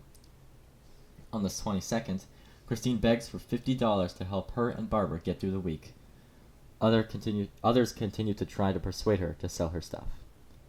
On August 5th, Doopy Do-Over would make a Kiwi Farms account and share some of the emails Christine had sent her. On the 11th through 13th, Christine attends BronyCon in Maryland. On the 15th, Christine admits that she created a fake Twitter account in order to try and talk to Doopy Do-Over in Twitter since her main account was blocked. On the 16th, Christine announces a 2-week delay on sending printed comics to those who ordered them, as she had spent all the money at BronyCon. On the 20th, Christine would wear her unicorn cosplay from BronyCon to church, and given a note by her pastoral counselor asking her to remove it, because according to Christine, it reminded them of the Nazis. On the 24th, Christine talks on Twitter about a theory regarding My Little Pony, with information she had gleaned from conversations between 2 imaginary characters in her head. She would also appear in court due to being sued by Mariner Finance for unpaid debt, the case being dismissed by the judge. On the 25th, Christine would be scolded on Twitter by a friend of Doopy Do-Over over her use of the word dear and darling. In response, Christine would use one of her alternate accounts to support her own point, role-playing interactions with herself. On the 27th, trolls would spam people Chris tweeted with to block her, which would turn successful, causing her the next day to write about it and attempt to start a #BlockTheTrolls campaign. On the 29th, other Planet Dolan members would join Kiwi forums to expose how Christine had been emailing their members, not just Doopy Do-Over. On the 1st of September, Joshua Wise would come into contact with Christine for the first time. He and a group of his friends would later be the prominent group of trolls known as the Idea Guys. On the 7th, Christine would begin to poke around a relationship with Jessica Quinn, an anti-troll of Christine's. On the 8th, Christine uploads a video pronouncing Jessica as her new sweetheart. On the 9th, Christine declares that Jessica Quinn is her future wife. On the 11th, Christine emails Uri Geller, a famous psychic, for mentoring. Christine gets a response saying it's a waste of time. On the 13th, Jessica Quinn announces on Facebook that her and Christine are to meet for the first time on October 6th. On the 16th, Christine attends Charlottesville Pride, and a picture of her with drag queens is shared on the local news. On the 21st, Christine discusses her new method for enlarging her breasts, flavoring more food with soy sauce and eating 12 prunes a day. On the 22nd, after viewing a documentary about herself made by Sachumo, she lays out her ideas on how to make a documentary about her, mostly just wanting more focus on the good that she's done and shorter summaries. On the 25th, another one of Christine's alternate accounts would be found out. This one had been tweeting Doopy Do-Over as well. On the 26th, Jessica Quinn breaks up with Christine, 5 hours later getting back together, making Christine stop watching LazyCast, the show in which Doopy Do-Over was on. On the 30th, Christine is again asked why they had not gotten a job, to which she attempts to defend her actions. On October 1st, Barbara turns 76. On the 4th, Christine registers an account on Kiwi Farms in order to do Q&As on the troll forum. She would live stream her responses and also mention how she was trying to take Jessica Quinn to a My Little Pony party on the 7th, which was meant for children. On the 5th, Jessica Quinn deactivates her Facebook, officially breaking up with Christine, saying it was because she was hacked by trolls and couldn't handle all of the stress. On the 6th, the day that Christine and Jessica would have met up if they had not broken up the day before, Christine eats copious amounts of ice cream, insisting that Jessica will miss being aroused by her obesity. This refers to a few of Jessica's fat fetish posts on her Facebook. On the 7th, Christine announces that she's recovering well from the breakup, uploading a sketch from the upcoming Sonichu issue 12 showing Rosechu working out to lose weight, likely due to no longer wanting to appeal to Jessica's supposed fetish. On the 16th, Christine completes Sonichu issue 12, later that day revealing the cover art for issue 15, which has not been completed as of today. On the 18th, Christine states she has moved on from Jessica Quinn. On the 25th, Christine would be contacted by an alternate account of Joshua Wise named Josh Yamada, who would tell Christine about a portal that can take Christine to the imaginary town of Quickville. On the 28th, Christine has a fictional conversation with her fan-made My Little Pony character, Nightstar, and shares the details on her Patreon. On the 8th of November, Christine goes into detail about delusions given to her by Joshua Wise, talking about she had been possessed by an anime character, Uzume Tenebushi, the goddess of video game consoles. She believed that her Sega Dreamcast console had a great power in it, and drew that power into herself, going on to talk about how she defended both the fictional worlds of Quickville and Neptunia from evil, with her powers over Transformers and Sonichus and the Rosechus. She then goes on to talk about her visit to the Pokemon League Club, with several Pokemon with her guarding her, stating that they couldn't interact with their friends. Christine ends the post by asking people to consume the media relating to the show Hyperdimension Neptunia, in which she supposedly draws her powers from. On the 13th, she would retcon the information on her powers, saying her powers came from sharing the body with a clone of Uzumi Tenebushi, instead of directly from her. On the 14th, idea guy Joshua Wise would come to manipulate Christine, telling her that character Sylvana Rosechu had been kidnapped by a malcontent billionaire of Russia, and is to be rescued by a soldier. On the 15th, Christine would report that the mission had been a success. She would also go into detail about the prison systems of Quickville. Likely because of Troll's influences, it unknowingly references Nazi Germany's internment camps frequently. On the 29th, she would realize after being told, and instead of apologizing, simply states that she is not a Nazi sympathizer. On December 4th, Christine posts an in-progress page from Sonichu issue 15, despite being a month late on Sonichu issue 13. On the 11th, idea guy Joshua Wise makes Christine believe that Rosechu is a trans woman. Christine panics about her misrepresentation and asks her fans if she should change it in the comics. On the 17th, Christine attempts to find Cole Smithy's address, but is discouraged by idea guy Joshua Wise.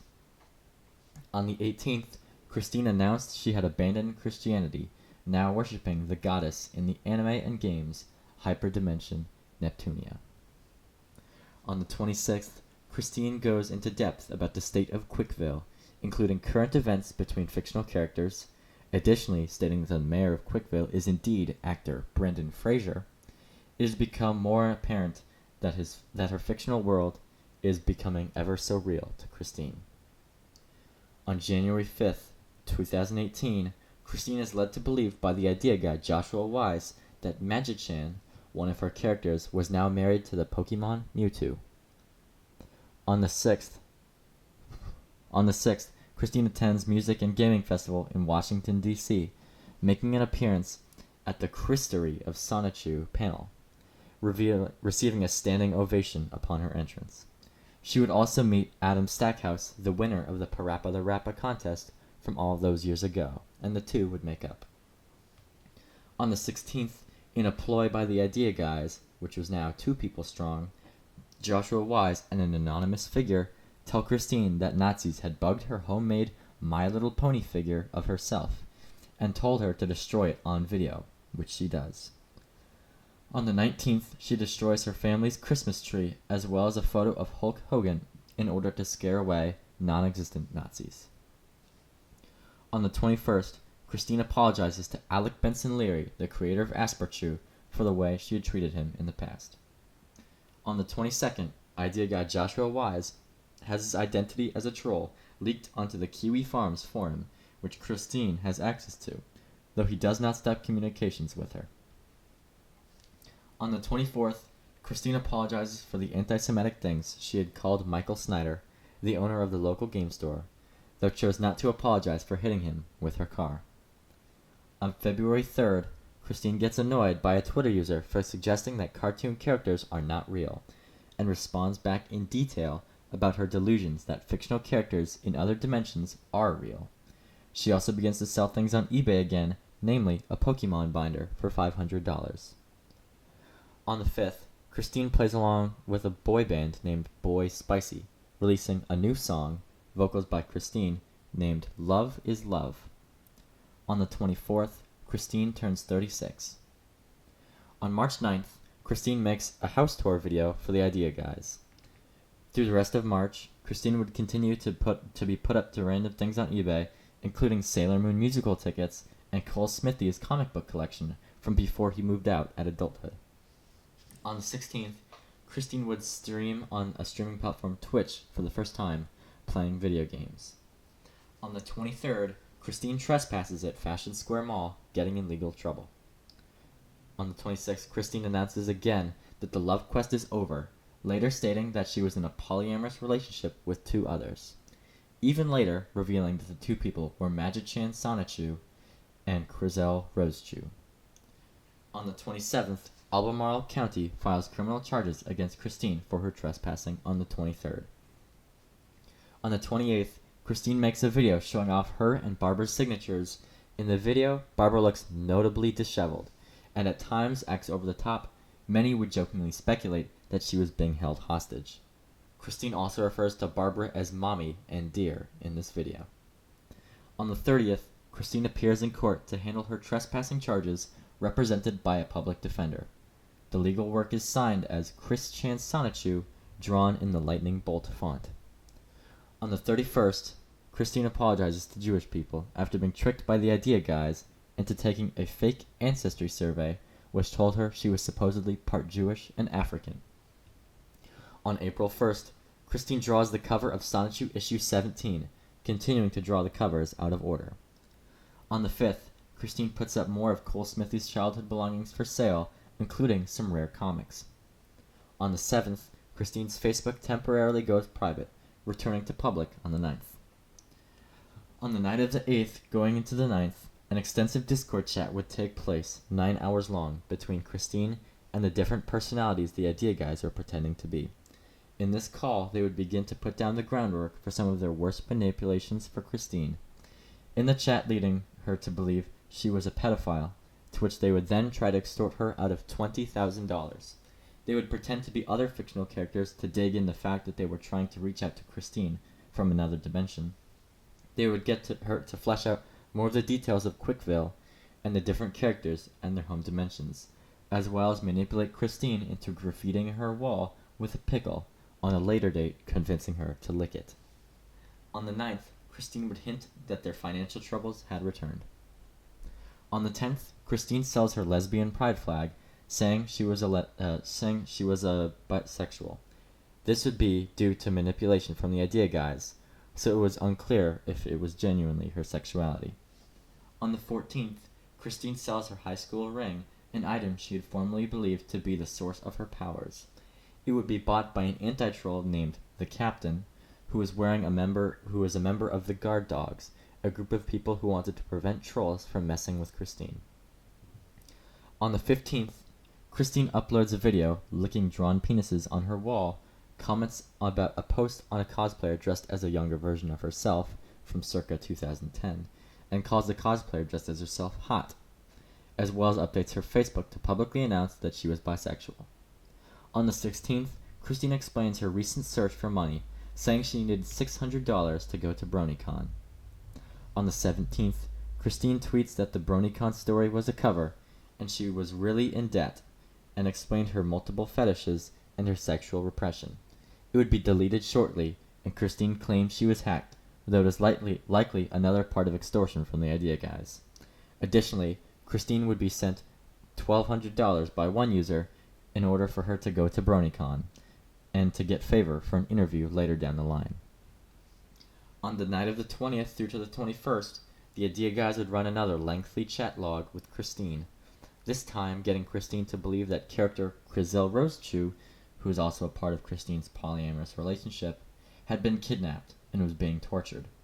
They got Christine to film several videos yelling at the fictional terrorists to stop.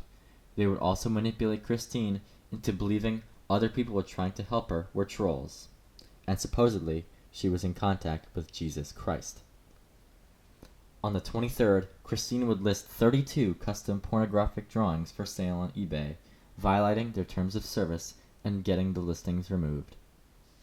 On the 24th, Christine offers a third house tour video and oral sex in exchange for money. Additionally, all 32 of the pornographic custom drawings are bought by Twitter user FFE member Lucas, who is a part of a troll group who would manipulate Christine later this year. On the 26th, Christine is banned from The End Games, comic and game store. On the 29th, Christine hints at being free from the influence of the Idea Guys. On May 4th, Christine apologizes for not shipping out the exclusive comics to her Patreon followers, blaming financial problems and shipping, despite having made thousands of dollars in the last month and $400 in donations from just 2 days before. On the 5th, Christine would hint that something bad had happened with her financials over the last 6 months, hence why her returning money problems. In reality, this was likely due to the extortion by the Idea Guys, where if you recall, they had led Christine to believe that she was a pedophile and would extort her for $20,000. On the 7th, Christine is banned from Anytime Fitness. She also attempts to get some anti-trolls off her back because they were annoying to her. On the 8th, Barbara and Christine are in several videos asking for money, explaining that if they do not pay tomorrow, they risk foreclosure. Christine cuts pieces on nearly all of her eBay goods and offers in person to visit for $500. She also has her court appearance receiving another continuance for June 5th. On the 9th, Christine would tweet that she had made enough money to fend off the mortgage company. On the 10th, Barbara would start to be included as an option for Christine's paid video requests. On the 15th, Christine officially announces her marriage to the two characters from her comics, Crizel Rosechew and Magichan, justifying their different species by claiming that she herself was half Pokemon. On the 17th, Christine posts that her cat Sorbet has been missing for the past week. On the 19th, Christine explains why she always carries a baseball bat around town, saying she feels unsafe and paranoid. On the 20th, one of the 3 Chandler cats, Polo, dies of natural causes. On the 24th, Christine promises revenge against the trolls extorting her, referencing the Idea Guys. On June 5th, Christine's court appearance ends in a further continuance. On the 9th, Christine calls out the Idea Guys for their manipulation of her, however failing to see that making herself see these fictional characters was also a part of their manipulation. On the 13th, Christine begs for $400 in order to attend the Too Many Games convention, despite in the days previous spending more money on toys and games. On the 17th, Christine posts a drawing of herself hugging Robert Chew, the half Bob Chandler, half Sonichu creation for Father's Day. On the 22nd, Christine attends the Too Many Games convention. On the 23rd, the second day of the convention, Christine is thrown out for inappropriately touching several attendees. On the 25th, Christine continues to offer random Sonichu merch on eBay, as well as make $263 in sales from one customer alone. On the 29th, Christine reveals Scarlet, another CPU goddess, this time based on the Commodore 64 console, laying out her backstory. On July 3rd, another continuance is issued for her court case, moving it to the 6th. On the 6th, the court case is finalized, with no penalties for Christine. On this day, Christine also buys a Commodore 64 computer and a Sega Genesis, likely due to their relation to the CPU Blue and Redheart, the 2 fictional gods Christine believed in. She also states that old friend Megan Schroeder holds the memories of CPU Redheart. On the 10th, Christine is placed in a therapeutic docket in Charlottesville, mandating she see a psychiatrist. On the 11th, Kiwi Farms owner Null begins to leak out different chat logs from the Idea Guys in order to put context behind the last years of actions. It also provides anti-trolls with information that allows them to hunt down the Idea Guys and help Christine.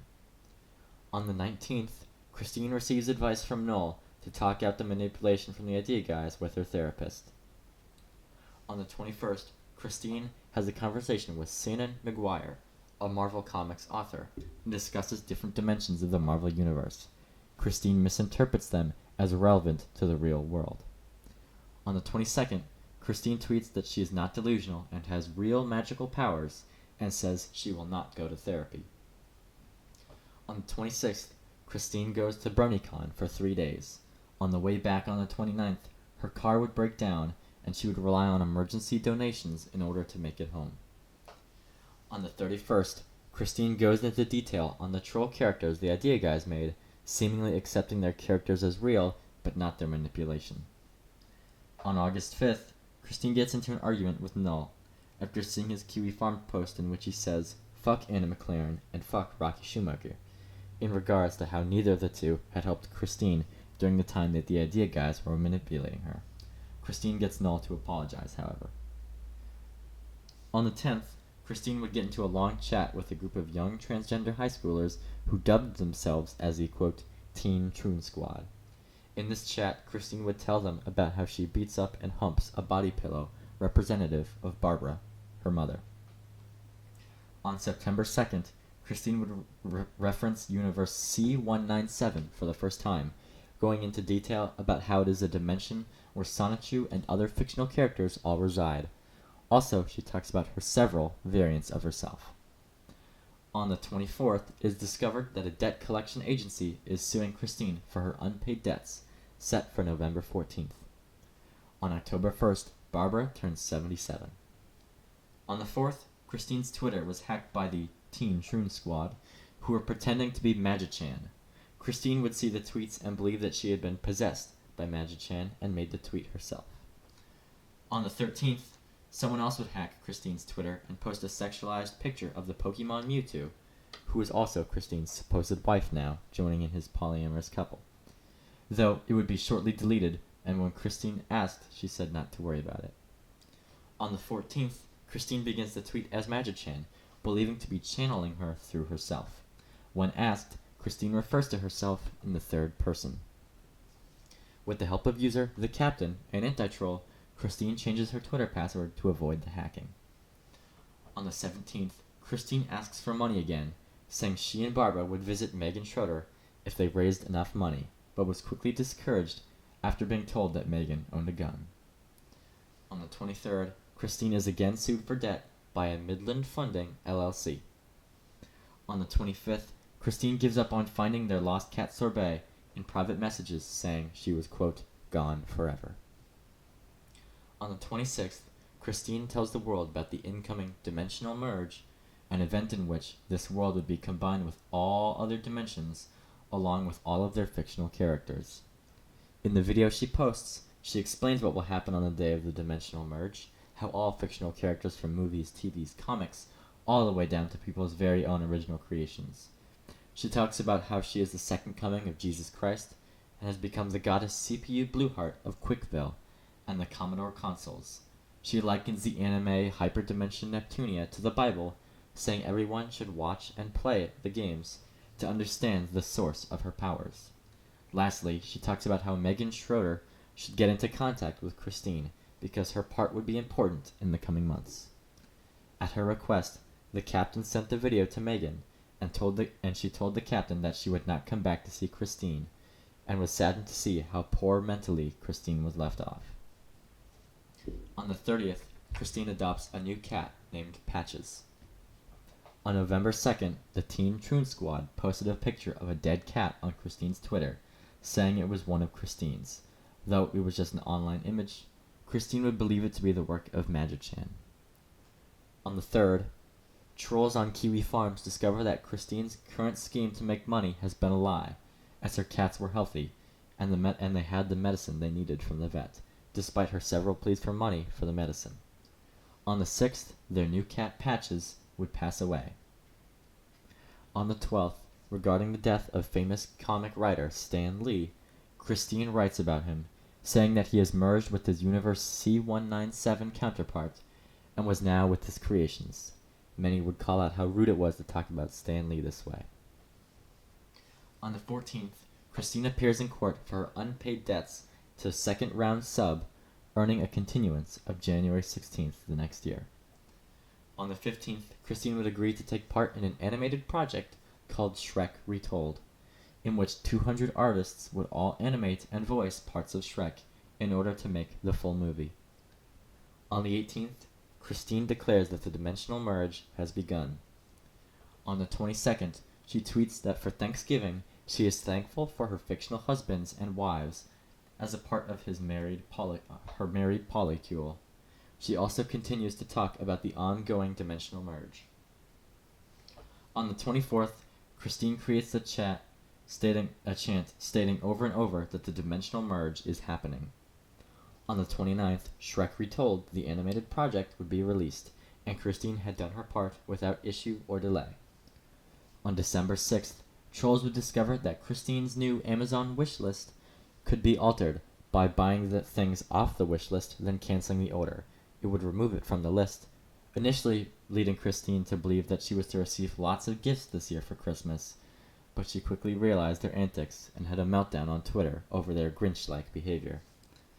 On the 11th, Christine has another appointment with the court-mandated therapist. On the 13th, Christine buys a treadmill off of Goodwill.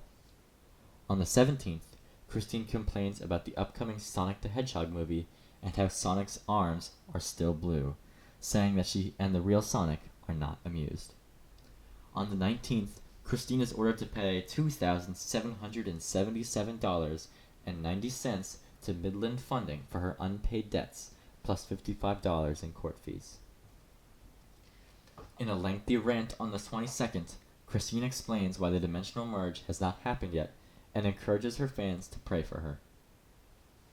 On the 27th, a troll named Maker Knight V would begin to enable Christine's delusions, claiming that a dimensional merge was coming, and claimed to have magical powers as well in a reply to Christine on Twitter. On the 31st, the original projected date for the end of the dimensional merge, nothing happens.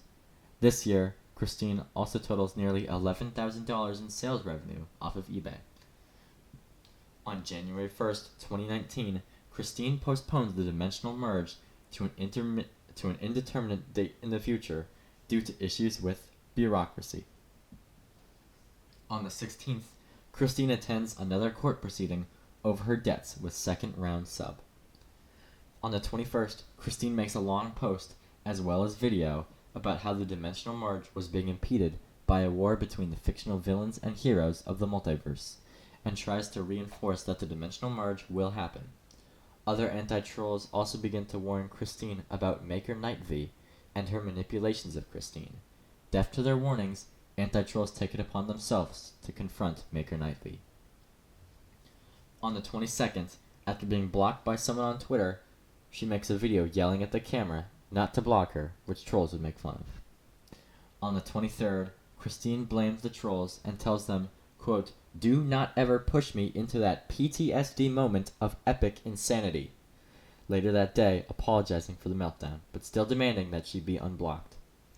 On the 30th, Christine makes her Twitter private, only allowing followers to view her tweets. On February 5th, Christine is vocal in her support of anime voice actor Vic Mignogna, who was fired for allegedly sexually harassing young fans. On the 8th, Christine continues to make videos and tweets begging the people who blocked her on Twitter to unblock her, revealing that it was a group of My Little Pony fans who had blocked her.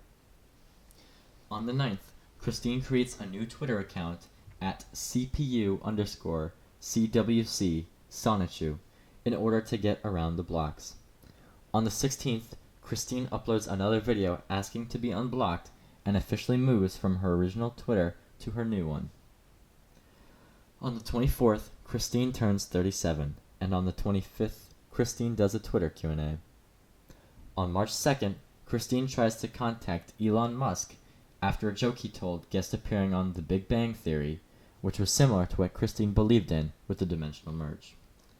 On the 4th, Christine again tweets about disgust for the new Sonic movie due to Sonic's blue arms. On the 11th, Christine announces that her husband Mewtwo is ill with a brain disease.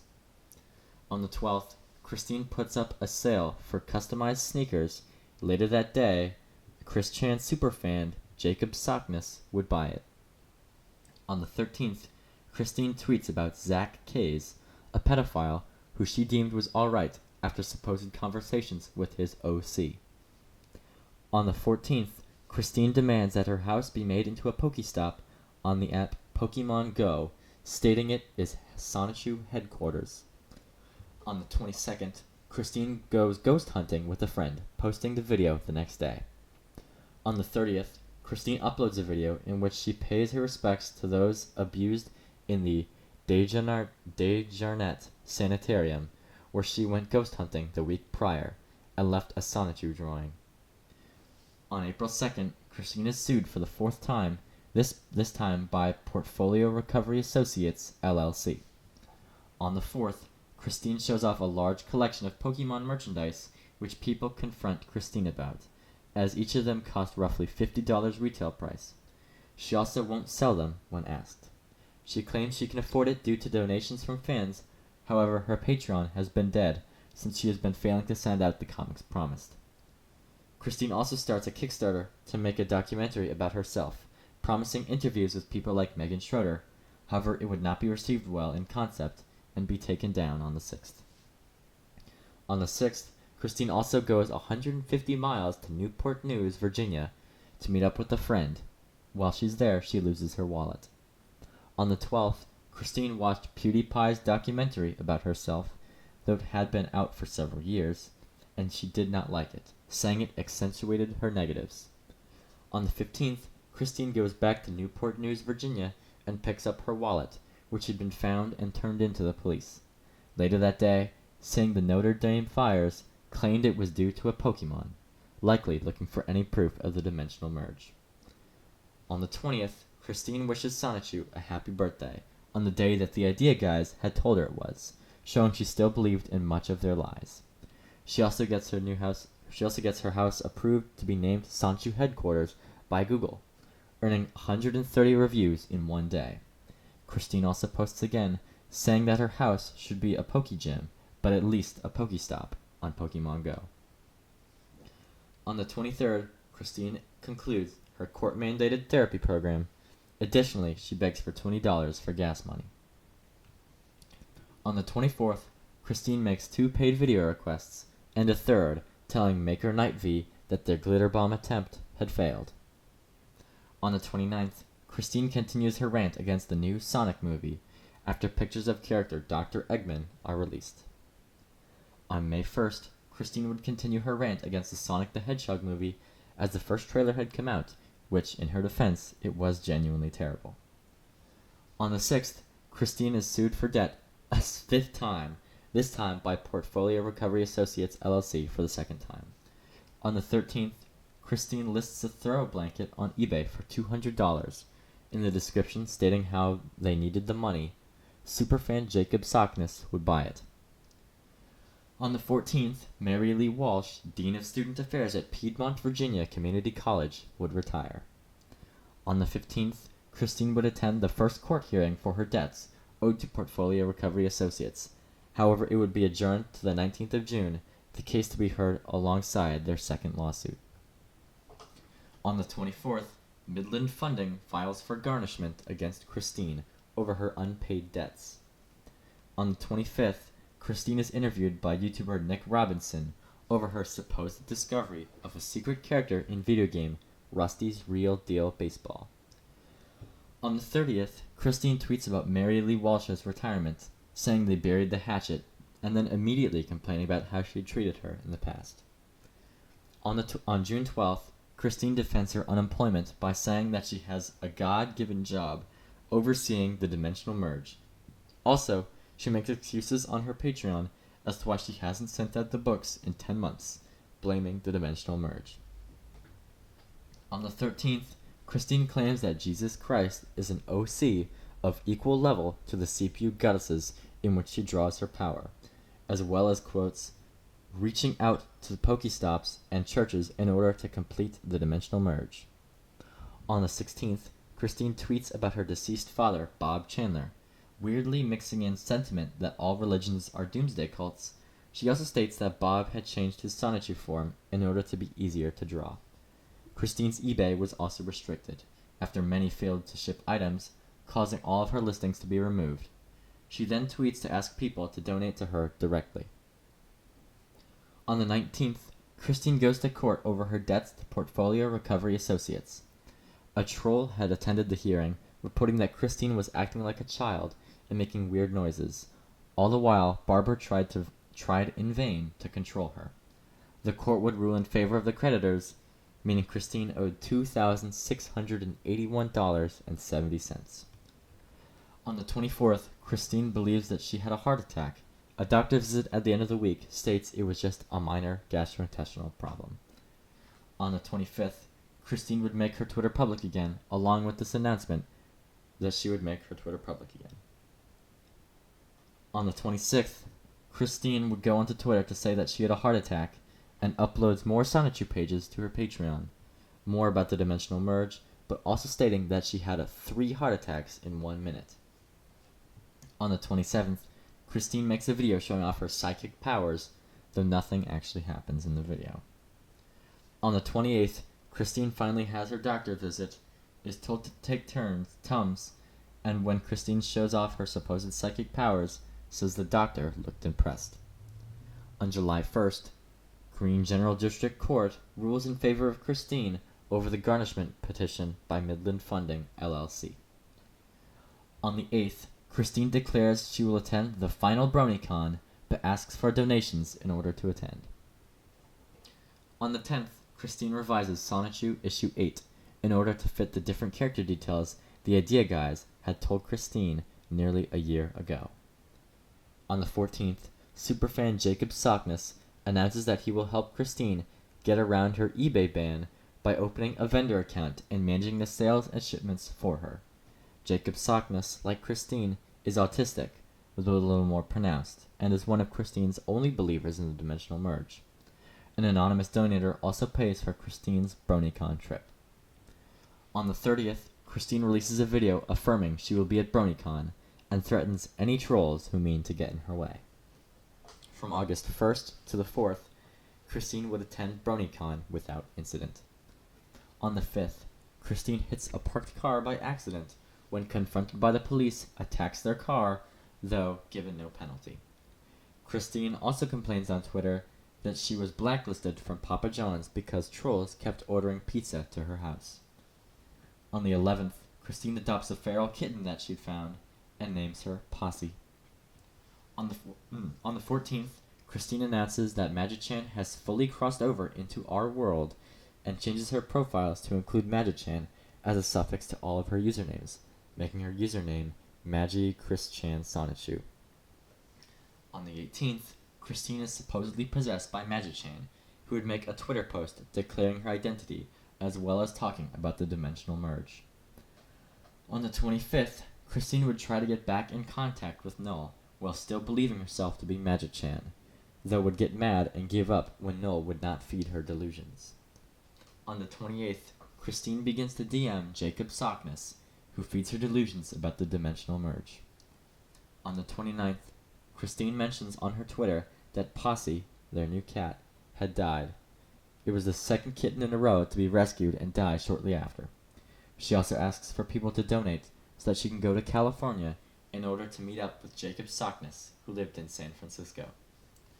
On September 6th, facing car troubles and not having the means to fix them, she asks that her fans send her money via Jacob Sockness.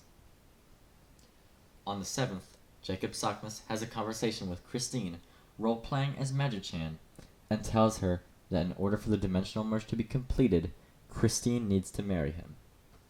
On the 10th, Christine, now speaking through Magichan, shares the two have swapped bodies in order for her astral self to go to California, while her physical body stays in Ruckersville, Virginia, with Magichan controlling it. She also talks about wanting to reconnect with the trolls in the Teen Troon Squad, not realizing that they were trolls manipulating her. On the 13th, Christine tells a brony that his OC was real and independent, and he would meet him when the dimensional merge was over, as well as talks about how her parents are her waifus, and Barbara especially is her, quote, guilty pleasure.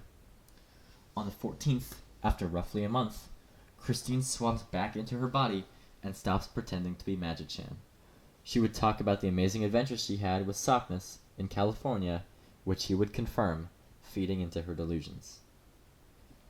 On the 28th, Christine DMs Gino Samuel, author of the Chris-chan, A Comprehensive History series, asking to get his input on making a Genochu card for her custom cards for the fan game Twilight Sparkle's secret shipfic folder. Gino Samuel would politely decline as he did not want to be a part of Christery. On the 23rd, it marks the 10-year anniversary since Christine applied for a job. On the 25th, Jacob Sockness would announce that he had obtained transport to go to Virginia to visit Christine. A neighbor would also call a welfare check on the Chandler household. Across the day and the next, Christine would begin to argue with Jacob Sockness, saying he was evil and telling him not to come. On the 27th, he would go back home and not fly to Virginia. On the 28th, Christine would state her intent to go to BabsCon, a brony convention in California, set the next year, asking her fans to finance the trip. On the 29th, Christine would continue to talk about the Watchdogs, the group of anti-trolls who would intend to protect Christine. However, they would convince her to confront friend Ben Saint for the things she didn't really mind, leading to a deterioration of their friendship. On October 1st, Barbara turns 78 and enjoys lunch out with Christine at the Wood Grill buffet. On the 3rd, the Watchdogs continue to urge Christine to hurt her friendship with Ben Saint, now getting her to demand monetary compensation from him over his use of her My Little Pony OCs. On the 6th, Christine sets a $5,000 fundraising goal for her trip to BabsCon next year. On the 12th, Christine would fight backlash from Patreon supporters because instead of comics, they were receiving her new custom cards for the game Twilight Sparkle's secret shipfic folder. Christine deemed it an adequate replacement. Her finances, however, did not. On the 14th, on a private Discord server named The Place, consisting of the anti-troll watchdog group, Christine vents about the struggles of being a god. On the 16th, Jacob Sockness manages to earn Christine's favor back, becoming her financial manager again, and discusses plans to visit on Halloween. On the 17th, other anti-trolls convince Christine to become adversarial with Ben Saint, saying that biblical figures were on her side. On the 19th, Barbara has an episode of high blood pressure and asks to be taken to the ER. However, there isn't anything wrong and doctors attribute it to stress. On the 26th, Christine mentions the newest kitten, named Baby, is working with a nasal problem, continuing a trend about Christine's new kittens getting sick and or dying. On November 3rd, Jacob Sockness turns Christine against Kiwi Farms owner, Null, who in the past had been responsible for helping Christine break out of the influence of the Idea Guys. Christine would also state that Kiwi Farms would be destroyed in the dimensional merge, showing Christine's subjective nature when concerning details of the dimensional merge. On the 8th, Jacob Sockness is joined by Sarah and Steve, two Twitter users who wanted to sever Christine's ties with other anti-trolls and isolate her. On the 10th, Christine does a 4-hour, 16-minute live stream with Ben Saint, where they discuss several different topics, but have seemingly made up. On the 14th, Christine encourages others to, quote, break their fourth walls in order to work on their skills to communicate with other dimensions. On the 18th, it marks 1 full year since the dimensional merge began. On the 23rd, Christine would open a new website, quickvilleshopping.com, in order to sell her custom packs of cards for Twilight Sparkle's secret shipfic folder. These packs were expensive, and the base game was free, causing some distress to fans. On the 27th, Christine pushes Sockness away, telling him that they did not need to be married for the dimensional merge to happen, like he had said before. In retribution, on the 29th, Jacob Sockness denies Christine the right to use his demon OCs in her comics and cards, unless they were to be married. In the early days of December, Christine would continue to make Twilight Sparkle's secret shipfic folder cards, tweeting the new designs and such.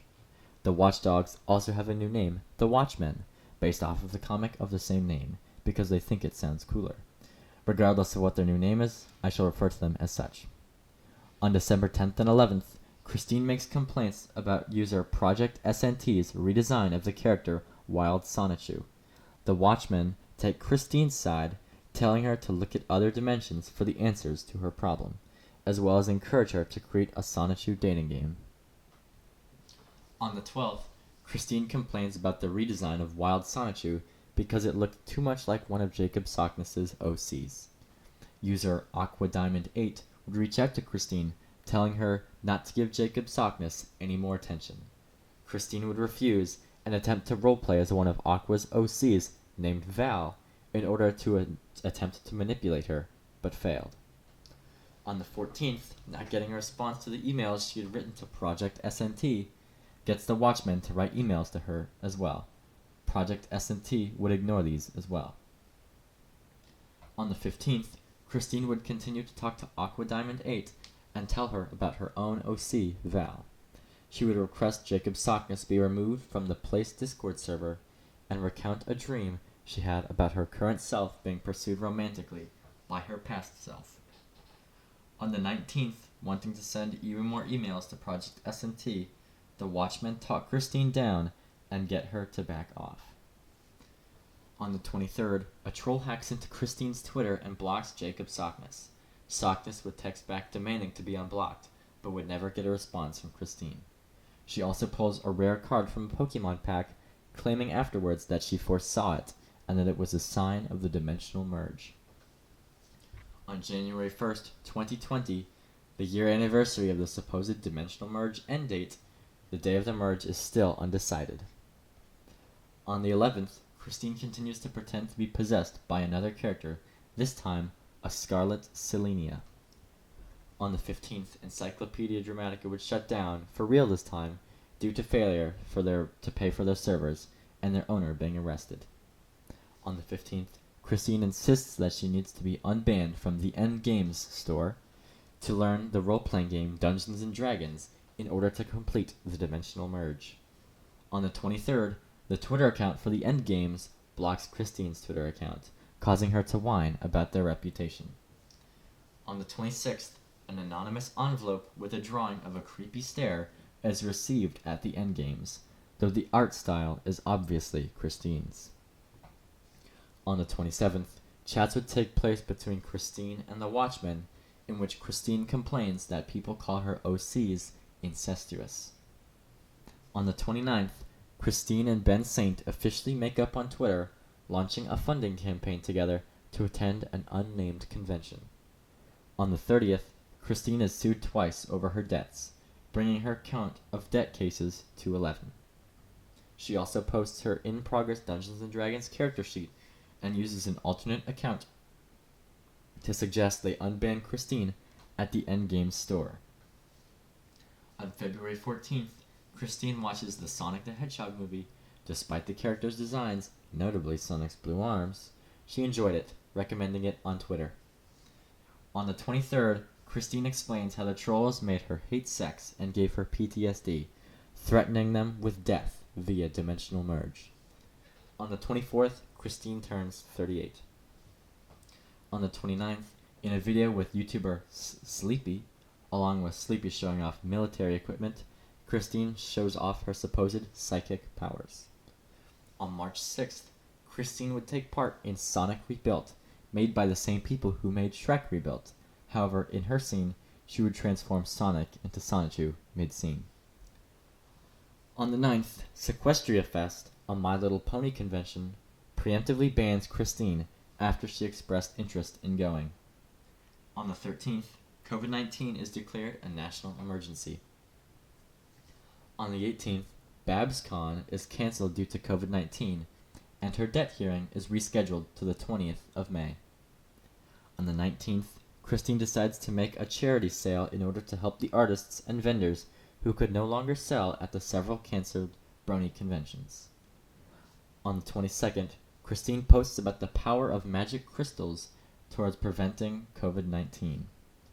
On April 15th, Christine announced that she had body swapped with Sonichu due to being upset that she would miss BabsCon.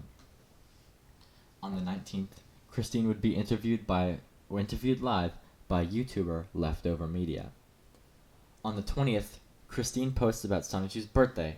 Mind you, she's still body swapped, so all of it is in the first person. On the 30th, Christine comments on a video of lightning and a rainbow, claiming it was a dimensional portal. On May 13th, Christine does a series of reaction videos to a Team Fortress 2 animation series. On the 19th, Christine's debt hearing is continued ahead of the court date due to COVID-19, now set for September 2nd. On the 25th, Christine goes online and asks people to buy her Twilight Sparkles Secret Shipfic Folder custom cards, which are very expensive, especially for a free game. On the 29th, Christine shows off that she spent her COVID-19 stimulus check on a new iPad. On June 2nd, Christine makes a long Twitter thread threatening to expose all of her trolls.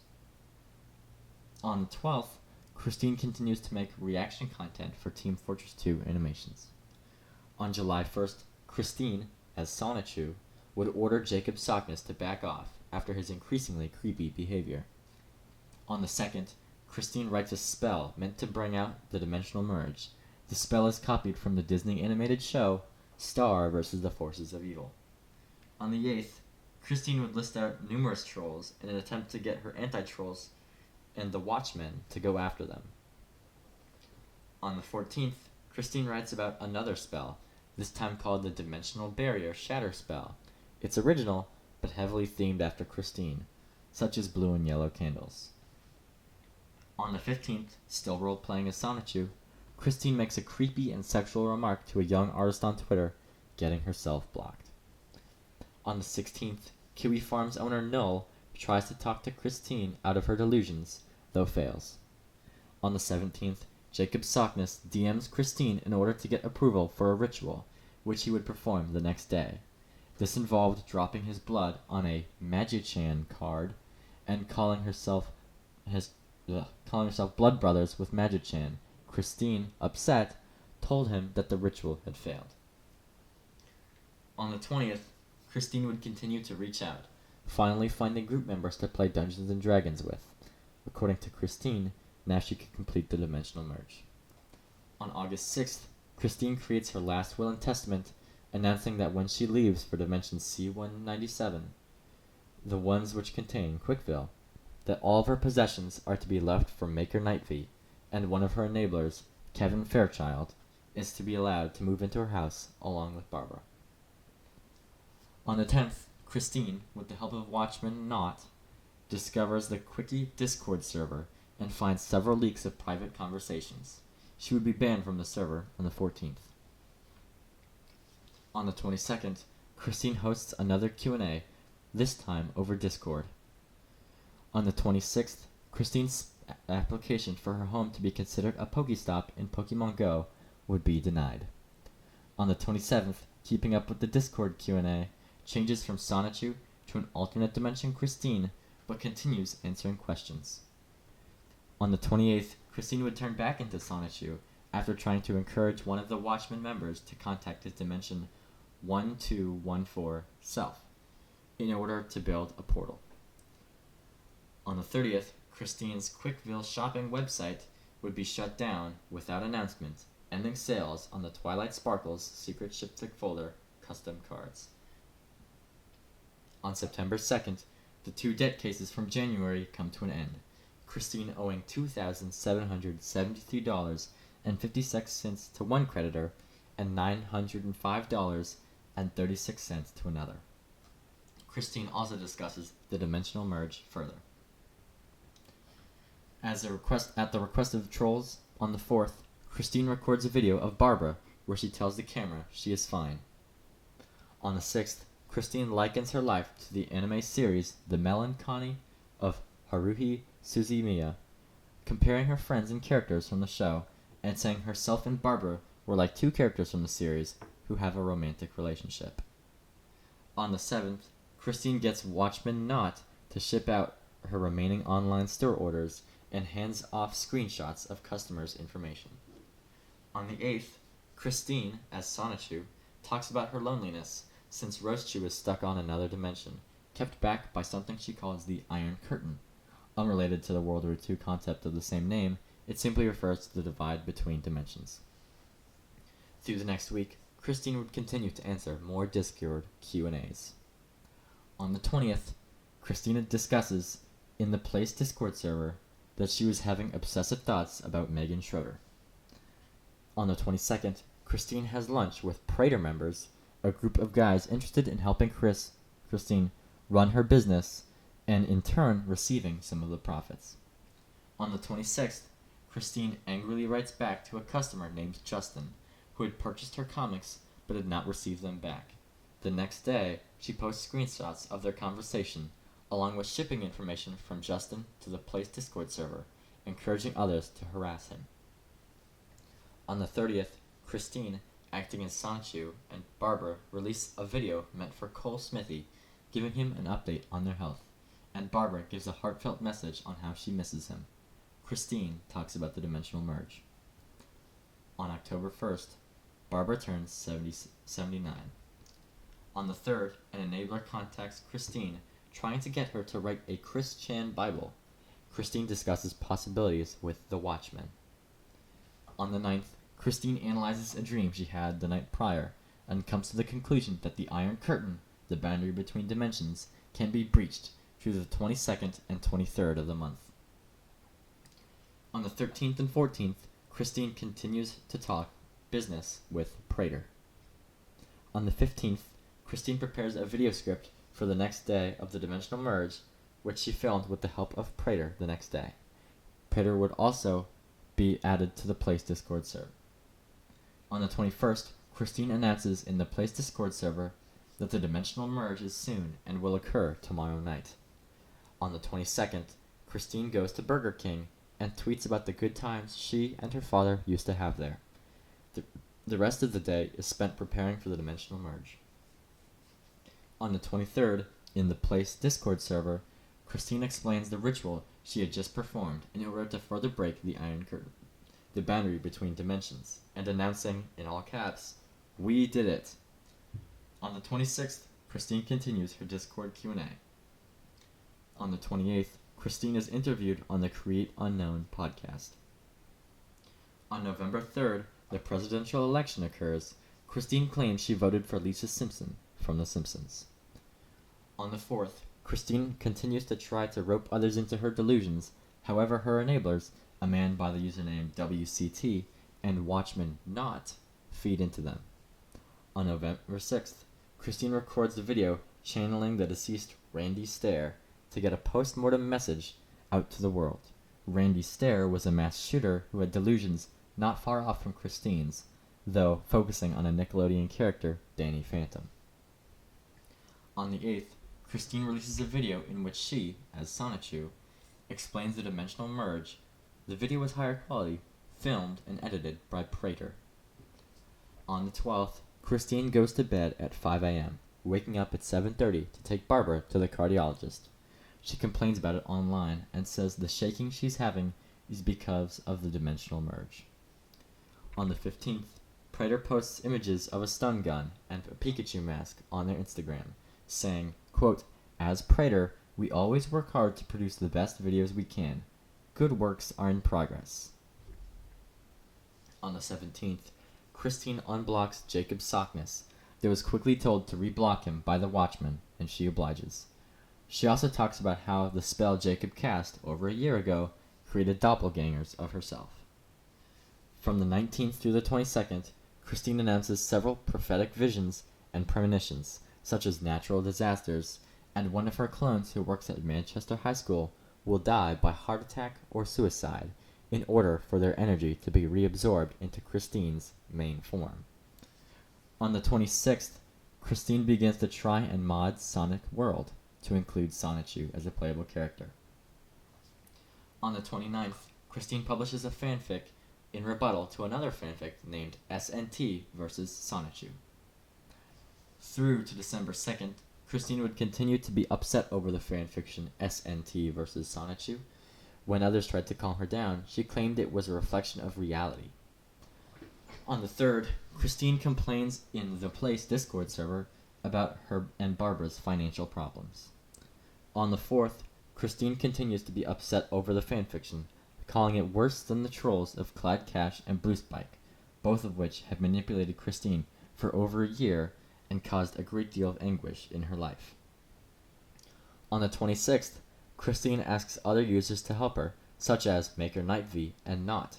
However, Not would go behind the scenes and threaten to dox the author of the comic. On the 9th, Christine makes a lot of progress on the Sonichu mod for the game Sonic World. On the 11th, Christine would begin to sell Sonichu medallions made by Prater on the official QuickMart website. On the 12th, Christine tells the Place Discord server that now Rosechu and Sonichu were sharing her body as well. On the 15th, Christine would release the Sonic World mod the week after receiving lots of backlash apologizing for stealing a lot of the content for the mod. On the 26th, Christine confronts the creator of the Sonichu mod for Sonic World. On the 27th, Christine talks in the Place Discord server how Barbara is beginning to scare her, likely because of her soon-to-be discovered dementia setting in. On the 29th, after BabsCon 2021 is delayed to 2022 due to COVID-19, Christine makes a cryptic announcement on Twitter claiming, quote, "The merge is on." On January 1st, 2021, Christine announces that the dimensional merge has hit its peak. On the 14th and 15th, after being manipulated by a troll named Larry Vaughn for the last 2 weeks, sends out multiple Twitter DMs to other bronies containing weird sexual and religious statements, one of which was a quote by Albert Fish about eating poop. On the 17th, Christine, despite being warned not to, tweets an acknowledgement about the DMs she has sent, apologizing only for quoting the serial killer Albert Fish. On February 2nd, Christine talks about a dream where she almost has sex with Sonic character Sally Acorn, as well as using crystals to open a portal to activate the dimensional merge. On the 5th, Christine discusses plans to tase her quartz crystals in an attempt to activate the dimensional merge. On the 8th, members of Watchmen and member of Prater try to talk to Christine out of using a taser on herself in order to start the dimensional merge. On the 9th, Christine begins to contact with user Kawaii Sandbag over Discord for psychic readings and advice. On the 11th, after conflict between Prater and the Watchmen over the taser, Christine tries to stop it by telling the public that it was her idea. On the 17th, Christine discusses with the Watchmen over her feelings of loneliness and desire for a relationship. On the 20th, more internal issues arrive in the Place, kicking out a member and replacing them with WCT in order to take over the role-playing as a fictional Sonichu character. On the 23rd, Christine uploads a video kissing Rosechu as Sonichu still. However, because Rosechu isn't real, it's just a video of Christine kissing the air. Christine also asks Null to go and get her a hooker. On the 24th, Christine turns 39. On the 27th, Christine continues to talk to the Watchmen about her loneliness and talks about increasing sexual urges. In the early days of March, Christine continues her psychic calls with Kawaii Sandbag. On the 11th, Kawaii Sandbag tells Christine she isn't really a psychic. Christine tells her that she knew all along and cuts contact with her. On the 13th, Christine promotes Prater's new limited edition Golden Sonichu medallions. On the 28th, Christine accidentally backs her car up into a trailer, denting the trunk and smashing the rear window. On the 30th, Barbara picks up another debt lawsuit to be scheduled for May 19th. On April 5th, Christine talks to Maker KnightV about how she feels sex-starved. On the 15th, meditation crystals and mystical rocks are put up on the Sonichu store. On the 26th, after getting her stimulus check, Christine posts bragging about it by buying a 3-month subscription box for a magical crystals and rocks via the Crystal Council service. On May 19th, Barbara's debt hearing is continued to July 14th. On the 20th, Christine uploads a picture of the recently repainted Sonichu medallion, which had been looking really dirty and in poor shape before. On the 26th, Christine posts her copy of the new book Warhol/Christian, which compared the two's sexual art, though Christine would later post her dissatisfaction about all the sex talk in the book. On June 1st, Christine briefly roleplays as herself from some point before 2013, as indicated by her use of male pronouns. In this time, she clears up what she says are misconceptions about herself in the Warhol/Christian book. On the 6th, Christine talks about attending Everfree Northwest, a My Little Pony convention. On the 10th, Christine makes a list of the top 5 people who have significantly affected her life. The list includes the Idea Guys, Jacob Sockness, Michael Snyder, Bluesky, and the staff of Nathaniel Green Elementary School. On the 15th, Christine makes a YouTube comment about mass shooter Andrew Blaze, treating him as an imaginary friend, likening herself and Andy Warhol all as interdimensionally awakened individuals. On the 22nd, Christine asks for donations for a new car. On the 26th, after being manipulated by WCT, leaves the Place Discord server, cutting ties with Not, Kyle, and Maker Knight V, and joins a splinter group server named the Knights of Quick. On the 27th, Christine would begin her series of incestuous relationships with her mother Barbara, though she would not tell anyone.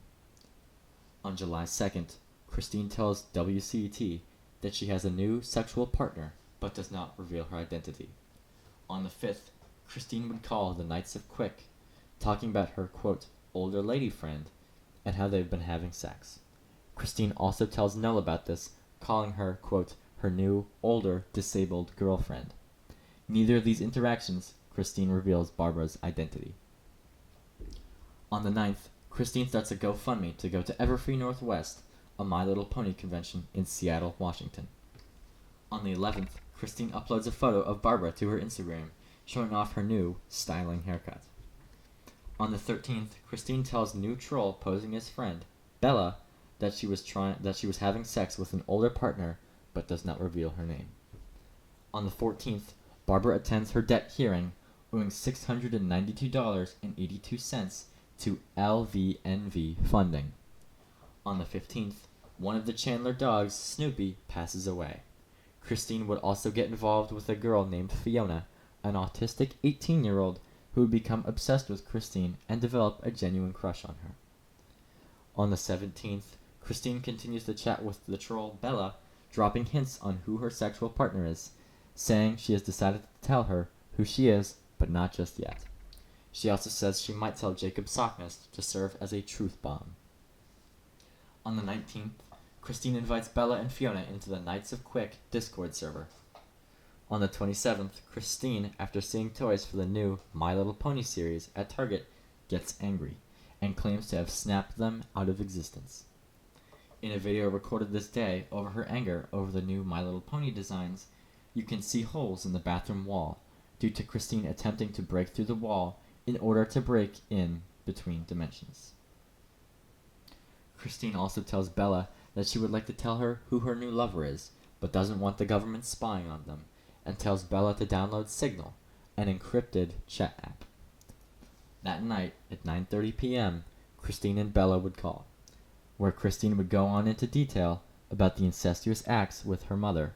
Partway through the conversation, Bella would begin to record the audio on her iPad. She would go into detail, saying that they had had relations 10 times, and that initially Barbara was resistant, but Christine kept pushing for it. The next day on the 28th, Bella would share the audio recording of the call over Discord and sent it to Fiona. She would follow up with a series of texts going further into detail. On the early hours of the 30th, the call would be posted onto YouTube after being leaked. At 1:32 a.m., the text messages would be leaked onto r/Christian Sonichu by Fiona. WCT, Null, and YouTuber Dylan Thomas reached out to Christine to verify the leaks, and Christine confirms them. During the day, Christine is removed from her house by social services, and a welfare check is performed on Barbara. Christine is issued an emergency protective order forbidding Christine from seeing her or going to their house until August 5th. Barbara is taken to the hospital for senior care inspection. Christine begs for at least $100 for a motel room in the Knights of Quick Discord server, though she does not specify why. Everfree Northwest, the My Little Pony convention, bans Christine from the upcoming convention. Chris-chan trends on Twitter. Just after midnight on 31st, Christine receives $750 from Barbara's bank account. On the 31st, Don Lachaume, author of Warhol/Chris-chan, pulls his book off of sale from Amazon. Null announces a refund for all who had donated to Christine's GoFundMe, which is intended to raise funds for Everfree Northwest. Null asks Christine about the $750 transfer. Christine admits she had access to Barbara's bank account and sent it to herself. This is also a violation of Barbara's protective order. In turn, Null cuts ties with Christine and calls the authorities, notifying them of the theft. Null also releases the chat logs from earlier in the month, where Christine discusses her relationship with an older woman. Christine tells WCT that her Aunt Harriet and Uncle Tom have forbidden her from staying at their home, and that she is currently at Regency Inn, Richmond, for $56 a night. She also complains that Barbara is still kept at the hospital. On August 1st, Christine's Bank of America account is down to $1.03, likely because the police or the bank put a hold on the money stolen from Barbara. Christine messages WCT to let him know she had a good night's sleep and that the neighbors are taking care of her pets. Police arrive at the Regency Inn and arrest Christine on suspicion of incest. All the while, Christine yells about the dimensional merge. Troll Ethan Ralph was on the scene recording the arrest. On the 2nd, Christine is charged with incest and transferred from Henrico County Jail to Central Virginia Regional Jail, and Christine is warned that she may face additional charges from the allegations. Patreon suspends Christine from their platform. On the 3rd, 4chan users steal Christine's license plate, which reads Sonichu, and sales on her eBay skyrocket, due to many looking to make a profit off of reselling the now out-of-production items. On the 4th, a Greene County judge appoints Charlottesville attorney David Hellberg to represent Christine as a public defender. On the 5th, Christine makes her first appearance in court, interrupting her attorney and judge on several occasions by stomping her feet and demanding to be allowed to get her personal toys from home. Christine is denied bond until her next court date, scheduled for September 16th. On the 7th, Christine writes in her jail diary, which she would call the Goddess Log, that she was saving Barbara, and if they didn't have relations, she would have died that month. Christine's court case and troubles have a brief piece on Fox News, drastically widening the scope of people aware of her actions. On the 13th through 15th, Everfree Northwest takes place without Christine. On the 20th, Christine sends a letter from jail, though the recipient is unknown. On the 29th, Barbara returns to her home at 14 Branchland Court. On September 6th, it is the 10-year anniversary of Bob Chandler's death. On the 16th, Christine's preliminary hearing is given a continuance to the 18th of November. On the 19th, Christine writes to Null, defending her incestuous acts, and complains to Null for cutting her off after the incident became known. She also claims to be Jesus Christ of Nazareth, as in the guy from the Bible. On the 20th, Christine's mail to Null is sent. On the 24th, it is received by Null, and he posts it on Kiwi Farms, refusing to write back to Christine. On October 1st, Barbara turns 80. Across the entirety of October, the only activity from Christine is the mail trolls would send to Christine and the mail they would get back. The trolls would try and get and stay in contact with Christine, and one attempted to convert her to Islam. On November 1st, Christine calls a fan from prison, and the recording is uploaded to YouTube by the fan. On the 8th, Christine writes another letter, which would be uploaded on Twitter by a troll, in which she talks about how her life in jail has been and the dimensional merge. On the 18th, Christine's scheduled court appearance is given a continuance for February 3rd, 2022, but it is not known why. Christine continues to draw her art for her sales via Prater in her time in jail. On the 23rd, Barbara gets into a bad car wreck, seriously injuring her and totaling the car. On the 25th, Barbara spends Thanksgiving in the hospital. On December 2nd, a very, quote, cosmically eventful day, according to Christine, asks her jail pen pal, Kenneth Engelhart, also known as the owner of Onion Farms, a board similar to Kiwi Farms, if he observed the date. On the 29th, Christine writes a letter to another Onion Farm user claiming Jacob Sockness started the COVID-19 pandemic. On the 11th, Christine writes a letter to Kenneth Engelhart talking about how the end of the world would come with the death of a, quote, toxic minority, saying that they will burn when the earth is destroyed after the merge. She also talks about Null, likening him to Judas, while making further comparison that Christine was no longer a goddess from hyperdimension Neptunia, but now fully believing herself to be God, with a capital G, from the Christian Church. On the 29th, Barbara was found to be at fault for her car wreck last month and charged $30 in fines and $76 in court costs. In January 2022, Christine continues to send out letters to mostly random people, anyone who sends one first, except for a handful of people she knew before. On the 13th, Christine writes a prayer for herself and sends it out to many people. On February 3rd, Christine's court hearing is pushed back again after a third continuance. On the 5th, Christine tests positive for COVID-19 while in jail. On the 24th, Christine turns 40. On the 28th, Christine is transferred from Central Virginia Regional Jail to Western State Hospital, receiving treatment for an incompetence to stand trial. Due to being in the hospital, nothing happens with Christine until during March or April. On May 3rd, Christine is brought back to Central Virginia Regional Jail from her hospital stay, getting into a conflict with hospital staff during the process. This month, Christine picks up the pacing on the art commissions made through Prater, as it is her only way to make money. On the 13th through 15th, Christine misses Sequestria Fest, the My Little Pony convention held in Maryland. In June, Christine continues to write a few letters and drawings, but none of which are especially new information, or ideas for Christine, still talking about her delusions of the dimensional merge, as well as her new title of God. On July 18th, Christine sends out a drawing, but notably, the other side of the paper is a receipt with her medications, which now include HRT. On the 21st, Christine writes a letter to user Helena asking her to raise $150,000 in order to clear Barbara's debts. On the 28th, the final status hearing takes place and it is handed to the circuit court. The case is then certified to go before a grand jury and the charge is upgraded to a potential felony. On August 1st, it's been 1 year since Christine went to jail. On the 5th, David Helberg, Christine's attorney, files for an autism disorder deferred deposition in order to get the case dropped.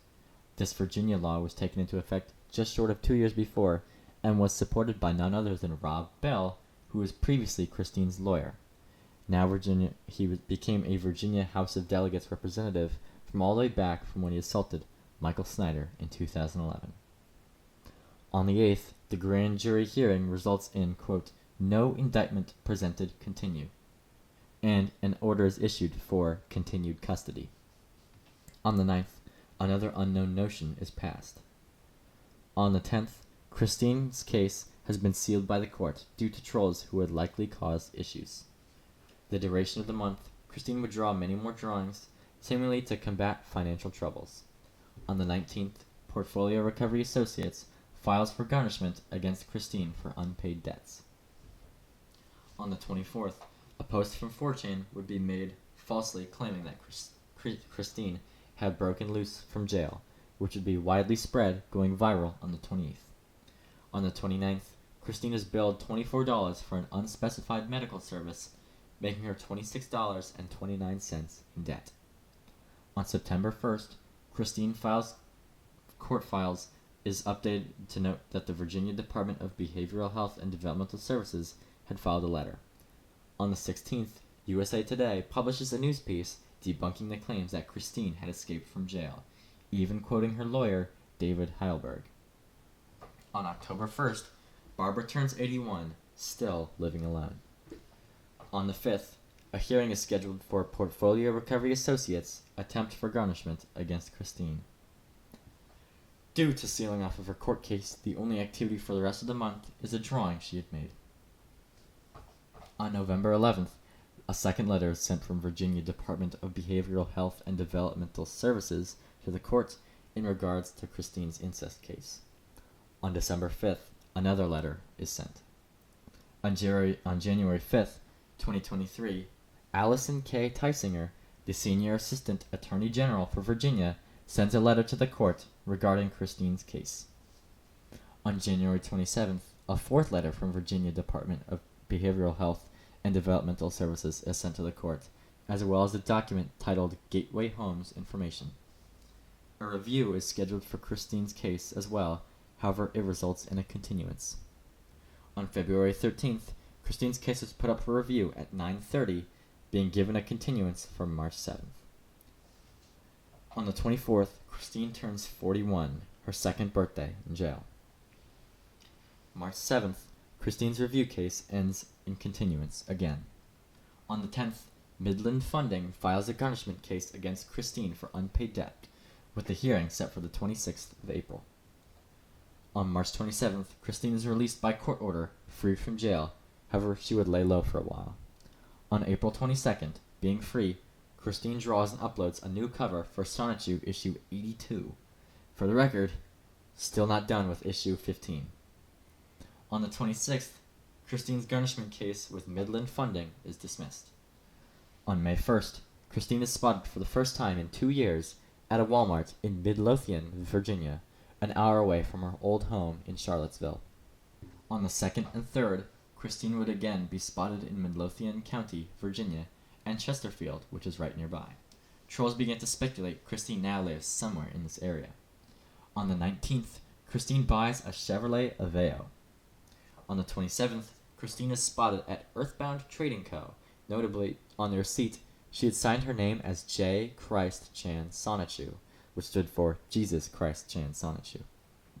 In June, Christine is spotted once in Williamsburg on the 7th, buying ice cream with 2 unknown women. On the 25th, Christine creates a new YouTube channel. On the 26th, Prater buys a 5-bedroom, 4-bath property in Big Island, Virginia. July, Christine is only spotted in person at Walmart on the 3rd with newly dyed hair, and on the 20th at Dragonfire Games in Lynchburg, Virginia. On August 8th, Christine shows up in court for her review hearing, which results in a resolved order pending. On the 9th, Christine's incest case is dismissed. On the 12th, Christine changes her PlayStation Network account bio to, quote, I'm Christ Chan Prime. On the 16th, Christine returns to Twitter, liking several random tweets. She will continue this activity for the next several days. On the 23rd, Christine uploads on DeviantArt, dumping a lot of her prison drawings and new Sonichu issue 15 pages. On the 25th, Christine's case file for her incest charge is updated to dismissed. On the 26th, 3 people would be fatally shot in Florida by Ryan Christopher Palmer. In his manifesto, he used a Sonichu meme to make fun of the low death toll. This led to a further knowledge of Sonichu spreading on mainstream news. On the 3rd of September, a DM is leaked between Christine and Helena Fiorenza, a genuine fan of Sonichu, in which Christine reassures her she will return to the internet. On the 4th, Christine's car would be spotted at Barbara's home at 14 Branchland Court, later that day being spotted with an unknown woman, later to be identified as a friend of hers named Flutter. On the 20th, Christine and Flutter are spotted again at a CVS pharmacy in Lynchburg, Virginia. CCTV shows she was either hugged or kissed by Christine. It is hard to tell. On the 27th, Christine makes an art piece in the game Animal Crossing New Horizons and signs it as a Jesus Christine Weston Chandler Sonichu Prime. On October 11th, Christine unprivates her Facebook, Quickville Guardian. On the 15th, Christine is spotted on Discord going by a new username and creates an account on Bluesky. On the 16th, Christine uploads her YouTube for the first time in years. She references the Second Coming on her Twitter and makes her first post on Bluesky. On the 17th, Christine makes a YouTube video where she tried to deny that incest had occurred, even though she admitted to it while she was going through the jail process and to fans beforehand. She tries to shift the blame over to trolls like Bella. Christine also subscribes to Twitter Blue.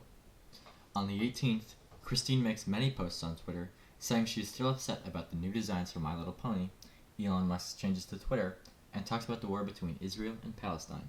She also begins to make videos called Angelica Roadshoe's Christmas Play, which is a series of drawings she had made in prison, and she voices over for a total of 10 to 15 minute videos, posting the last one on the 25th. On the 24th, Christine looks for volunteers to help her build a hub for a Minecraft server.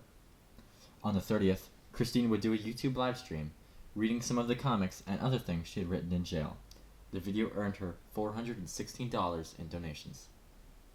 On November 3rd, Christine live streams medallion molding Q&A in order to answer the many questions people had, and also likely for money. On the 7th, Christine is spotted with Barbara moving her things out, and when asked by the Redditor who saw her, Christine said she lived in Lynchburg, Virginia. On the 10th, Christine demands Hasbro not stream the new My Little Pony series in a series of Twitter posts. On the 11th, Christine posts about her weight loss and shows her anger towards conventions, seeing as she's been banned from many that she'd like to attend. On the 14th, Christine uploads an Etsy comment review reviewing good comments on her shop. On the 21st, Christine begins to private many of the videos on her YouTube, especially the ones that contained Barbara.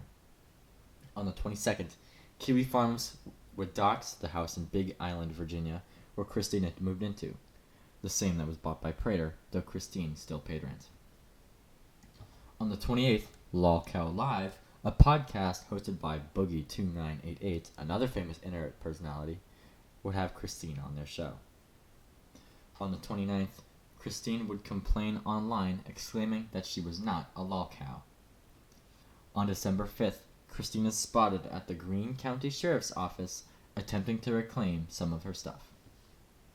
Christine makes a post on Twitter advocating for the reintegration of sexual predators into society. On the 14th, Christine livestreams herself reading fan mail and discusses the Transformers who live in Quickville. On the 20th, Christine and Flutter are spotted twice, at Richmond International Airport and at a Sheetz. They would be spotted again eating dinner together at Isabella's Italian Trattoria on the 21st.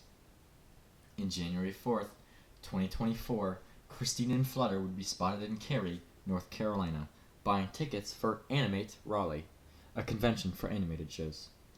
The two would attend the convention on the 5th. Christine cosplayed as Ahsoka Tano from Star Wars. She would be spotted with her arm around Flutter, though she didn't put her arm back.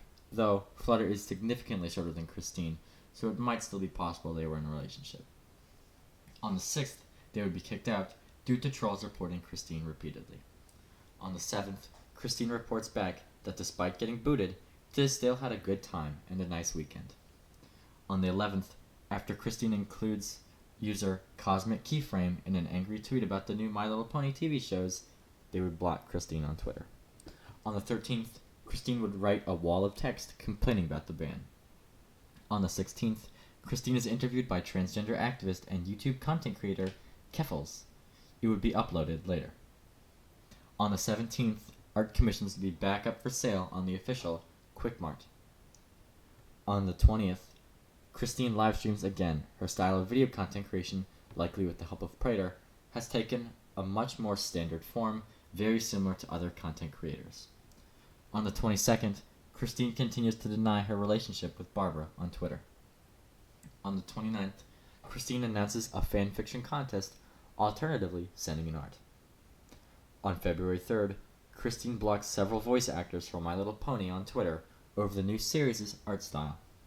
On the 4th and 9th, Christine live streams media share suggestions. On the 13th, Christine uploads part one of the CWCki art contest. On the 17th, Christine live streams again, playing with Legos this time. On the 20th, Christine uploads stream highlights as well as the quick art contest round 1. On the 24th, Christine turns 42. She also begins the, quote, Neo SingStar challenge, in which she picks songs in a foreign language has an AI of herself from around 2010 sing it, and then she tries to sing the same song. The singing is some of Christine's finest, though she is currently losing to the AI. The secondary goal is to do a song in every language offered on Duolingo. On March 2nd, Christine live streams watching YouTube videos. On the 8th, BabsCon emails Christine, telling her she and Flutter have been banned from any current and future conventions of theirs. Christine, upset, tries to persuade them otherwise, but is unsuccessful. On the 9th, Christine tweets about her negative reputation and includes insults about BabsCon. On the 18th, Christine uploads a video to YouTube, again complaining to Hasbro about the new My Little Pony. She also puts up for sale another set of Sonichu amiibo. On the 23rd, Christine is spotted with Flutter at a TJ Maxx. On April 4th, Christine and Flutter are sighted in Finland, which is speculated where Flutter is from. On the 22nd, Christine uploads a video in which she collects gravel from 14 Branchland Court, which she calls the Sonichu Temple. Notably in this video, Christine is in poor shape, as simply scooping gravel has her physically exhausted. She pre-recorded this along with several other videos, as she is still in Finland at this time and would be for the majority of May. On the 30th, Christine's court case is updated with the miscellaneous court information. Around the 19th of May, Christine is spotted back in the US being photographed at the Big Island House.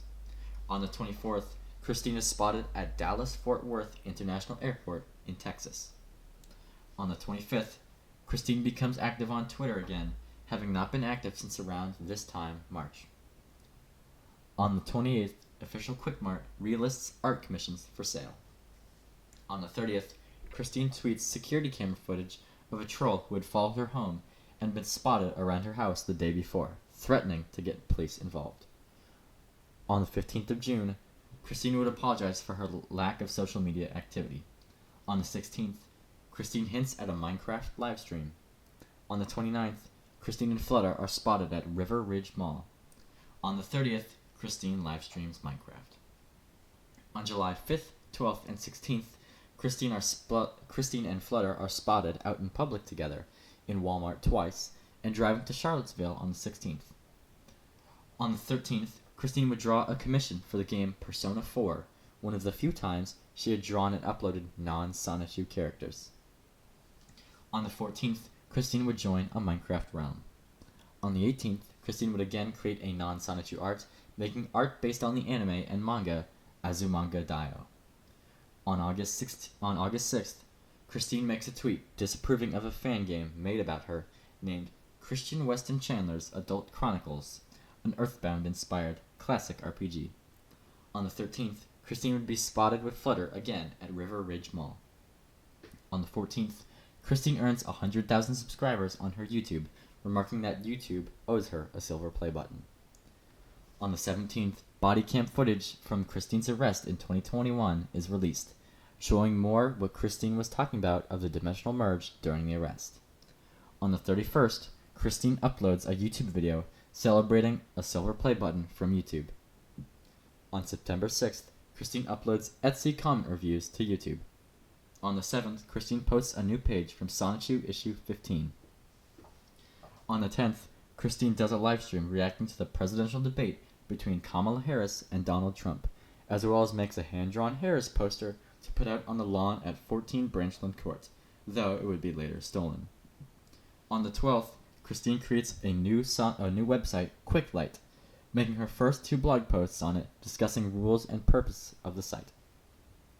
On the 14th, Christine uploads Jesus Christine Weston Chandler Sonichu Prime First Minecraft Tricky Trials, in which she plays Minecraft minigames with friends.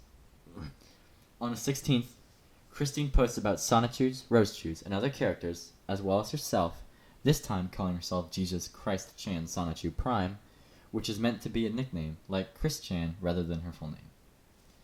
On the 18th, Christine uploads more Minecraft videos and records several others to be later uploaded. On the 20th, Christine announces her new website, Quicklight, on her YouTube. On the 27th, Christine is spotted in Finland again, along with Flutter. They would be spotted again on the 28th. On October 1st, Barbara turns 83. On the 4th, 11th, 18th, 22nd, and 25th, Christine uploads previously recorded Minecraft videos to her YouTube. On the 30th, Christine, still in Ireland, posts a picture of a Sonichu jack-o'-lantern, though miscalculating for Halloween by a few hours, failing to adjust for time zones. On November 1st, Christine uploads another pre-recorded Minecraft video. She is also spotted back in Lynchburg. On the 4th, Christine's Kamala Harris signs were stolen. On the 5th, Christine uploads another Minecraft video as well as live streams the presidential election, though stopping before the winner was declared due to being upset over the likelihood that Donald Trump was to win, which he did. On November 6th, Christine makes a post on Bluesky saying she would begin to use it more instead of Twitter. Official Quickmart is also updated to include more older drawings, including some of her jail art. On the 7th, Christine blocks Caitlyn Jenner on Twitter over her support of Donald Trump. On the 11th, Christine announces new Rose Chew medallions for sale. She also makes a blog post talking about Blake Sonichu and a brief Q&A. On the 16th, Christine posts about Ultra Sonichu on Quicklight. Ultra Sonichu being what happens when Sonichu, like Sonic, uses the Chaos Emeralds. On the 21st, Christine changes her Twitter username and puts her Bluesky in her Twitter bio. She also enters a competition with U2s in order to get her My Little Pony OC, Nightstar, to be turned into a sellable plush toy. On the 23rd, Christine would stream the new Shadow Generations game, where notably, when asked about the prospect of kids, Christine uses a hypothetical about if she had one, she wouldn't tell the internet. This is misinterpreted by many, leading to a viral rumor that Christine was having a child with Flutter, due sometime next summer. On the 27th, Christine would make a statement on Bluesky shutting down the viral rumor. She would also upload a video of Transformers action figures late this night. On the 28th, Christine would post a Transformers toy skit playing out Protecting Quickville. And that brings us to modern day. And that is where we are currently in the vibrant history of Christine Weston Chandler. Again, please note that this didn't include every detail, as there's a lot to cover here, but this captures all of the important happenings. I hope that when you inevitably hear about Chris Chan on social media again, through some scandal, or maybe legitimately having a child, I want you to ignore all the viral tweets and look into the source, and think about how those actions reflect with Christine's character. She's becoming more active again, so it is likely that something big will happen soon, so just keep that in mind.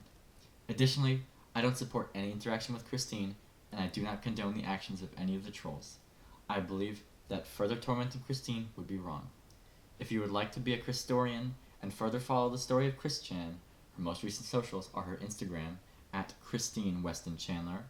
Her Twitter is currently at cpujcwcsprime.bsky.social. Her Bluesky account is at cpujcwcsprime. Her YouTube is Quickville Guardian, and her website officialsonichu.net, which is where Quicklight is hosted. I also recommend occasionally checking the Quickie, as it is kept up to date, and while written for entertainment, remains the most accurate representation of information. Lastly, thank you for listening to me talk about the most documented man on the internet, Chris Chan.